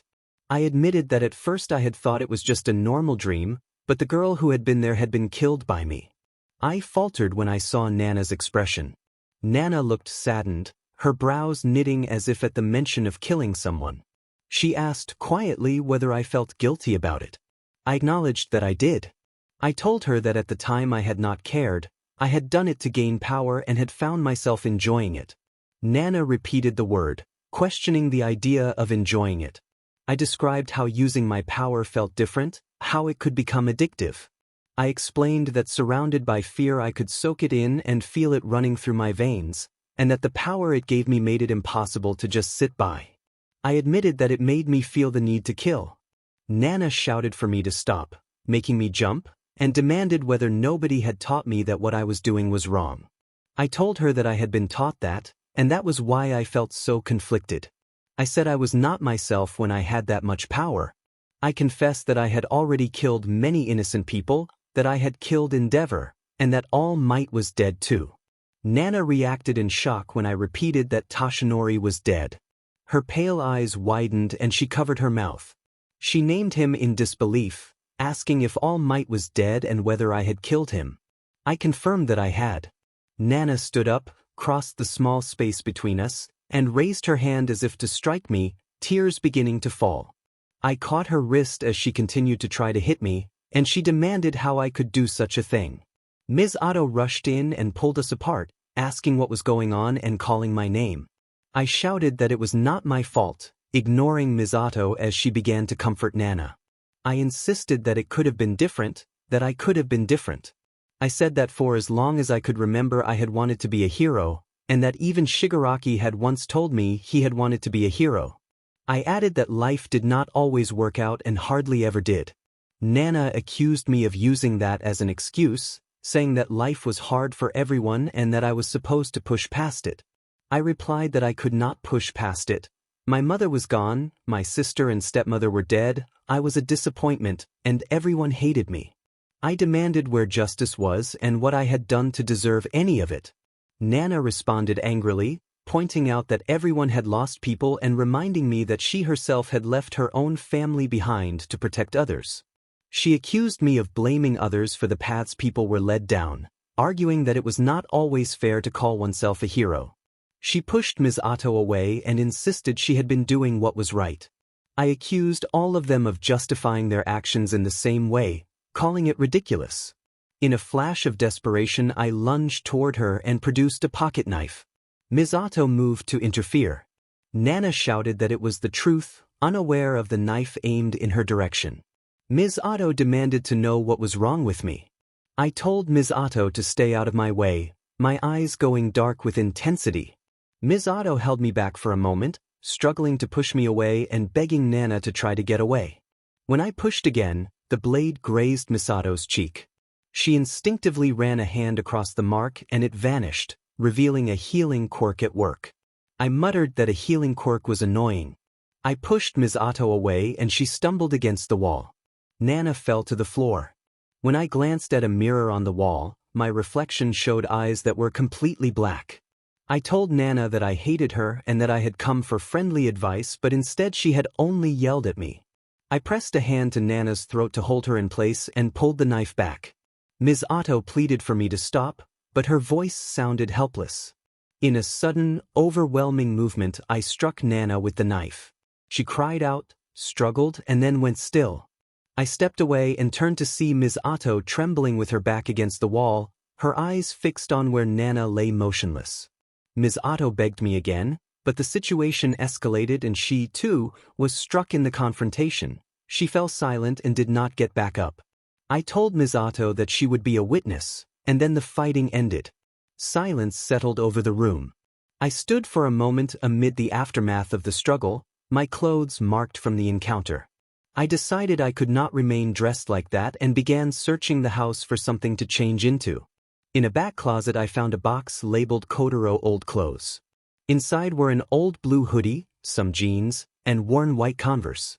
A notification sounded in my back pocket. I checked my phone and read a message from Shigaraki warning that someone was tracking my phone and telling me to leave it where I was and get out of there. Todoroki POV. Todoroki sat in the back of English class, not really paying attention and instead reviewing notes from his new investigations class. A few memories drifted through his mind as he edited the pages of his notebook, including a night when he, Izuku, and Hitoshi had studied for a geometry quiz and Izuku had been laughing with them. It felt like a different time. His teacher called his name. Todoroki looked up and saw Hisashi talking to Aizawa at the door. He got up and walked over, asking what was going on. Aizawa asked him to step into the hall for a minute and assured him it would not take long. Once the door was closed, Aizawa prefaced that he did not have to tell Todoroki this but believed Todoroki deserved to know and would be interested. He began to explain the investigation involving Midoriya and said that the detective in charge had spoken to him a few minutes earlier. A detective explained that once they were able to trace the phone's location, they followed it to a house just outside the city. Midoriya responded uncertainly, and the detective went on to say that a few officers went to check the house. There was no answer at the door, and when they went inside they found Midoriya's phone and 2 residents who had been killed. Midoriya asked for confirmation about the phone, and the detective nodded. The detective said that was all he could share and advised Midoriya to return to class. Midoriya POV. When Midoriya returned to the bar, Shigaraki slapped him across the face. Shigaraki was wearing a special glove, so the blow did no real harm. Shigaraki shouted that Midoriya had been an idiot, and Dabi pulled him away. Midoriya rolled his eyes and touched his cheek. Toga rushed over and wrapped Midoriya in a hug that nearly knocked him off his feet. Toga then stepped back and checked Midoriya's face for injuries, asking if he was okay. Midoriya assured her he was not seriously hurt and pushed her away gently. Dabi spoke up and told Toga to stop calling Midoriya names. Toga pouted and continued to tease them both, and they exchanged childish insults as usual. Midoriya glanced toward Dabi and asked if Shigaraki had been drinking, noticing several glasses lined up on the counter. Dabi confirmed that Shigaraki had been drinking and that he was upset because Midoriya had used his quirk on him and because Midoriya had left earlier. Dabi also admitted that he had been the one who had sent the earlier text to Midoriya. He added that they kept spare phones because a friend's quirk made theft convenient, then produced a box from a cupboard and handed it to Midoriya. Toga sat down next to Midoriya and offered a small bag of ice against his cheek. Midoriya flinched at the cold but let her help. Toga fussed that his face looked red and insisted he should use the ice. Midoriya took the ice pack and held it to his cheek, telling Toga he could manage on his own. Dabi intervened and told Toga to leave him alone for a while. Toga crossed her arms and pouted, sitting close. Dabi explained that Shigaraki was angry about everything right now, despite All Might being gone, because Midoriya kept getting under Shigaraki's skin. Midoriya admitted he tended to upset a lot of people these days. Dabi said he understood that Midoriya had needed a break and wasn't angry about what had happened. Toga interrupted to complain that her feelings were hurt, and Midoriya groaned as Dabi laughed. Later, there was a private moment between two characters that is not described here. It had been a few weeks with nothing to do. Shigaraki had Midoriya confined to his room, and Midoriya couldn't argue. Dabi insisted it was for Midoriya's own good because of the detective who had recognized him, and Midoriya agreed. He was bored. Midoriya had been checking the news regularly. The police had not released much information and appeared to be trying to avoid a panic, though some newscasters had begun to notice All Might's absence and speculate about it. Midoriya turned off the news and scrolled through social media out of boredom, seeing the usual posts, selfies, quotes, hero fight clips, and advertisements. A post from Kaminari caught Midoriya's eye. A selfie with a few classmates and a caption about practicing for the sports festival. Midoriya realized he had completely forgotten about it. He set his phone on the bed and went to the bar looking for food. Kurogyari had just finished making lasagna and set the pan on the counter. Everyone served themselves and then gathered to watch a movie on the TV. Toga sat beside Midoriya as she usually did and immediately tried to persuade him to go to a dance at her school. Midoriya refused, explaining that dances were not his thing, that he did not want to go, and that he was effectively under lockdown with the police watching for him. Dabi confirmed that Midoriya could not go anywhere while the authorities were alert for him. Toga said it was a masquerade dance, which she believed would solve the problem, and begged Midoriya to consider it. Midoriya grunted and watched the TV, firmly uninterested in attending. Izuku groaned that even if he agreed, she would not stay away.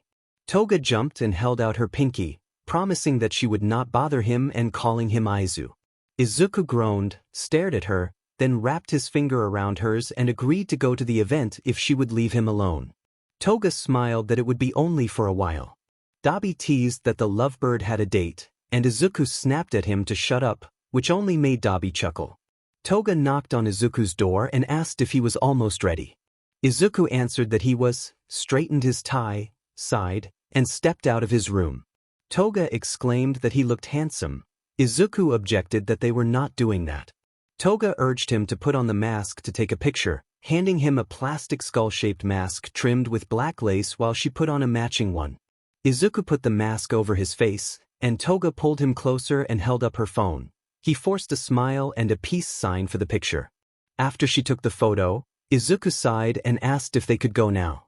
Toga jumped to the couch, grabbed a small handbag that matched her short red dress, said it was going to be so much fun, and took his hand to lead him out the door. Shigaraki shouted not to let him get caught. Izuku rolled his eyes and exaggerated how threatening that sounded as they left. They walked through the quiet night toward her school with a chill breeze brushing past them. A few minutes into the walk, Toga took his hand and stepped closer so their shoulders touched. She called him Izu. Izuku sighed and asked if she was ever going to stop calling him that. She said she would not, then told him she had to confess something. Her tone was different, her eyes focused somewhere distant and her brow furrowed. Izuku, confused, asked what she meant. They stopped walking and Izuku studied her features as she looked away. Toga said she knew where he had gone that day. She explained that Shigaraki and the others had not checked because they did not think it was important, but she had looked it up. It had not made the news, but people who had lived there had been killed. She looked up, made eye contact, and said she knew it had been him. Izuku pet his head and, expecting a different reaction from her, asked what she meant. Toga said she had been excited, but that he had not told anyone, not even her. Izuku turned away, started walking again with an annoyed sigh, and told her to stop imagining she was anything special to him. He added that he had not told anyone because the woman who died had been Shigaraki's grandmother and he had been responsible for what happened there. Toga asked about the other girl, and Izuku said she had been a witness. Toga fell silent. Izuku paused for a moment before continuing to walk. They were let into the school without trouble, Toga as a student and Izuku as her date. Toga shouted over the loud music that they should go have fun and pulled him into the crowd. People bumped into them, colorful lights flashed, and Izuku stumbled as he tried to keep up. When there was enough room to stand without being jostled, Toga held both of his hands and started jumping and dancing like everyone else, singing along to a song he did not know. Izuku joined in to avoid standing awkwardly and, after a few songs, found himself enjoying it. After about 30 minutes and the song ended, Izuku pulled Toga out of the dancing circle. Both of them were smiling and laughing, a bit out of breath, as they removed their masks. Izuku huffed that it was hot in there. Toga laughed and suggested getting a drink, mentioning that a friend of hers had said he would bring some. After breakfast the next morning, Izuku went into his room and lay down with an arm behind his head. He pulled out his phone with a sigh, checked a few notifications, then went to the UA website and started streaming the sports festival. Todoroki POV 1 hour earlier. Todoroki went looking for Hitoshi after changing into his gym uniform. It did not take long to find him near the Class 1C changing room. He called out to get Hitoshi's attention and caught up to him as he was leaving. Hitoshi greeted him quietly. Todoroki sighed as they began walking and asked if Hitoshi was ready for the day. Hitoshi answered that he was not. Todoroki admitted that he had a lot on his mind, his father, and having been there when Izuku had been through his own ordeal, and said he was angry and distracted. He put a hand on Hitoshi's shoulder and asked about Hitoshi, reminding him that he had been as much of a friend to Izuku as Todoroki had. Hitoshi sighed and said that he had not been there to help or to talk Izuku out of things, and that he was trying to move on. His tone made it sound as if he were convincing himself more than speaking plainly. Todoroki said that it was not anybody's fault, that it had been a decision Izuku had made. Present Mike then announced that the events would be starting soon. Todoroki told Hitoshi he had to get back to class and to try to have fun that day. Hitoshi nodded, and Todoroki turned to head back. After walking for a while, Todoroki saw the rest of his class heading toward the gate. He noticed Bakugo staring at him but paid no attention. Bakugo had been told to leave Hitoshi and Todoroki alone, or at the very least not to mention Izuku. Todoroki fell into the center of his classmates and they walked out onto the field as Present Mike began announcing the classes. Yaoyorozu approached Todoroki with a smile and told him that the sports festival was a great opportunity. Todoroki shrugged and agreed that it was a good opportunity. Yaoyorozu noted that he had been friends with Midoriya and suggested he try not to think about those events today. Todoroki forced a smile and agreed. They stopped talking and paid attention as Present Mike told everyone to return from the bathrooms and concession stands because the competition was about to begin. Present Mike announced that the first challenge would be an intense obstacle course around the arena. Several students looked nervous or concerned while others grew more excited. Present Mike then said that the top student of Class 1A would say a few words to start things off. Bakugo walked between Yaoyorozu and Todoroki to the front where a microphone waited. After a moment of silence, Bakugo declared that he would win. The crowd responded with boos and shouts. Bakugo then warned that there was someone who needed to know he did not lose and that he would not hesitate to fight that person. He turned and walked back to their class. glancing at Todoroki as he returned to his place. Todoroki chuckled at Bakugo's remark, rolled his eyes, and told him to grow up. Present Mike told everyone to get ready, then signaled the start.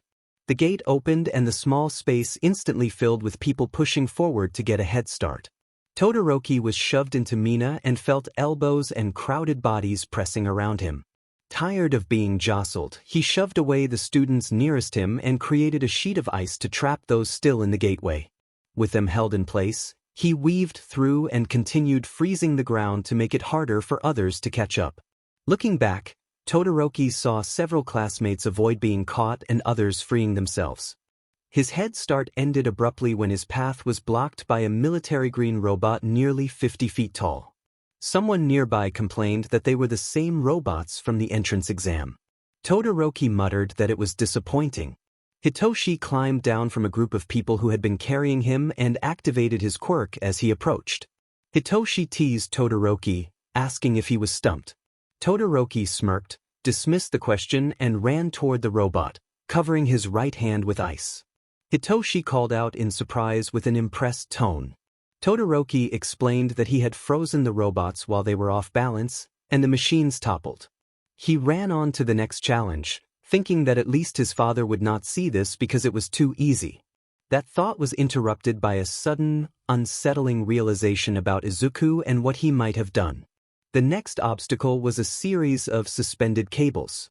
Todoroki crossed them quickly by gliding on ice beneath his feet and reached the other side as others began to catch up and consider how to cross the ravine.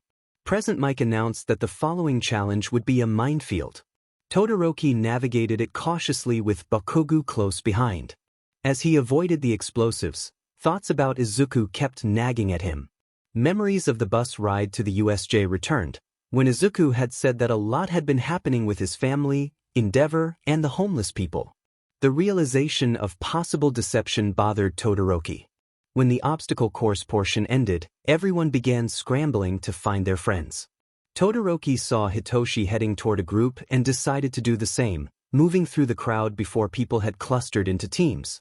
Todoroki tapped Yaoyorozu on the shoulder and she asked if he wanted her to join his team.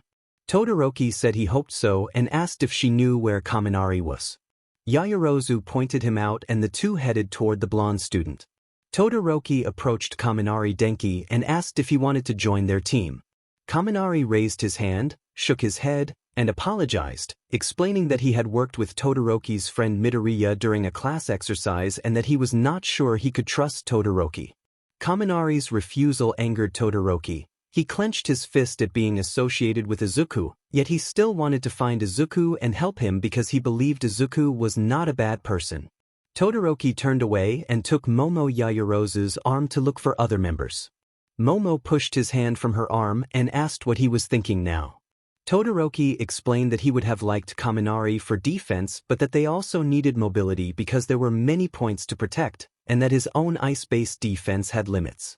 Momo teased that he was muttering like Midoriya had, then suggested they consider Ida for mobility and Satu for added defense, noting that Sata might be motivated with sweets.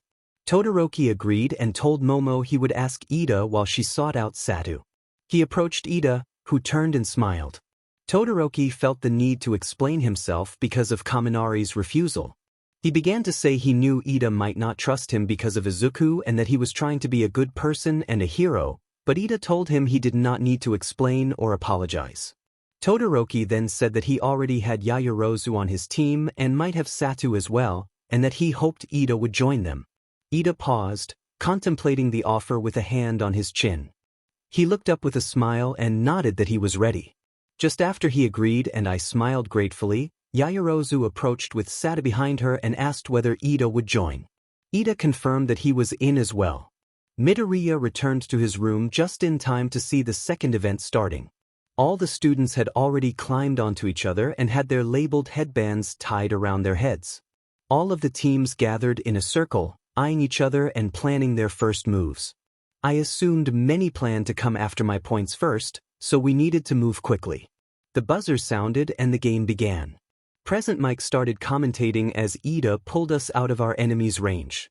I murmured at his speed when he slowed down a bit, moving opposite from everyone else in the arena, and he replied with a confident smile.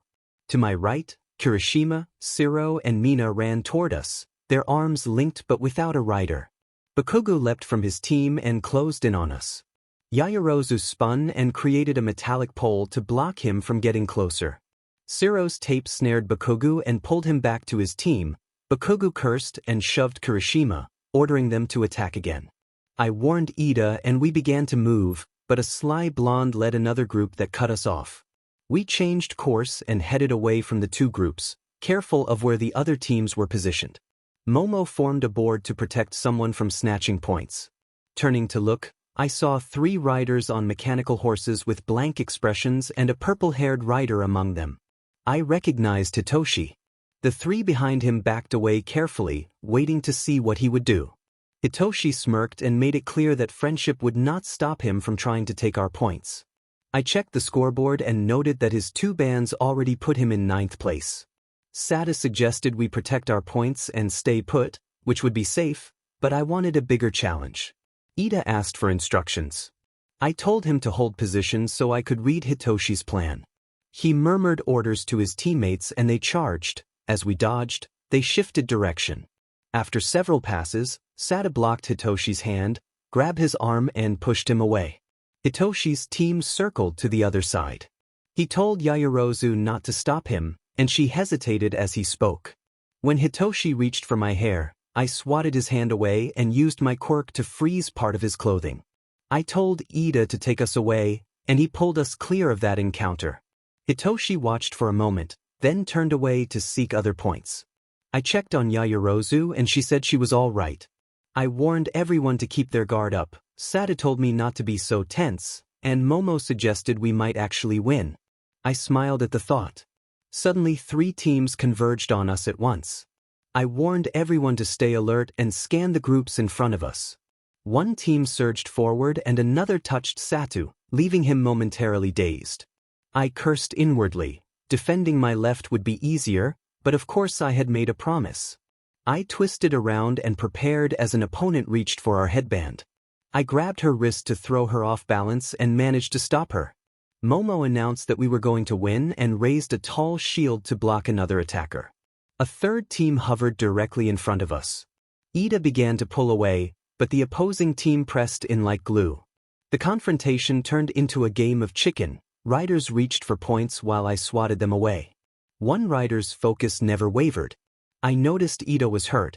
It did not look serious, but we could not be sure of that team's quirks. As I looked up, someone grabbed my hair, tugging the fabric of my costume. Time seemed to slow. It felt like it was just him and me for a moment. I raised my left arm between us and ignited it in flames. The opponent and his group immediately backed away, the rider cradling his arm. Yaoyorozu, Ida, and Sada began to retreat as well. I stood frozen for a moment, shaken that I had even considered using my left after the promise. From a distance, Hitoshi looked briefly worried and then turned away quietly. I shook my head to steady myself and checked the clock. Less than a minute remained, and we were still in 1st place.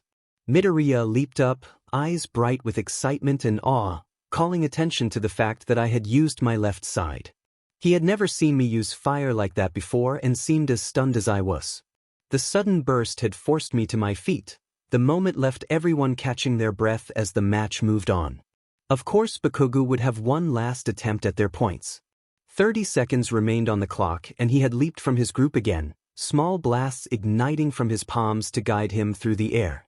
Shudo shouted a warning to Ida. Ida reacted quickly, pulling them out of Bakugo's range, but Bakugo continued to press the attack from the air. His teammates scolded him for running off on his own and told him to stop, but he kept coming. Even with Ida's help, Bakugo was fast. He closed the distance with ease, bracing himself on Satu and Ida's arms to grab the points. Shudo muttered a curse as Bakugo pushed off, taking the cloth and wearing a triumphant grin. Before Bakugo could get far, Shudo reached for his wrist and caught it. With his free hand he grabbed hold of the points. Time seemed to slow as their eyes locked and Bakugo refused to let go. Shudo's left hand began to heat, and Bakugo gasped in sudden pain.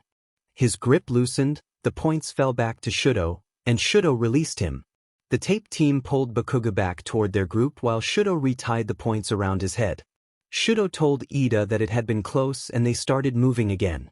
With 17 seconds on the clock, Shudo glanced back to see Bakugo still following them.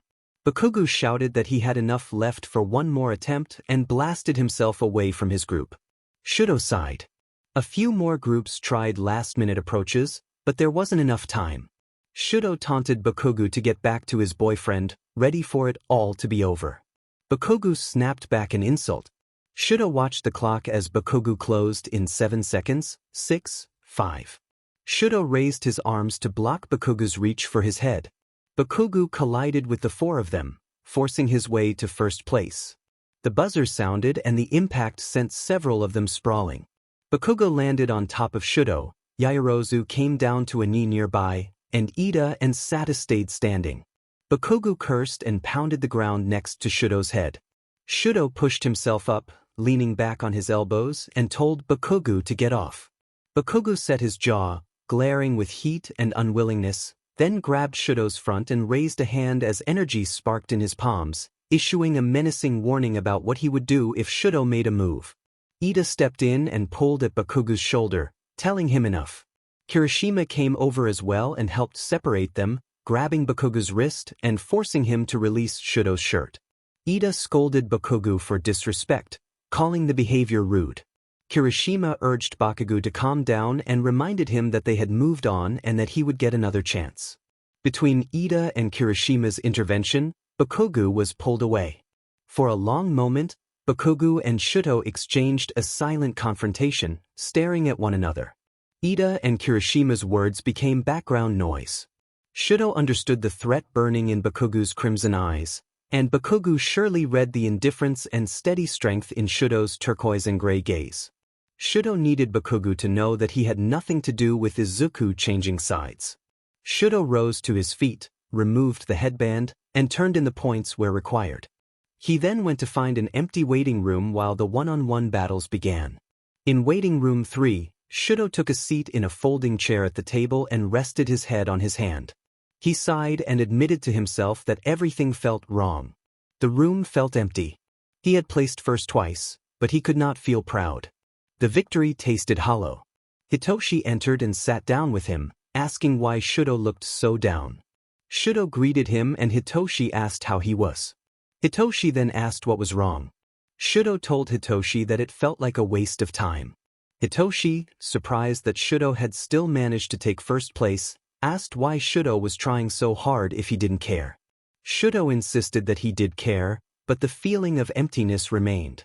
Hitoshi's playful expression faded into a grim frown, and in a pained voice he said that Shudo knew what the missing piece was. Silence stretched between them. Shudo admitted, in a softer, rougher voice, that Hitoshi missed Izuku too.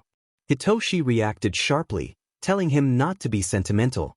Shudo told Hitoshi that he intended to find Izuku because he believed Izuku was merely confused and could be brought back. Hitoshi slammed a fist down on the table to make his point, reminding Shudo of the consequences of Izuku's actions.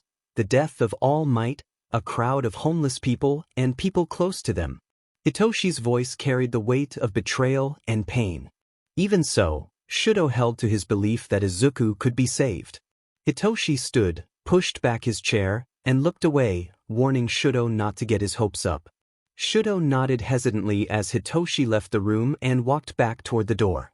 I lowered my brows as I jumped up and told the other person to wait. The other person turned and met my eyes, asking Hitoshi to promise he would talk if he needed to and not keep everything bottled up. Hitoshi smiled softly despite the lingering pain in his eyes and replied that of course he would. I looked up at the board where the bracket was displayed to see who would be fighting whom. My first match would be the third one, against Siro from my class. I checked the rest of the placements. Hitoshi was matched against Aoyama, which meant we would face each other if he won. Bakugo had been placed on the far side of the bracket, so I probably would not have to face him for a while, assuming he kept winning. Some of the other pairings were uncertain. For example, Kaminari against Tokoyami was hard to call, since Tokoyami's quirk was stronger in the dark. Bakugo's first fight was set against his friend Kirishima. This was going to be interesting. With only a little time before the first match started, someone walked into the waiting room. I looked up and sighed, thinking it probably was not good news, and asked Izawa what he wanted.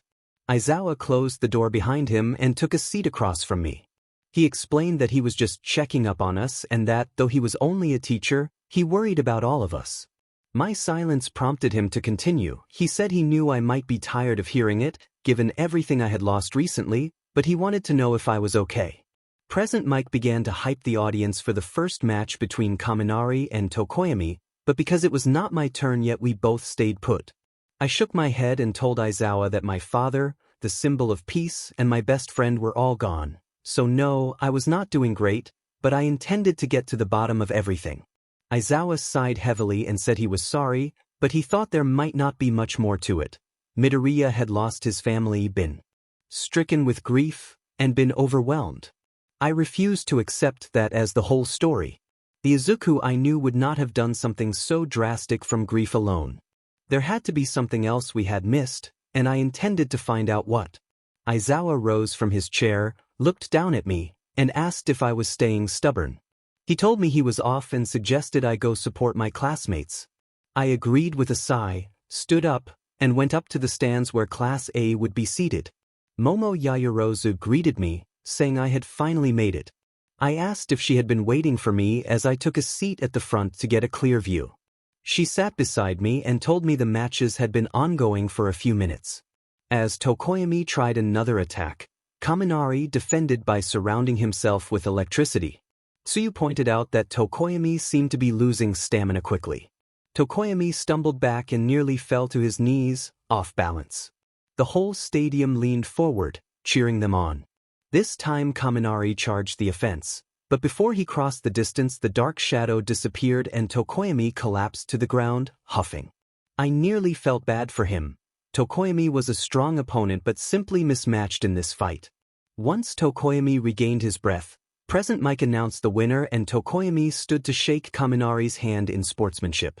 Aoyama stood up next, winked for reasons I did not understand, and asked for luck as he headed out.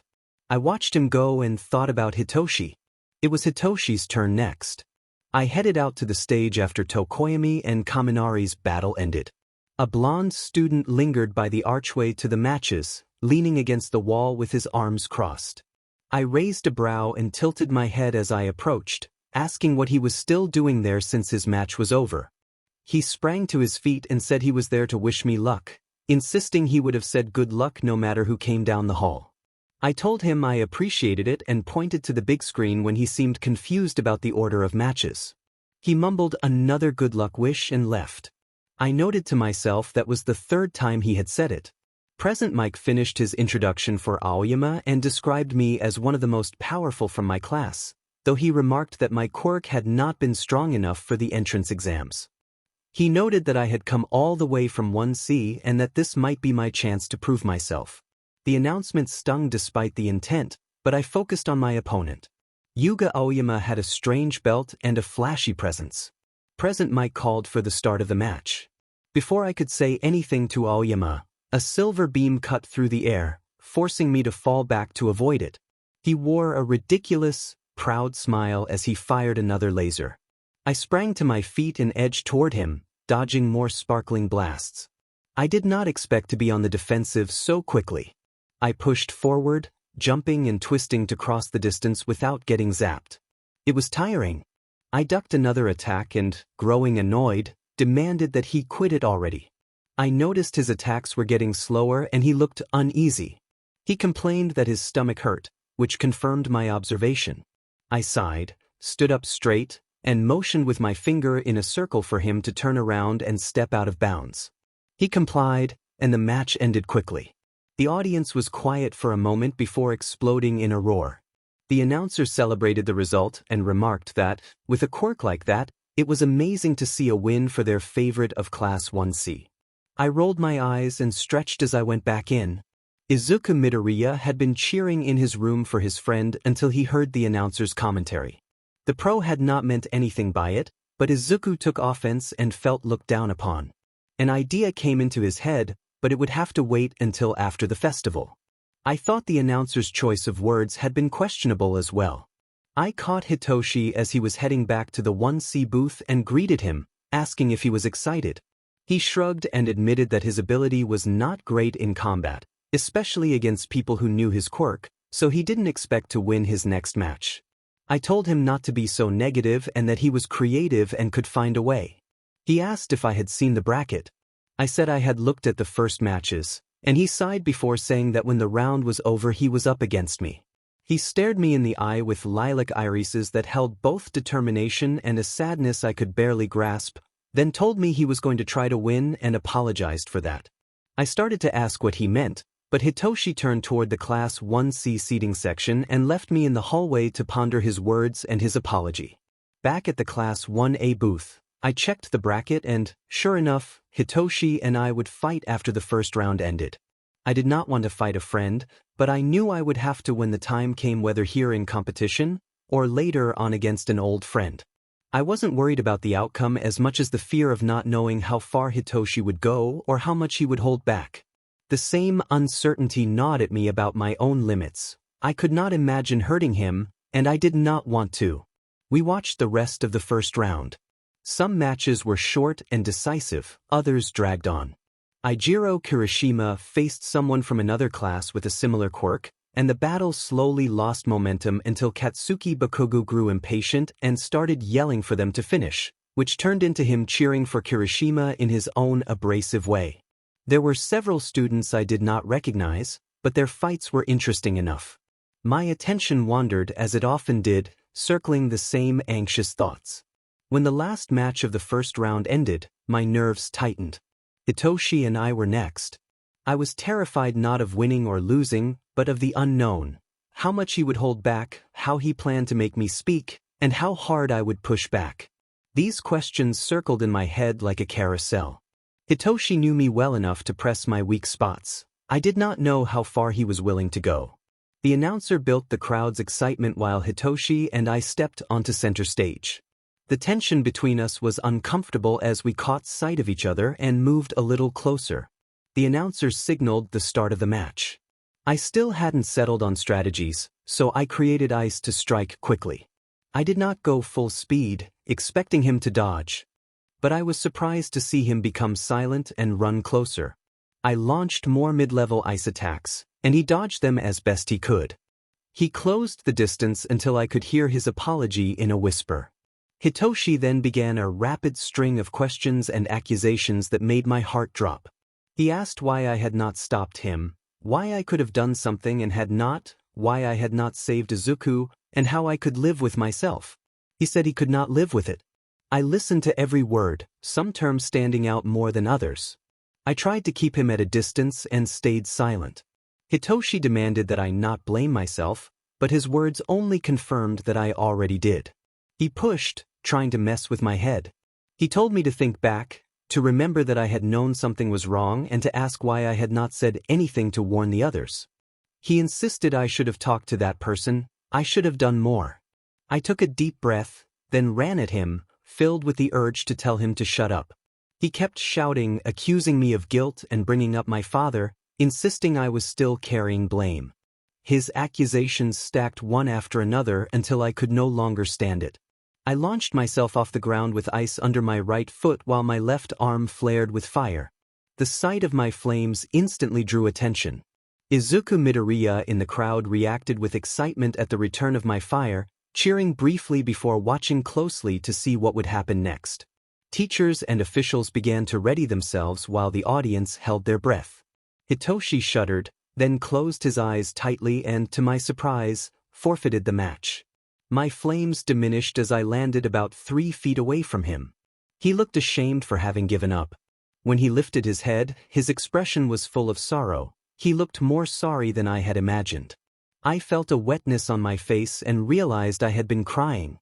Hitoshi apologized for the things he had said. I told him he had given up, unable to believe it. He hesitated, then managed a smile that felt out of place, saying it was okay and that at least he had tried, even if he had not expected to get far. I nodded. His smile faded and he turned his back. The match ended with questions still hanging in the air, but for a moment the hostility had been replaced by something fragile and human. I turned away, watching the ice I had created glisten as I walked back to the 1A seats. Present Mike congratulated Todoroki and noted that, even with such an interesting quirk and its drawbacks, the situation could be difficult. Midoriya flared with anger at those words. Whenever heroes spoke of Shinsu's quirk or suggested he was incapable of something, Midoriya felt a protective fury. He knew from experience what thoughtless comments could do, and he was tired of it for his friend. Tonight he kept telling himself that Shinso was strong and would be okay. The rest of the sports festival went by without incident, and the matches grew more interesting as the rounds progressed. Todoroki's next match, after several others, was challenging, but he still came out on top fairly quickly. With only 2 rounds left, he was mostly wishing for the festival to end. It had been exhausting to perform all day. Sighing, Todoroki rested his head on his hand and watched Bakugo bring the current match to an end. He rose from his seat as the class's attention followed him out into the hall. There would be a longer break to build anticipation for the final battle that would decide the winner. Todoroki headed for the locker rooms and grabbed a bag of trail mix from his bag. He sat in an uncomfortable metal chair, nibbling as his eyelids grew heavy and a yawn escaped him. He had not been there 10 minutes when Bakugo stormed into the room, shouting for Todoroki to listen and calling him names. Bakugo demanded that Todoroki not hold anything back in their upcoming fight. Todoroki rolled his eyes and muttered that it was hard not to when Bakugo was yelling so loudly. Bakugo insisted that he was worth everything and that he had to be the best. Todoroki asked why he should care, testing him. Bakugo slammed his fist down on the table and growled that he did not have to give a reason and that he was going to be the best.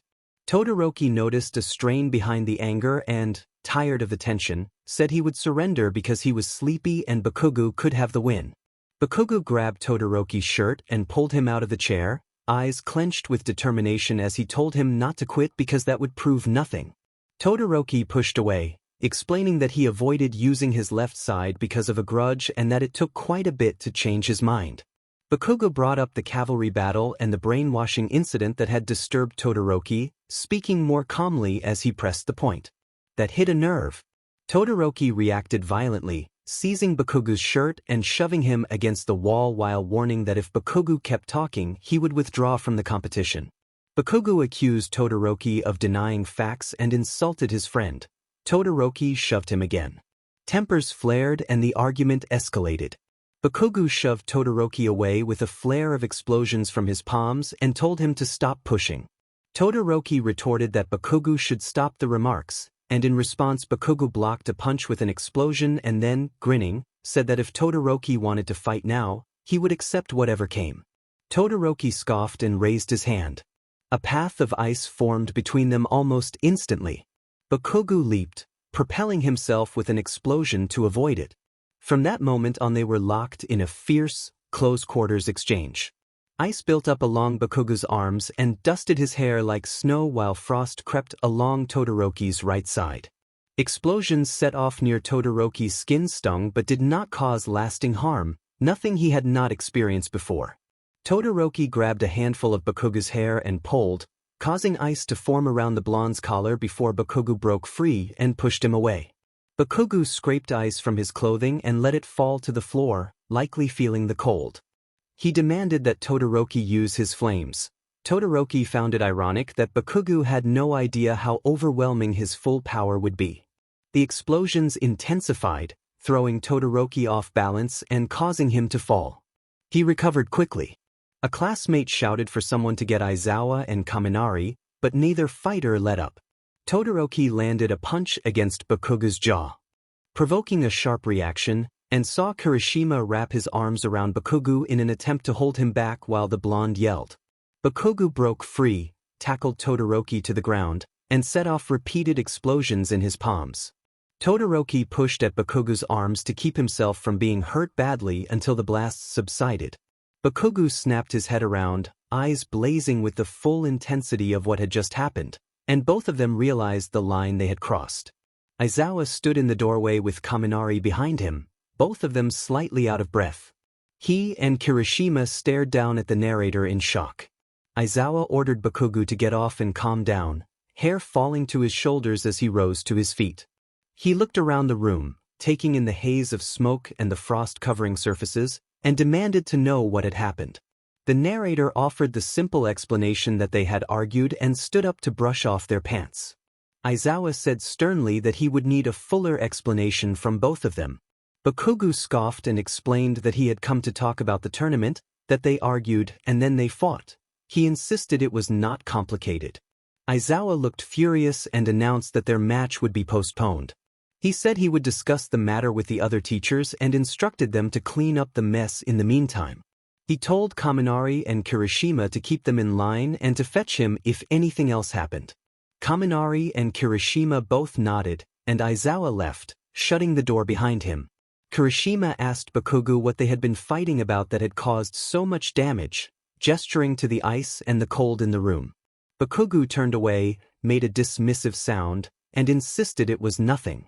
Midoriya felt a deep disappointment when the announcement came that the last match had been cancelled due to contestants' disqualification. He assumed Bakugo had done something reckless. A few hours later, at about 4:30, he left his room and walked down the street. He passed in front of you, noted that no one was outside, and kept his hood up. He realized that, because it had been a while since the events at USJ, he no longer thought about going back to UA. It felt like it was truly in the past and impossible to fix. He continued toward his destination without care, following a familiar route that took about 10 minutes to reach the neighborhood house he knew well. He walked around to the correct window, leaves and small sticks crunching under his steps, and knocked lightly on the glass. The curtains parted and Hitoshi appeared with wide eyes, visibly shaken. The narrator smiled and gave a small wave. Hitoshi opened the window and stared for a moment as if deciding whether the narrator was real, then his expression turned to anger and he began to demand answers. The narrator quickly hushed him by pressing a finger to his lips. The narrator climbed inside and sat on the edge of the windowsill, assuring Hitoshi that they were not there to cause harm and that they would never hurt Hitoshi or Shudo. Hitoshi dismissed that promise as meaningless, said he should call the police, and fumbled for his phone. The narrator asked him whether he really wanted to do that and, seeing how much the reunion was hurting Hitoshi, apologized. Hitoshi listed accusations in a frantic rush, bringing up the deaths of public figures and the suffering of innocent people, and accused the narrator of betraying family and becoming a villain. The narrator cut in, running a hand through their hair, and said they were sorry for leaving. They clarified that they had not come to apologize but to try to convince Hitoshi of something. Hitoshi looked uneasy but curious and asked what the narrator meant. The narrator rose slowly and began to pace around the room, pointing out that Present Mike had been talking about Hitoshi on national television earlier. Hitoshi confirmed that he had watched the sports festival and defended Present Mike, insisting that there had been no offensive intent. The narrator argued that the society they lived in was broken, that people like Hitoshi and the narrator had been ridiculed and mistreated, and that they could not rely on everyone to protect them. They urged Hitoshi to leave the system and not to endure its injustices. Hitoshi reacted with distress and tears, vehemently rejecting the idea that he would become a villain and insisting that he would not give in to everyone's expectations. He reminded the narrator of the dreams they had shared as children and said he had hoped to help the narrator remember and return to them. All Hitoshi wanted was for the three of them, Hitoshi, the narrator, and Shudo, to hang out and be friends again. The narrator felt a tightening in their jaw and a wave of confusion. This was not the reaction they had expected. They turned away, stepped back toward the window, and said that they would leave. They told Hitoshi goodbye and that they hoped he would be well. Halfway through the window, the narrator looked back and saw Hitoshi collapsed on the floor, head low and hands tangled in his hair, tears soaking the carpet. The sight conveyed a raw, heartbreaking sorrow. For a long while after returning, there was nothing but chaos in the narrator's head. That's the only way to describe it. I couldn't justify it anymore. The pain and longing in Hitoshi's voice felt foreign and out of place, and I struggled to remember how it had ever gotten there. Worse, it was my fault, but he wasn't blaming me, he was blaming himself. He told me that he had failed to bring me back when he thought he could. Was this something I should simply put behind me? It didn't feel right. I couldn't think. I couldn't go back, I had gone too far. I didn't even want to go back, I only wanted the relationships I had to return. They were all gone. I had built a chasm between myself and everyone else. For what? I had hurt Shudo and Hitoshi, and probably my father too. I couldn't bring myself to feel ashamed of my actions, only of the effect they had on everyone's lives. What was wrong with me? I felt ecstatic that All Might was gone because Ayuka had finally been avenged. Without Endeavor, Shudo felt less pressure to be number one and could follow his own path. So was there really any harm done? Hitoshi could heal and move on, and after that night it might be for the best that he didn't join me. Things hadn't been simple for me since I left home. It had been about a week since the sports festival, and I hadn't left my room except for food and the occasional trip to the restroom. It had been a time for rethinking things.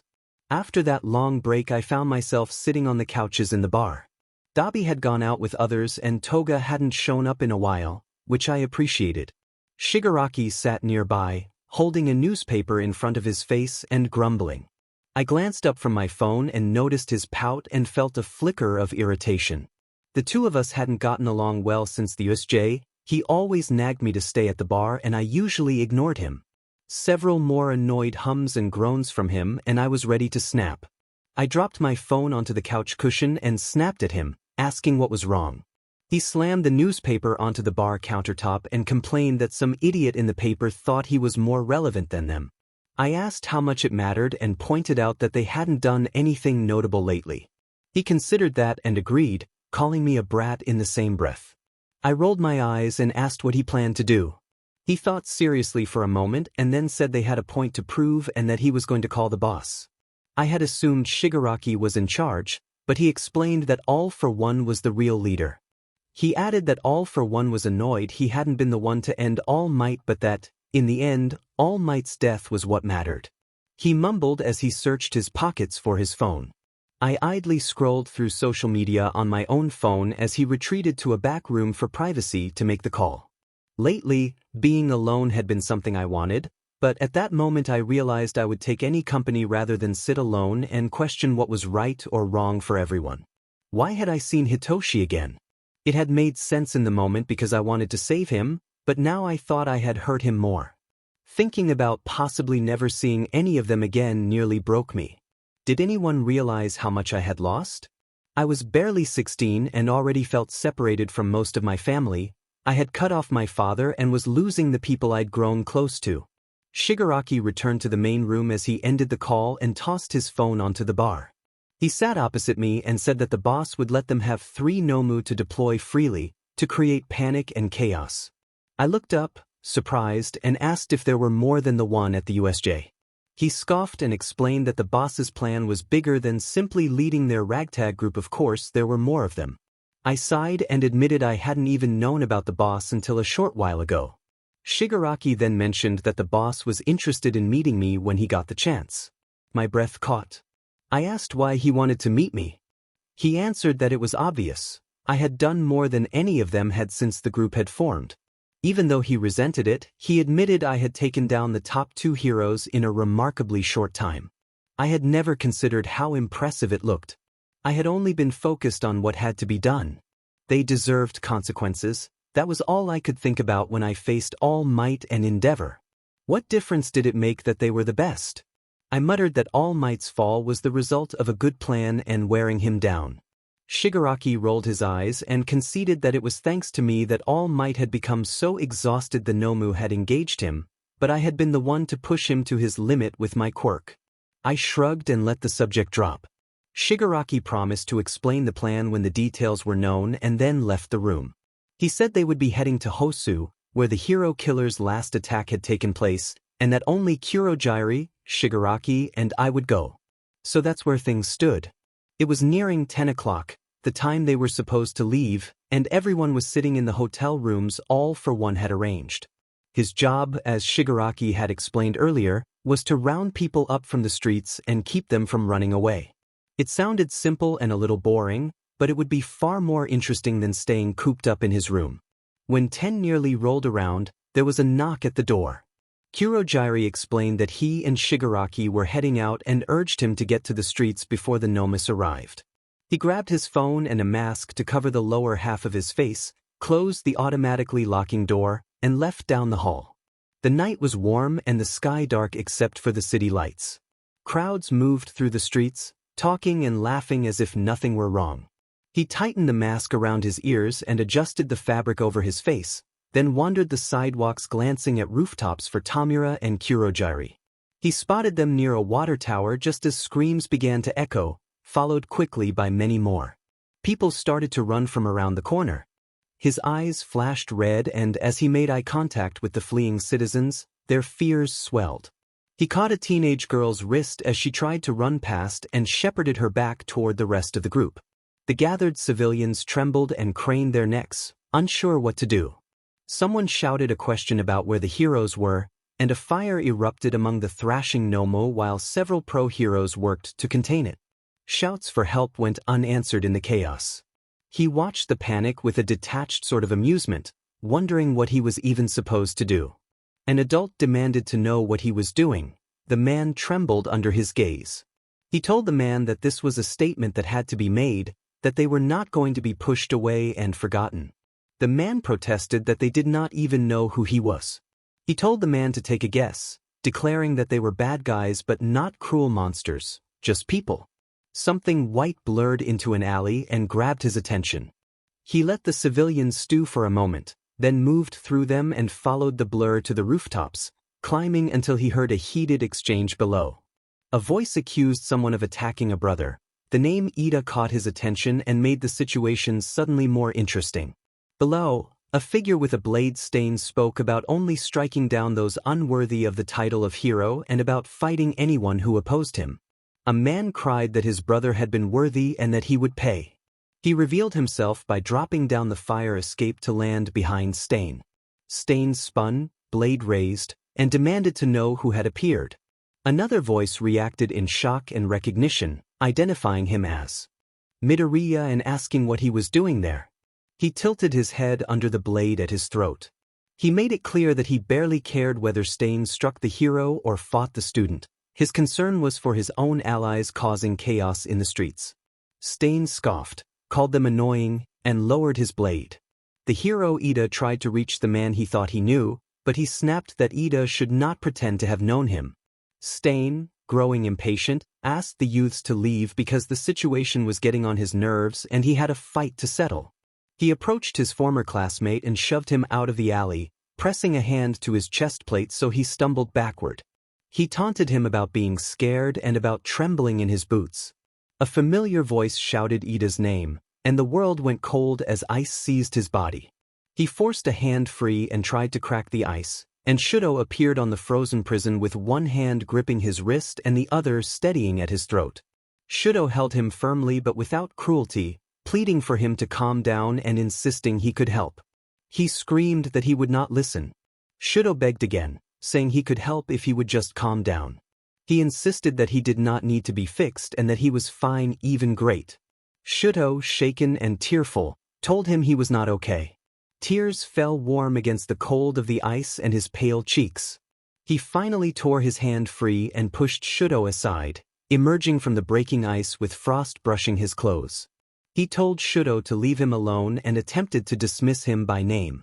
Shudo reacted in disbelief, pleading that their friendship still mattered and asking what about Hitoshi and himself. He begged for connection and refused to let go. He snapped back, ordering Shudo to stop begging and accusing him of acting like a child. He shouted about the experience of being abandoned and forgotten, forcing the issue to his own pain and memories of his mother leaving him, and how he had wondered his whole life if she ever thought about what it would do to him. Izuku spat that he had thought about it and still did, but this was what's best. He told Shudo to leave, declared himself the bad guy, and said they were on opposing sides and he had made his peace. For a moment, Shudo seemed to be letting those words sink in. The silence between them was broken only by the distant noise of screams and fire. Shudo rushed forward and wrapped his arms around Izuku without warning, not thinking of the consequences and not showing any sign of letting go. Shudo's voice trembled as he pleaded for Izuku to think it over, saying it was not good for anyone, especially Izuku, Shudo, Hitoshi, or Izuku's family, and begging that they could still fix things. Izuku clenched his fists at his sides, holding himself back from grasping Shudo as tightly as Shudo held him. He berated himself inwardly, insisting his decision was the right one even as he missed Shudo and Hitoshi. He felt the weight of guilt for what had happened, convinced he had ruined everything and that so many losses were his fault. He tried to push those thoughts away. Izuku loosened his grip and lifted his arms to push Shudo away, but the second his fingertips brushed the fabric of Shudo's shirt, he changed his mind and wrapped his arms around him. They held on tightly, both sobbing. Izuku tried to memorize the pressure, the warmth of Shudo's presence, the scent of his hair, small comforts amid the chaos. For a moment Shudo looked relieved. Izuku reminded himself that this was a goodbye. He pushed away and ran. He had to get away. He glanced back several times, missing the warmth of the embrace. Shudo looked confused, then broke down. Ida moved to comfort him and they watched Izuku leave.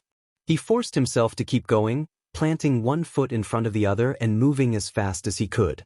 Ida asked Todoroki if he was all right and whether he should go after Izuku, conflicted. Todoroki shook his head and said he would be okay. He had not expected to save Izuku and did not let himself hope that things would change. He only wished Izuku would not run again. Ida asked what Todoroki was doing there and whether he had gone to his father's agency. Todoroki explained that he had been sent to patrol the area. It seemed no one up at the agency wanted to deal with him. People were running and yelling as another fire blazed nearby. Someone grabbed Izuku and tried to pull him away as they fled. The warning only made him angrier. He lashed out and struck the man across the face. The man stumbled back and dropped to his knees. Izuku muttered that he was the real monster and pushed himself upright, letting out pent-up energy. More people ran past in panic and he remembered his role in the attack. He tackled someone to the ground. She cried and scrambled away, screaming. He left her and moved on, pinning a man against a wall until the man froze. He shoved another person and they crashed into a storefront, breaking glass. Someone stumbled toward a blaze. He threw another aggressor aside and the person hit the pavement. One moment he was on the ground, the next he nearly fell off a roof. Kurogiri caught Izuku's shoulder and told him they had done what they came to do and it was time to leave. Adrenaline still coursed through him, but the rush of power was part of why he acted that way. Chaos energized him in a way he couldn't deny. Kurogiri opened a warp gate and they stepped through, arriving in a quiet hotel hallway.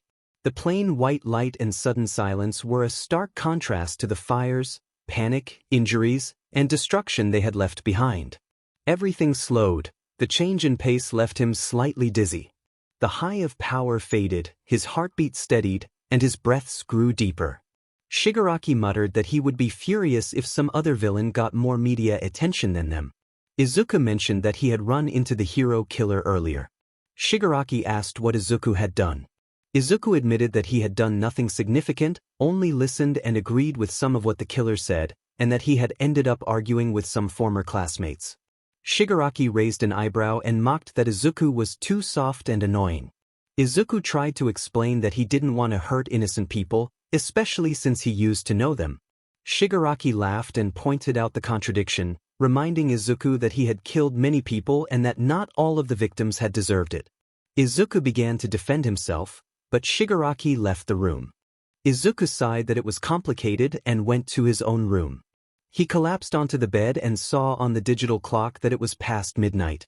He turned on the TV and flipped through channels until a news station came on.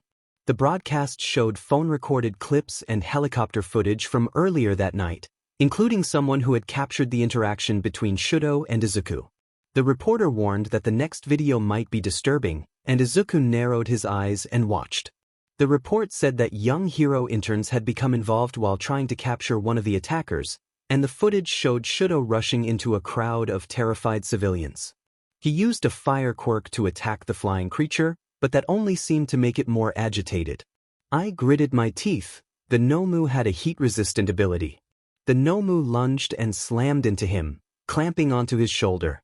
A news report later identified the boy as Shuto Todoroki, the son of the late Endeavor, and said he had been seriously injured. When other pro-heroes pulled the creature off him, he was already in bad shape and was being treated at Nodomori Hospital nearby in unstable condition. The broadcaster moved on to report the injured among the civilians and the current status of the Nomu. I jumped out of bed, pulled my hood up, and adjusted my mask before heading to the door. When I opened onto the hall, Shigaraki was standing there and got caught by the door as it swung back. He stumbled and pressed a hand to his split lip, which was bleeding slightly. He muttered a curse under his breath. I asked him what he was doing there and said I thought he would be asleep. Shigaraki scoffed and wiped the blood on his black shirt, saying he had been watching the news and, seeing me leave like that, assumed I was going out. I asked him what he meant. He rolled his eyes and warned me not to be stupid, saying he had tolerated my recklessness after USJ but would not allow this. He said I would get us all caught. I began to protest that Shudo was hurt, but Shigaraki cut in, saying Shudo would probably be fine and reminding me that we both knew what that earlier clip had meant, so I should not try to undo it. I snapped that he did not know anything about me and told him not to pretend he did. Shigaraki asked whether the moment had not been a goodbye. I looked away and admitted that it had been. He told me to let it stay that way. He sighed, pinching the bridge of his nose, and ordered me not to talk to Shudo or let him see me. I looked at the floor and nodded. 1 week later, Todoroki's phone showed multiple messages from an unknown number. When he finally checked, he saw the repeated question asking if he was okay. He replied asking who it was and then, after a pause, answered that he would live but that it would scar badly. He assumed the sender referred to the Nomu's bite. The unknown contact then sent a brief closing message. I slipped my phone into my sweater pocket. That night at the hospital I couldn't see Shudo up close. The doctors could not sedate him immediately because of the intensity of his pain, and everything blurred as I watched him surrounded by staff. People were panicked, trying to keep him still under bright lights, and I watched from behind a sheet of glass, catching occasional glimpses of his arm and the medical instruments moving around him. After some time, Shigaraki found me and pulled me away from the scene. I did not resist much to avoid causing attention. I had had enough of watching. Back at our place, Shigaraki seemed pleased that our plan had made the front page of the paper and that the hero killer's murder was relegated further inside. On the channel he had on, the other villain barely registered in the coverage. I still had not been able to speak to Dabi about everything that had happened. I had not seen him since we returned, though I assumed he knew about Shudo by now given how much of the night had made the news. Not knowing what else to do, I found myself in a convenience store, standing and staring at the shelves. It felt ridiculous, the sort of 3 a.m. mental stumble everyone had at some point. After another minute, I decided to buy something and picked up a box, heading to the register. The cashier remarked whether the hair dye was for a mental breakdown or just a change. I said it was a little of both. When I looked up, I recognized the face and the name tag, Kazuo. He said he remembered me. I asked since when he had been working there. He replied that school was not his thing and that I must have just missed him on previous visits. He put the hair dye in a bag and commented on whether I was going black, admitting he liked my green hair.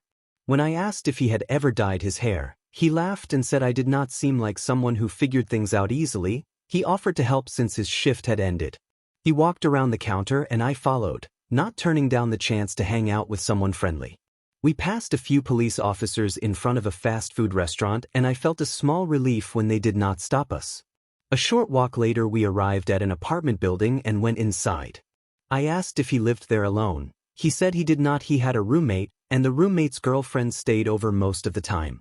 Kazuo explained that he thought they had gone out on a date that day. He followed quietly as Kazuo walked down the hall. Kazuo set the hair dye on the bathroom counter and asked whether he wanted to wear that or borrow one of his shirts, reminding him that hair dye could get messy. He looked down at the white hoodie he was wearing and said it was a white hoodie, asking what Kazuo thought. Kazuo chuckled and told him to wait in the bathroom and that he would be back in a second. He nodded and hopped onto the counter, noting how immaculately clean the place was. Kazuo returned with a wadded orange t-shirt and handed it to him, saying he could use it. He changed into the old band shirt and tried not to notice Kazuo's gaze lingering for a moment. Kazuo leaned on the doorframe with arms loosely crossed and a familiar smirk. Kazuo reached into a closet and put a foldable stool in front of the mirror for him to sit on. He took a seat while Kazuo ran his fingers through his hair, working out tangles. He watched Kazuo in the mirror. Kazuo focused on his hair with a soft smile. Kazuo then asked why he was dyeing his hair, since he had been vague about it earlier. He deflected by saying Kazuo was the one doing the dyeing, and Kazuo pressed again about why he wanted it changed. Kazuo mixed the dye in a plastic bowl and put on thin gloves. He explained that it was complicated and admitted that, in part, it was a mental breakdown. Kazuo scooped some of the black dye and asked whether he would use the brush. He preferred applying it by hand and asked if he wanted to talk about what had happened. Kazuo started working the dye into his hair. The dye felt cold against his scalp. After a moment of thought, he told Kazuo that a friend had been hurt and that it was partly his fault. When Kazuo echoed, "Kinda," he corrected himself and said it had been his fault and that the friend was in the hospital. Kazuo asked what he had done, sounding genuinely concerned rather than sarcastic. He tried to downplay it, saying Kazuo would be scared of him, but Kazuo pointed out that the situation alone did not make him suspicious and that there was likely more to the story. He noted that a normal reaction might be to call the police, but Kazuo reasoned that the circumstances didn't fit a straightforward explanation and that there must be context. Kazuo joked that if anything had happened, he could probably handle it, teasing him about being short in an amused tone. He replied with a light joke back and Kazuo laughed. When Kazuo finished, he removed the gloves and threw them and the bowl away. His phone vibrated on the counter. He checked it and saw a message from Toga saying that Dabi and Shigaraki were yelling and that Dabi was back at the bar. He started typing and Midoriya responded that the two of them fought all the time. Toga followed up saying she was letting him know and that she was leaving whenever he got back. Kazuo asked what the messages were about when he saw his confused expression, and he explained they were from Toga before putting the phone away. Kazuo set a timer for about 30 minutes for the dye to set and suggested they watch a movie or eat something in the meantime. He agreed and they left the bathroom for the living room and kitchen. Kazuo pulled up a streaming service, handed him the remote, and told him to pick something. Kazuo disappeared for a few minutes while he searched. He chose a Star Wars movie. Kazuo returned carrying 2 paper plates with leftover pizza and they sat on the couch watching and eating until the timer went off. Kazuo led him back to the bathroom to rinse the dye out in the sink, then let him dry his hair with a towel before taking the hairdryer and finishing the job himself, claiming it was because he did not know what he was doing. He suspected Kazuo simply wanted to handle it. With his hair almost dry, Kazuo brought up the dance and mentioned that he had not even given his number afterward. He fumbled and admitted he had not known Kazuo wanted it. Kazuo turned off the hairdryer, rested a hand on his shoulder, and leaned in close, teasing that who in their right mind would not want his number. He flushed and stepped back, insisting he did not want to lead Kazuo on and that he was not a good person. Kazuo smirked and said he was not necessarily into the good boy type. Flustered, he said he would go and reached for his hoodie and phone. Kazuo reached for his waist and pulled him gently closer for a moment. Kazuo then produced a sticky note and a pen from his back pocket and offered his number on the note. After writing for a second, he put the small yellow paper in my hoodie pocket and asked me to call him. I just nodded, then left, too shocked to say anything else before rushing out the door. When I walked into the bar, muffled yelling filled the air. I could clearly hear Dabi and Shigaraki, though I couldn't make out every word. I remembered Toga saying they were fighting again, so I moved closer to Shigaraki's room and listened. Dabi insisted there was a line and that he wasn't a bad person, his voice edged with anger. Shigaraki replied tiredly that what happened had to be done, that it was in the past and they needed that outcome. Dabi demanded that the truth be told. Shigaraki pushed back that it wasn't something easy to say.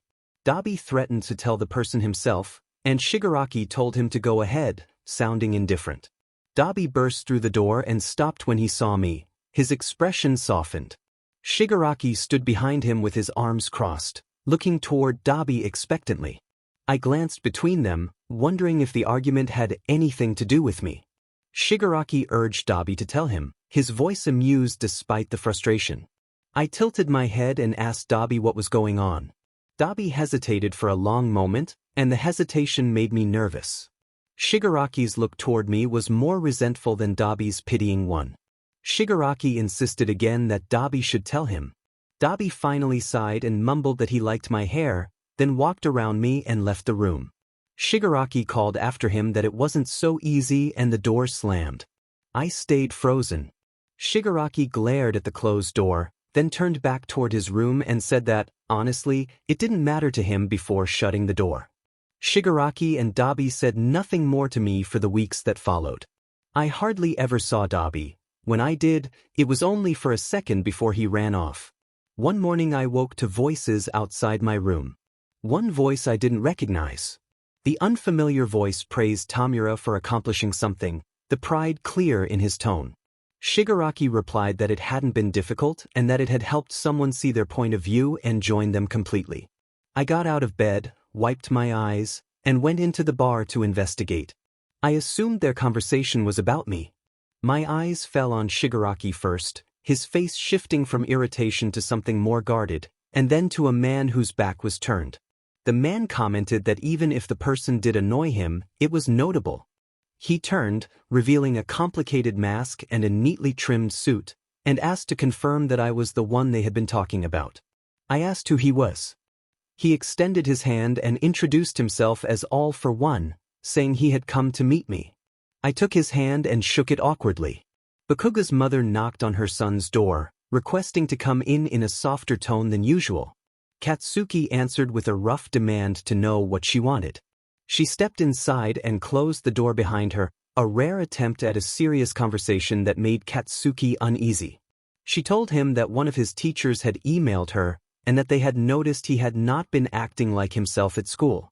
Katsuki groaned and asked what the teacher had said. His mother explained that she had given him space when she first noticed him becoming quieter, but now even his teacher was concerned. Katsuki glared and dismissed the idea that it was about Midoriya, insisting it was nothing. His mother pleaded, worried by his withdrawal over the past weeks. He stood up abruptly, told her he was going out, and left the room, slamming the front door behind him. He told himself it was fine, though he knew it wasn't. Later, someone told him they were playing heroes and villains and assigned him the villain role. Katsuki reacted with irritation. Another voice protested that they didn't want to be the villain, and someone added that because Katsuki's quirk made people afraid, he had to play the bad guy. One of their friends crossed his arms and warned them not to use their quirks. Izuku protested that if he did not use his quirk he should not be forced to play the bad guy. Katsuki rolled his eyes and told Yukina to go over and be Izuku's hostage, assuring everyone they would save her. Yukina complained that her role was assigned because she was a girl. Another friend reminded them that he still wanted to be a hero. Bakugo insisted Izuku was the villain for the game and urged him to play along so they could all have fun. Izuku stood for a moment as Yukina walked to his side, still grumpy about her role, then shouted that he was going home and ran off. Katsuki muttered that it was only a game and wondered why Izuku was so upset. Later, Katsuki went to Izuku's small home to talk. Izuku's father opened the door and let him in, sounding grumpy, and asked what was going on since it had only been a game. Izuku, who had been playing alone with hero figurines, told Katsuki that he would not be the villain. Katsuki argued that Izuku's quirk made him the obvious choice. Izuku insisted it was unfair and pointed out that Katsuki's quirk could be terrifying too, and that Katsuki could play a villain if he wanted. Katsuki reacted with outrage, declaring he was not a villain and that he would be the best hero, surpassing All Might himself. Izuku tried to respond, but Katsuki snapped at him, calling him useless and claiming that Izuku's quirk just scared people. Katsuki insisted he could use his power for good. Later, Katsuki stood before a headstone surrounded by merchandise and flowers and admitted to himself that he had been an idiot, unable to understand what someone had been trying to tell him. He read the name on the stone, Toshinori Yagi, All Might. He thought about how Izuku had always suffered more and how cruel he had been, blaming himself for the way Izuku's path had changed. As Katsuki spiraled in guilt, a voice behind him said that it was not all his fault. He turned to see Shuto Todoroki, his jaw bruised and his arm in a sling. Todoroki explained that he had been on his way to his sister's place with groceries when he had seen Katsuki at the grave and decided to stay. Katsuki pushed back and scoffed at the idea that Todoroki had come to comfort him. Todoroki admitted he had overheard Katsuki's thoughts and insisted honestly that none of what had happened was entirely Katsuki's fault, that there had been things about Izuku's life they could never fully understand. Katsuki exploded, throwing his arms out and confessing that he had been in but to Izuku, especially as a child, and that he had not known about the hardships Izuku had faced, including the recent loss of his mother. Todoroki steadied him and reminded him that they had both been kids and that past cruelties did not have to define them now. Katsuki pushed away from Todoroki and said he was leaving. Todoroki called after him that it was okay, but Katsuki ignored him and walked until a name on another stone stopped him cold. Izuku Midoriya. He froze, remembering the funeral and the times he and Izuku had visited the grave. Memories of a happier childhood before that loss pressed on him. He bent to wipe dust and leaves from the headstone, placed a yellow dandelion on the grass, and walked away. Todoroki approached the grave a few minutes later, looked at the name, and realized he felt responsible for more than just Izuku's change of path.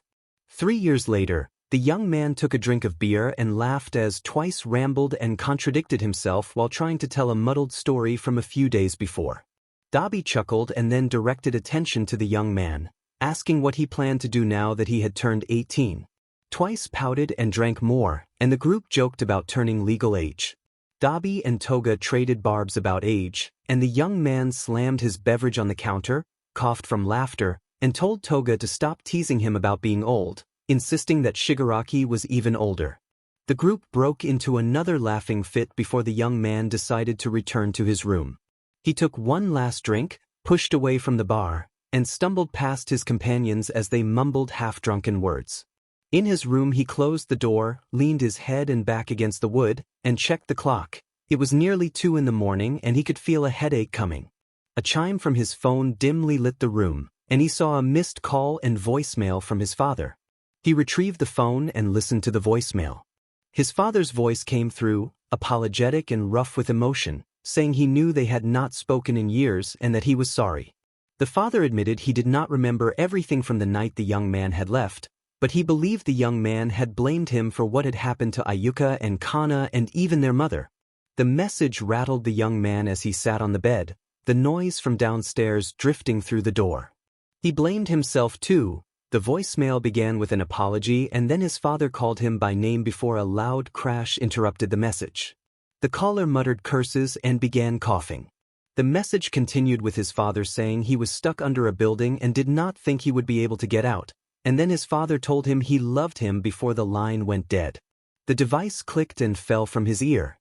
He sat on the edge of the mattress with wet eyes, shook his head, and wiped his face. He told himself that his father did not love him, though the thought rang hollow. He had thought about his father a few times over the years. His father had never been easy after their mother died, far from it, but he had been hurting too. He wiped his face again and felt panic. His father could get himself killed, and whatever people were behind this attack were not likely to honor a sacrifice.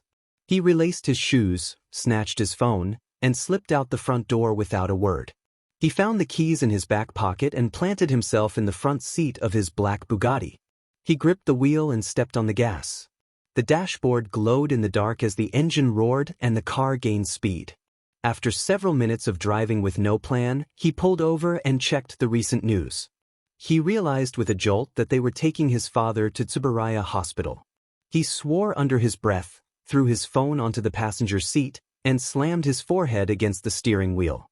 He had promised himself he would never go back to Tsuburaya, and even now he was not sure he could. His phone rang with Dabi's name, but he declined the call and sent a quick text saying only that his father was hurt. He reassured himself that he was not going back, but then started the engine again and sped off into the night. Determination burned in his chest. Over the years he had built his own family and left his past behind. Nothing was supposed to interfere with all for one and his goals. One phone call had pulled him right back, feeling 15 and confused all over again. His father had been far from perfect, but after that voicemail he realized he no longer hated him the way he had thought. As he neared the location, alarms and screams echoed through the streets. He left the car and jogged toward the chaos, where civilians and heroes were amid smoke and scattered debris. Every visible hero was focused on rescue because none of them could see the true source of the threat. He analyzed the scene. The damage looked indiscriminate, suggesting a small group, one with a visibility-related ability and another causing destruction. The attack was disorganized and random. A small metallic glint in the sky caught his eye. It reflected like a coin and was not completely invisible. He ascended calmly above the panicked crowd and fixed his gaze on the glimmering object. He stayed suspended until his eyes shifted to a striking yellow. He locked his stare on the visible eyeball hovering in the air. After several long moments of this silent contest, the other person's focus broke and their ability went dormant. He noted, with a quiet satisfaction, that his quirk had grown stronger over the years. The visibility user and two companions appeared and immediately turned their attention to him, but they faltered and collapsed to the ground as they lost their focus on him. He stepped over rubble and small fires toward them, keeping a steady, controlled composure. They trembled and backed away in fear. He let his eyes return to their ordinary black, which unsettled them even more, and he used his power to lift chunks of concrete to form a barrier behind him in case they tried to flee. Before he could act, one of the nearby heroes warned him not to go too far. The hero drew back his hand when he saw the dark circles under his eyes, then said that everyone was safe now and they would get the criminals to the police. The hero and another moved to secure the villains, and he let the debris fall back to the ground. He grumbled that it did not matter and turned to find his car. Two teenage girls ran up to him, full of breathless excitement, telling him that his actions had been amazing, asking what his hero name was, and praising him for saving everyone since other heroes could not even tell where the villains had been.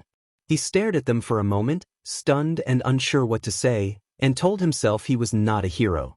One girl suggested he should consider it because he would be unstoppable, but he pushed through them and walked away.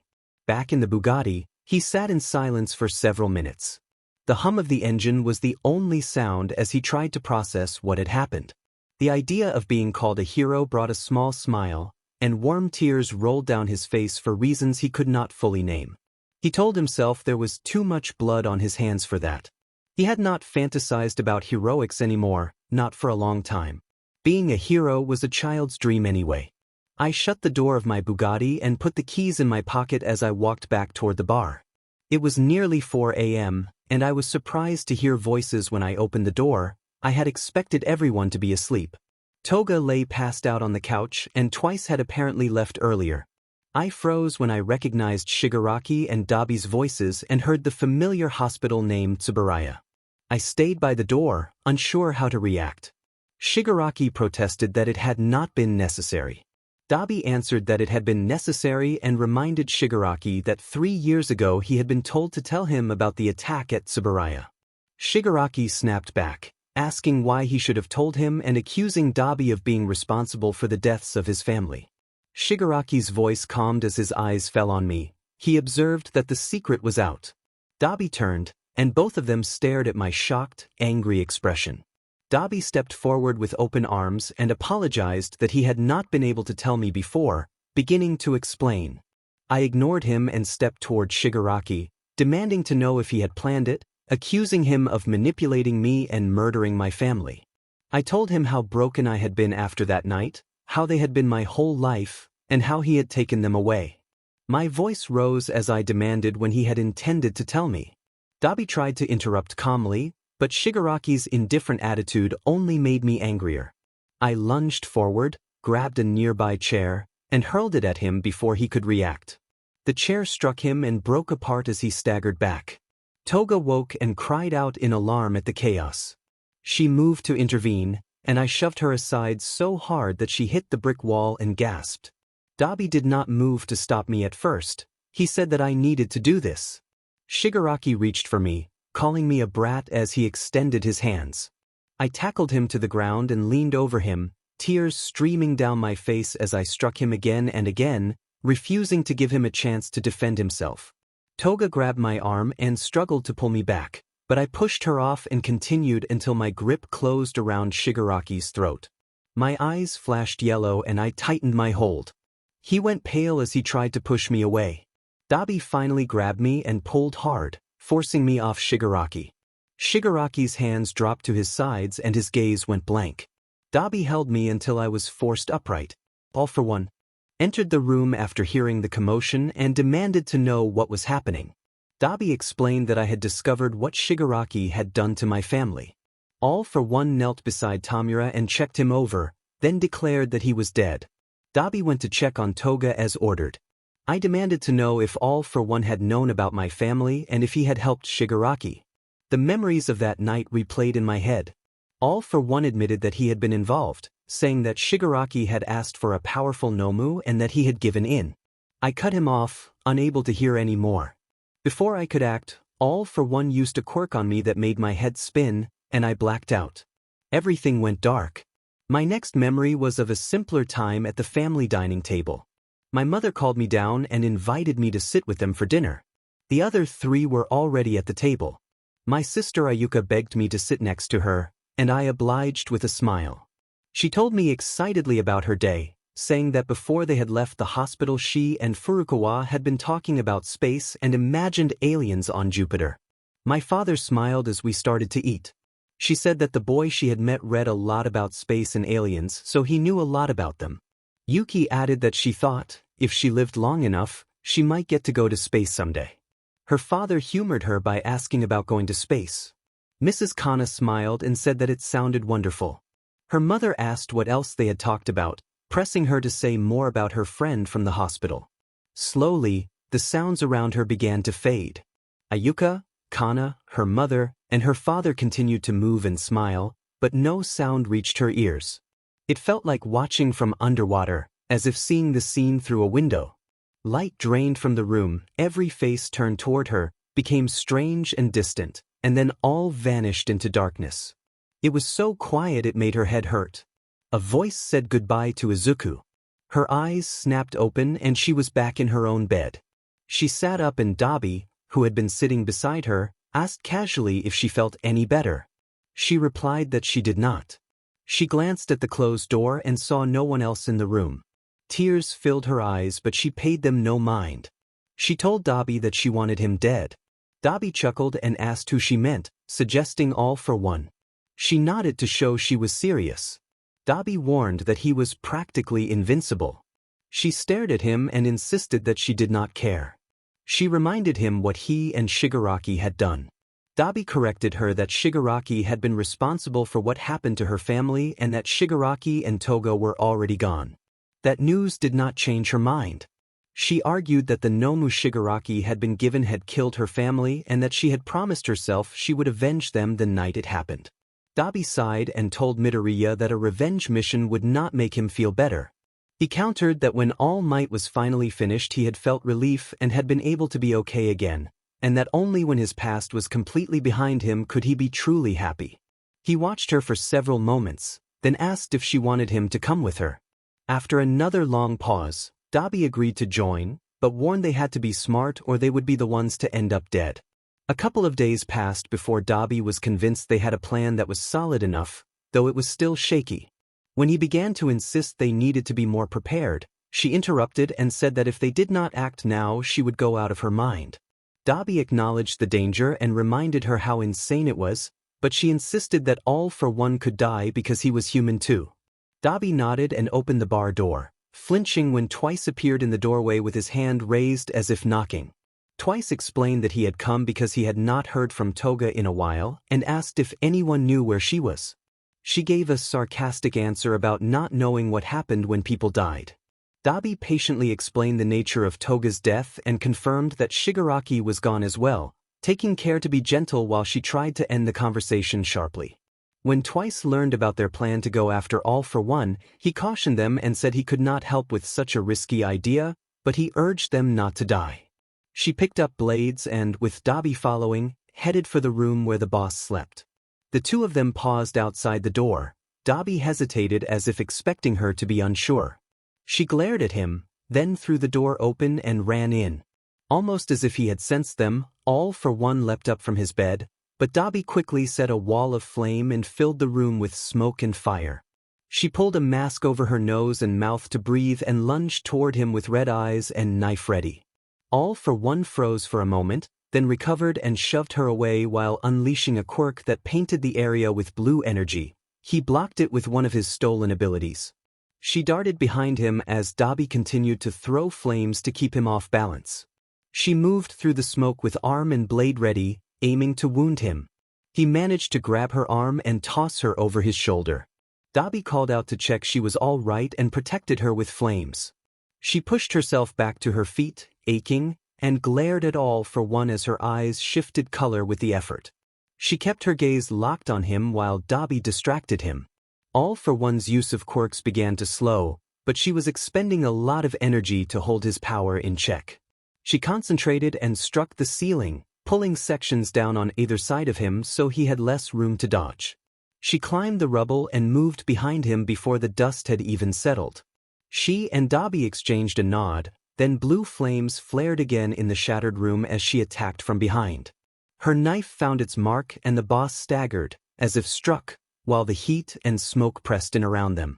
Sweat trickled down her forehead as Dabi's fire roared. She landed on her feet as the fire began to die down, the smoke making everything a hazy silhouette and her panting filling the silence. She waited, breathing hard, watching for his next move. His position shifted. He looked over his shoulder, clutching his neck as he glared back at her. His lips parted and he spoke his last words with malice, calling the child audacious and insisting he had not won. Shudo POV. A slightly panicked sidekick called to him as he looked up from his paperwork and reported that a building had collapsed on Kichiro Street and that the police had seen several known villains associated with the League fighting before the roof caved in. The sidekick addressed him by his hero name, Freezerburn. Shudo rose and told the sidekick that he was going and asked that Ground Zero be notified in case he needed to be there. The sidekick confirmed. As Shudo made his way downtown, he wondered why now. The League had been growing in secret for 3 years with little activity, but enough to remain a threat. They had never been able to find the League's base since he had started investigating with Eraserhead as a first year.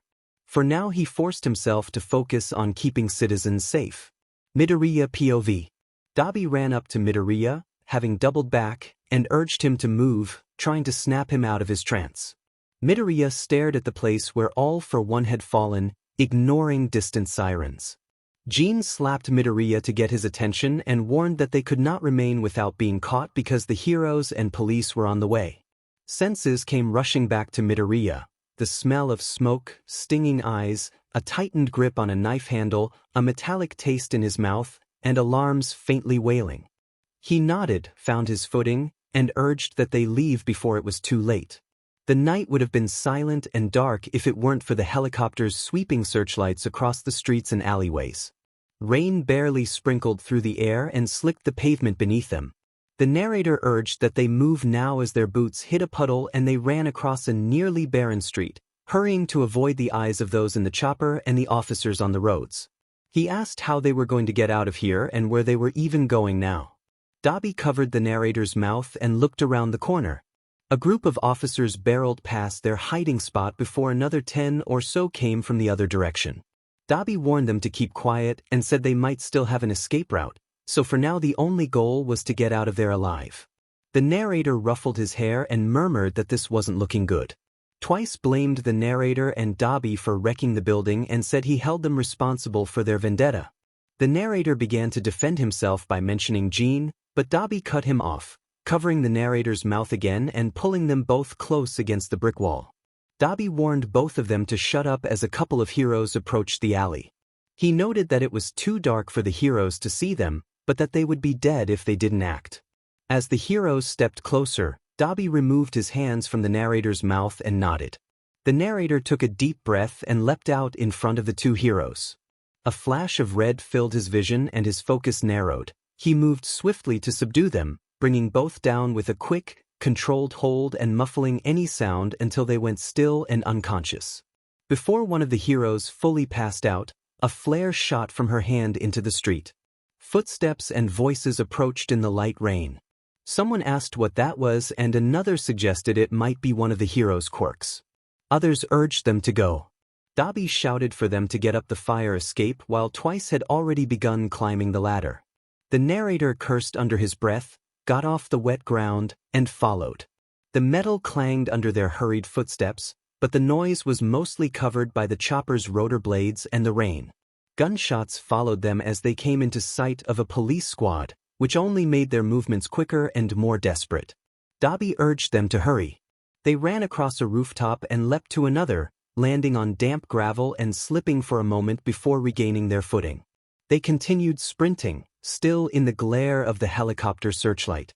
The narrator flinched as more shots were fired. The officers behind them must have reached the top of the fire escape. Twice called out and pointed to a door on one of the rooftops. He opened it and they rushed inside, skipping steps as they hurried down the stairwell. The narrator told Dabi to set a fire to block the officers following them. Dabi fell behind for a moment as the stairwell lit with blue, then he returned to the narrator's side. They reached the lobby of the building and the narrator instructed them to find the back door. The front glass windows and doors were shattered and officers were pouring in, their gunfire tracking their movements. They ducked behind the reception desk and ran toward the back, searching for a way out. The narrator shut a door and pushed a large crate in front of it to impede pursuit. He wiped rain and sweat from his face. Dabi broke down another door that led to a narrow alleyway between buildings and then dashed back into the rain, urging them on. They ran through the tight space, panic evident on all their faces. They did not bother checking if anyone followed them, they just ran to save their lives. They reached the end of the pathway, risked a dash across the street, and miraculously made it into the next alleyway. They kept to the back roads unnoticed for another minute. Their escape ended when a wall of ice blocked their path. They all turned, breathless, to see who had created it. Shudo stepped forward. The narrator froze at the sight of him. Shudo began by addressing Izuku and asked if he knew what the narrator had put him through.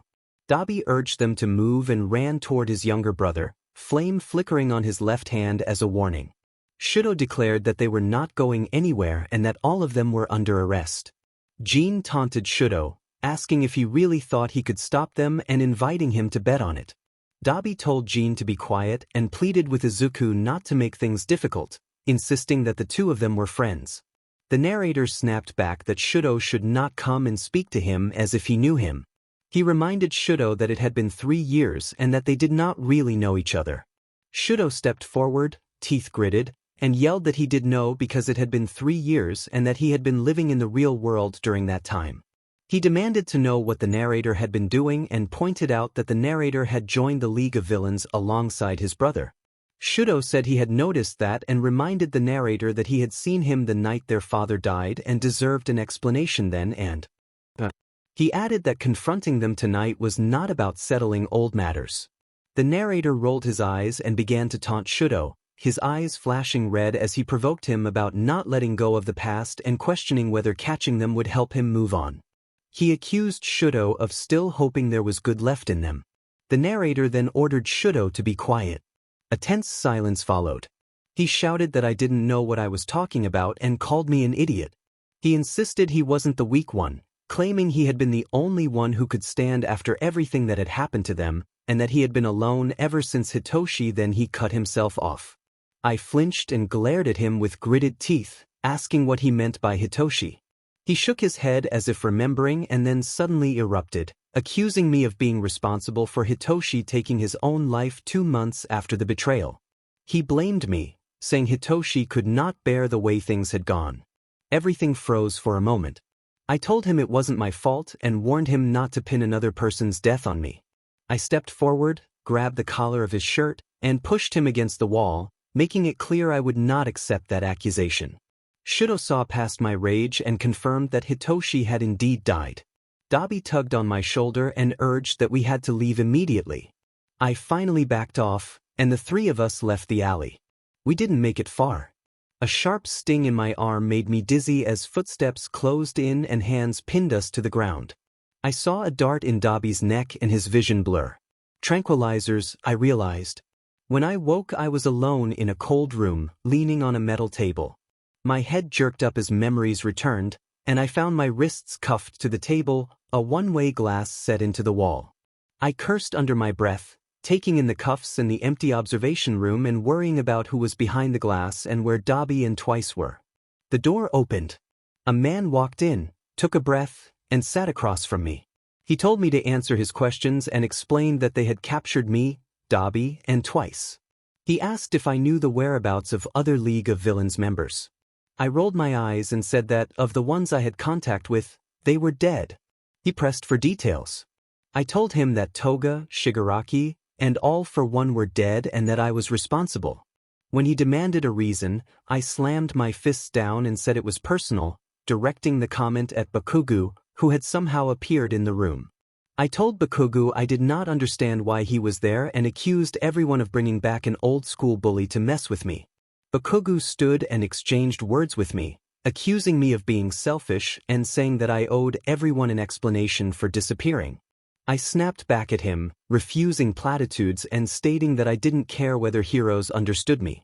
Bakugo scoffed and told me that whether or not I wanted to be understood, people still cared and deserved an explanation. The man in the room listened in his earpiece and then told the others I could handle it on my own. Curiosity made me ask about the others from UA. Bakugo sighed and informed me that Shinso had taken his own life. He added that the class president was doing well in the hero rankings, Kaminari was a capable sidekick, and that he and Kirishima were together now, managing a small smile despite the situation. I muttered that it was annoying they were all doing fine. A red emergency light flashed as the door was thrown open and distant voices shouted for Ground Zero to help because 2 prisoners were attempting to escape. Bakugo looked tense and ran from the room. I forced my wrists apart and snapped the chain connecting the cuffs. I walked calmly to the door and peered into the hallway, where people were shouting and trying to maintain order. Kurojiiri appeared and told us that we had been caught. I asked if he was going to help us escape. He replied that he had planned to and opened a portal before disappearing. As I moved toward the purple smoke, Shudo grabbed my wrist, his shirt scorched. He warned me that leaving would only make things harder for myself. I pulled my arm away and told him that this reunion had been touching, but I was going. I turned and stepped into the portal. Someone shouted in order to stop me as I vanished.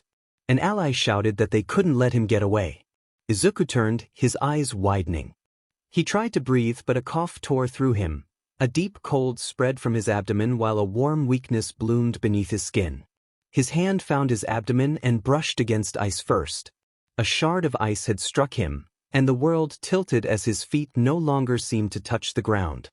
He winced and tried to push himself away from the shard, but his hands slipped.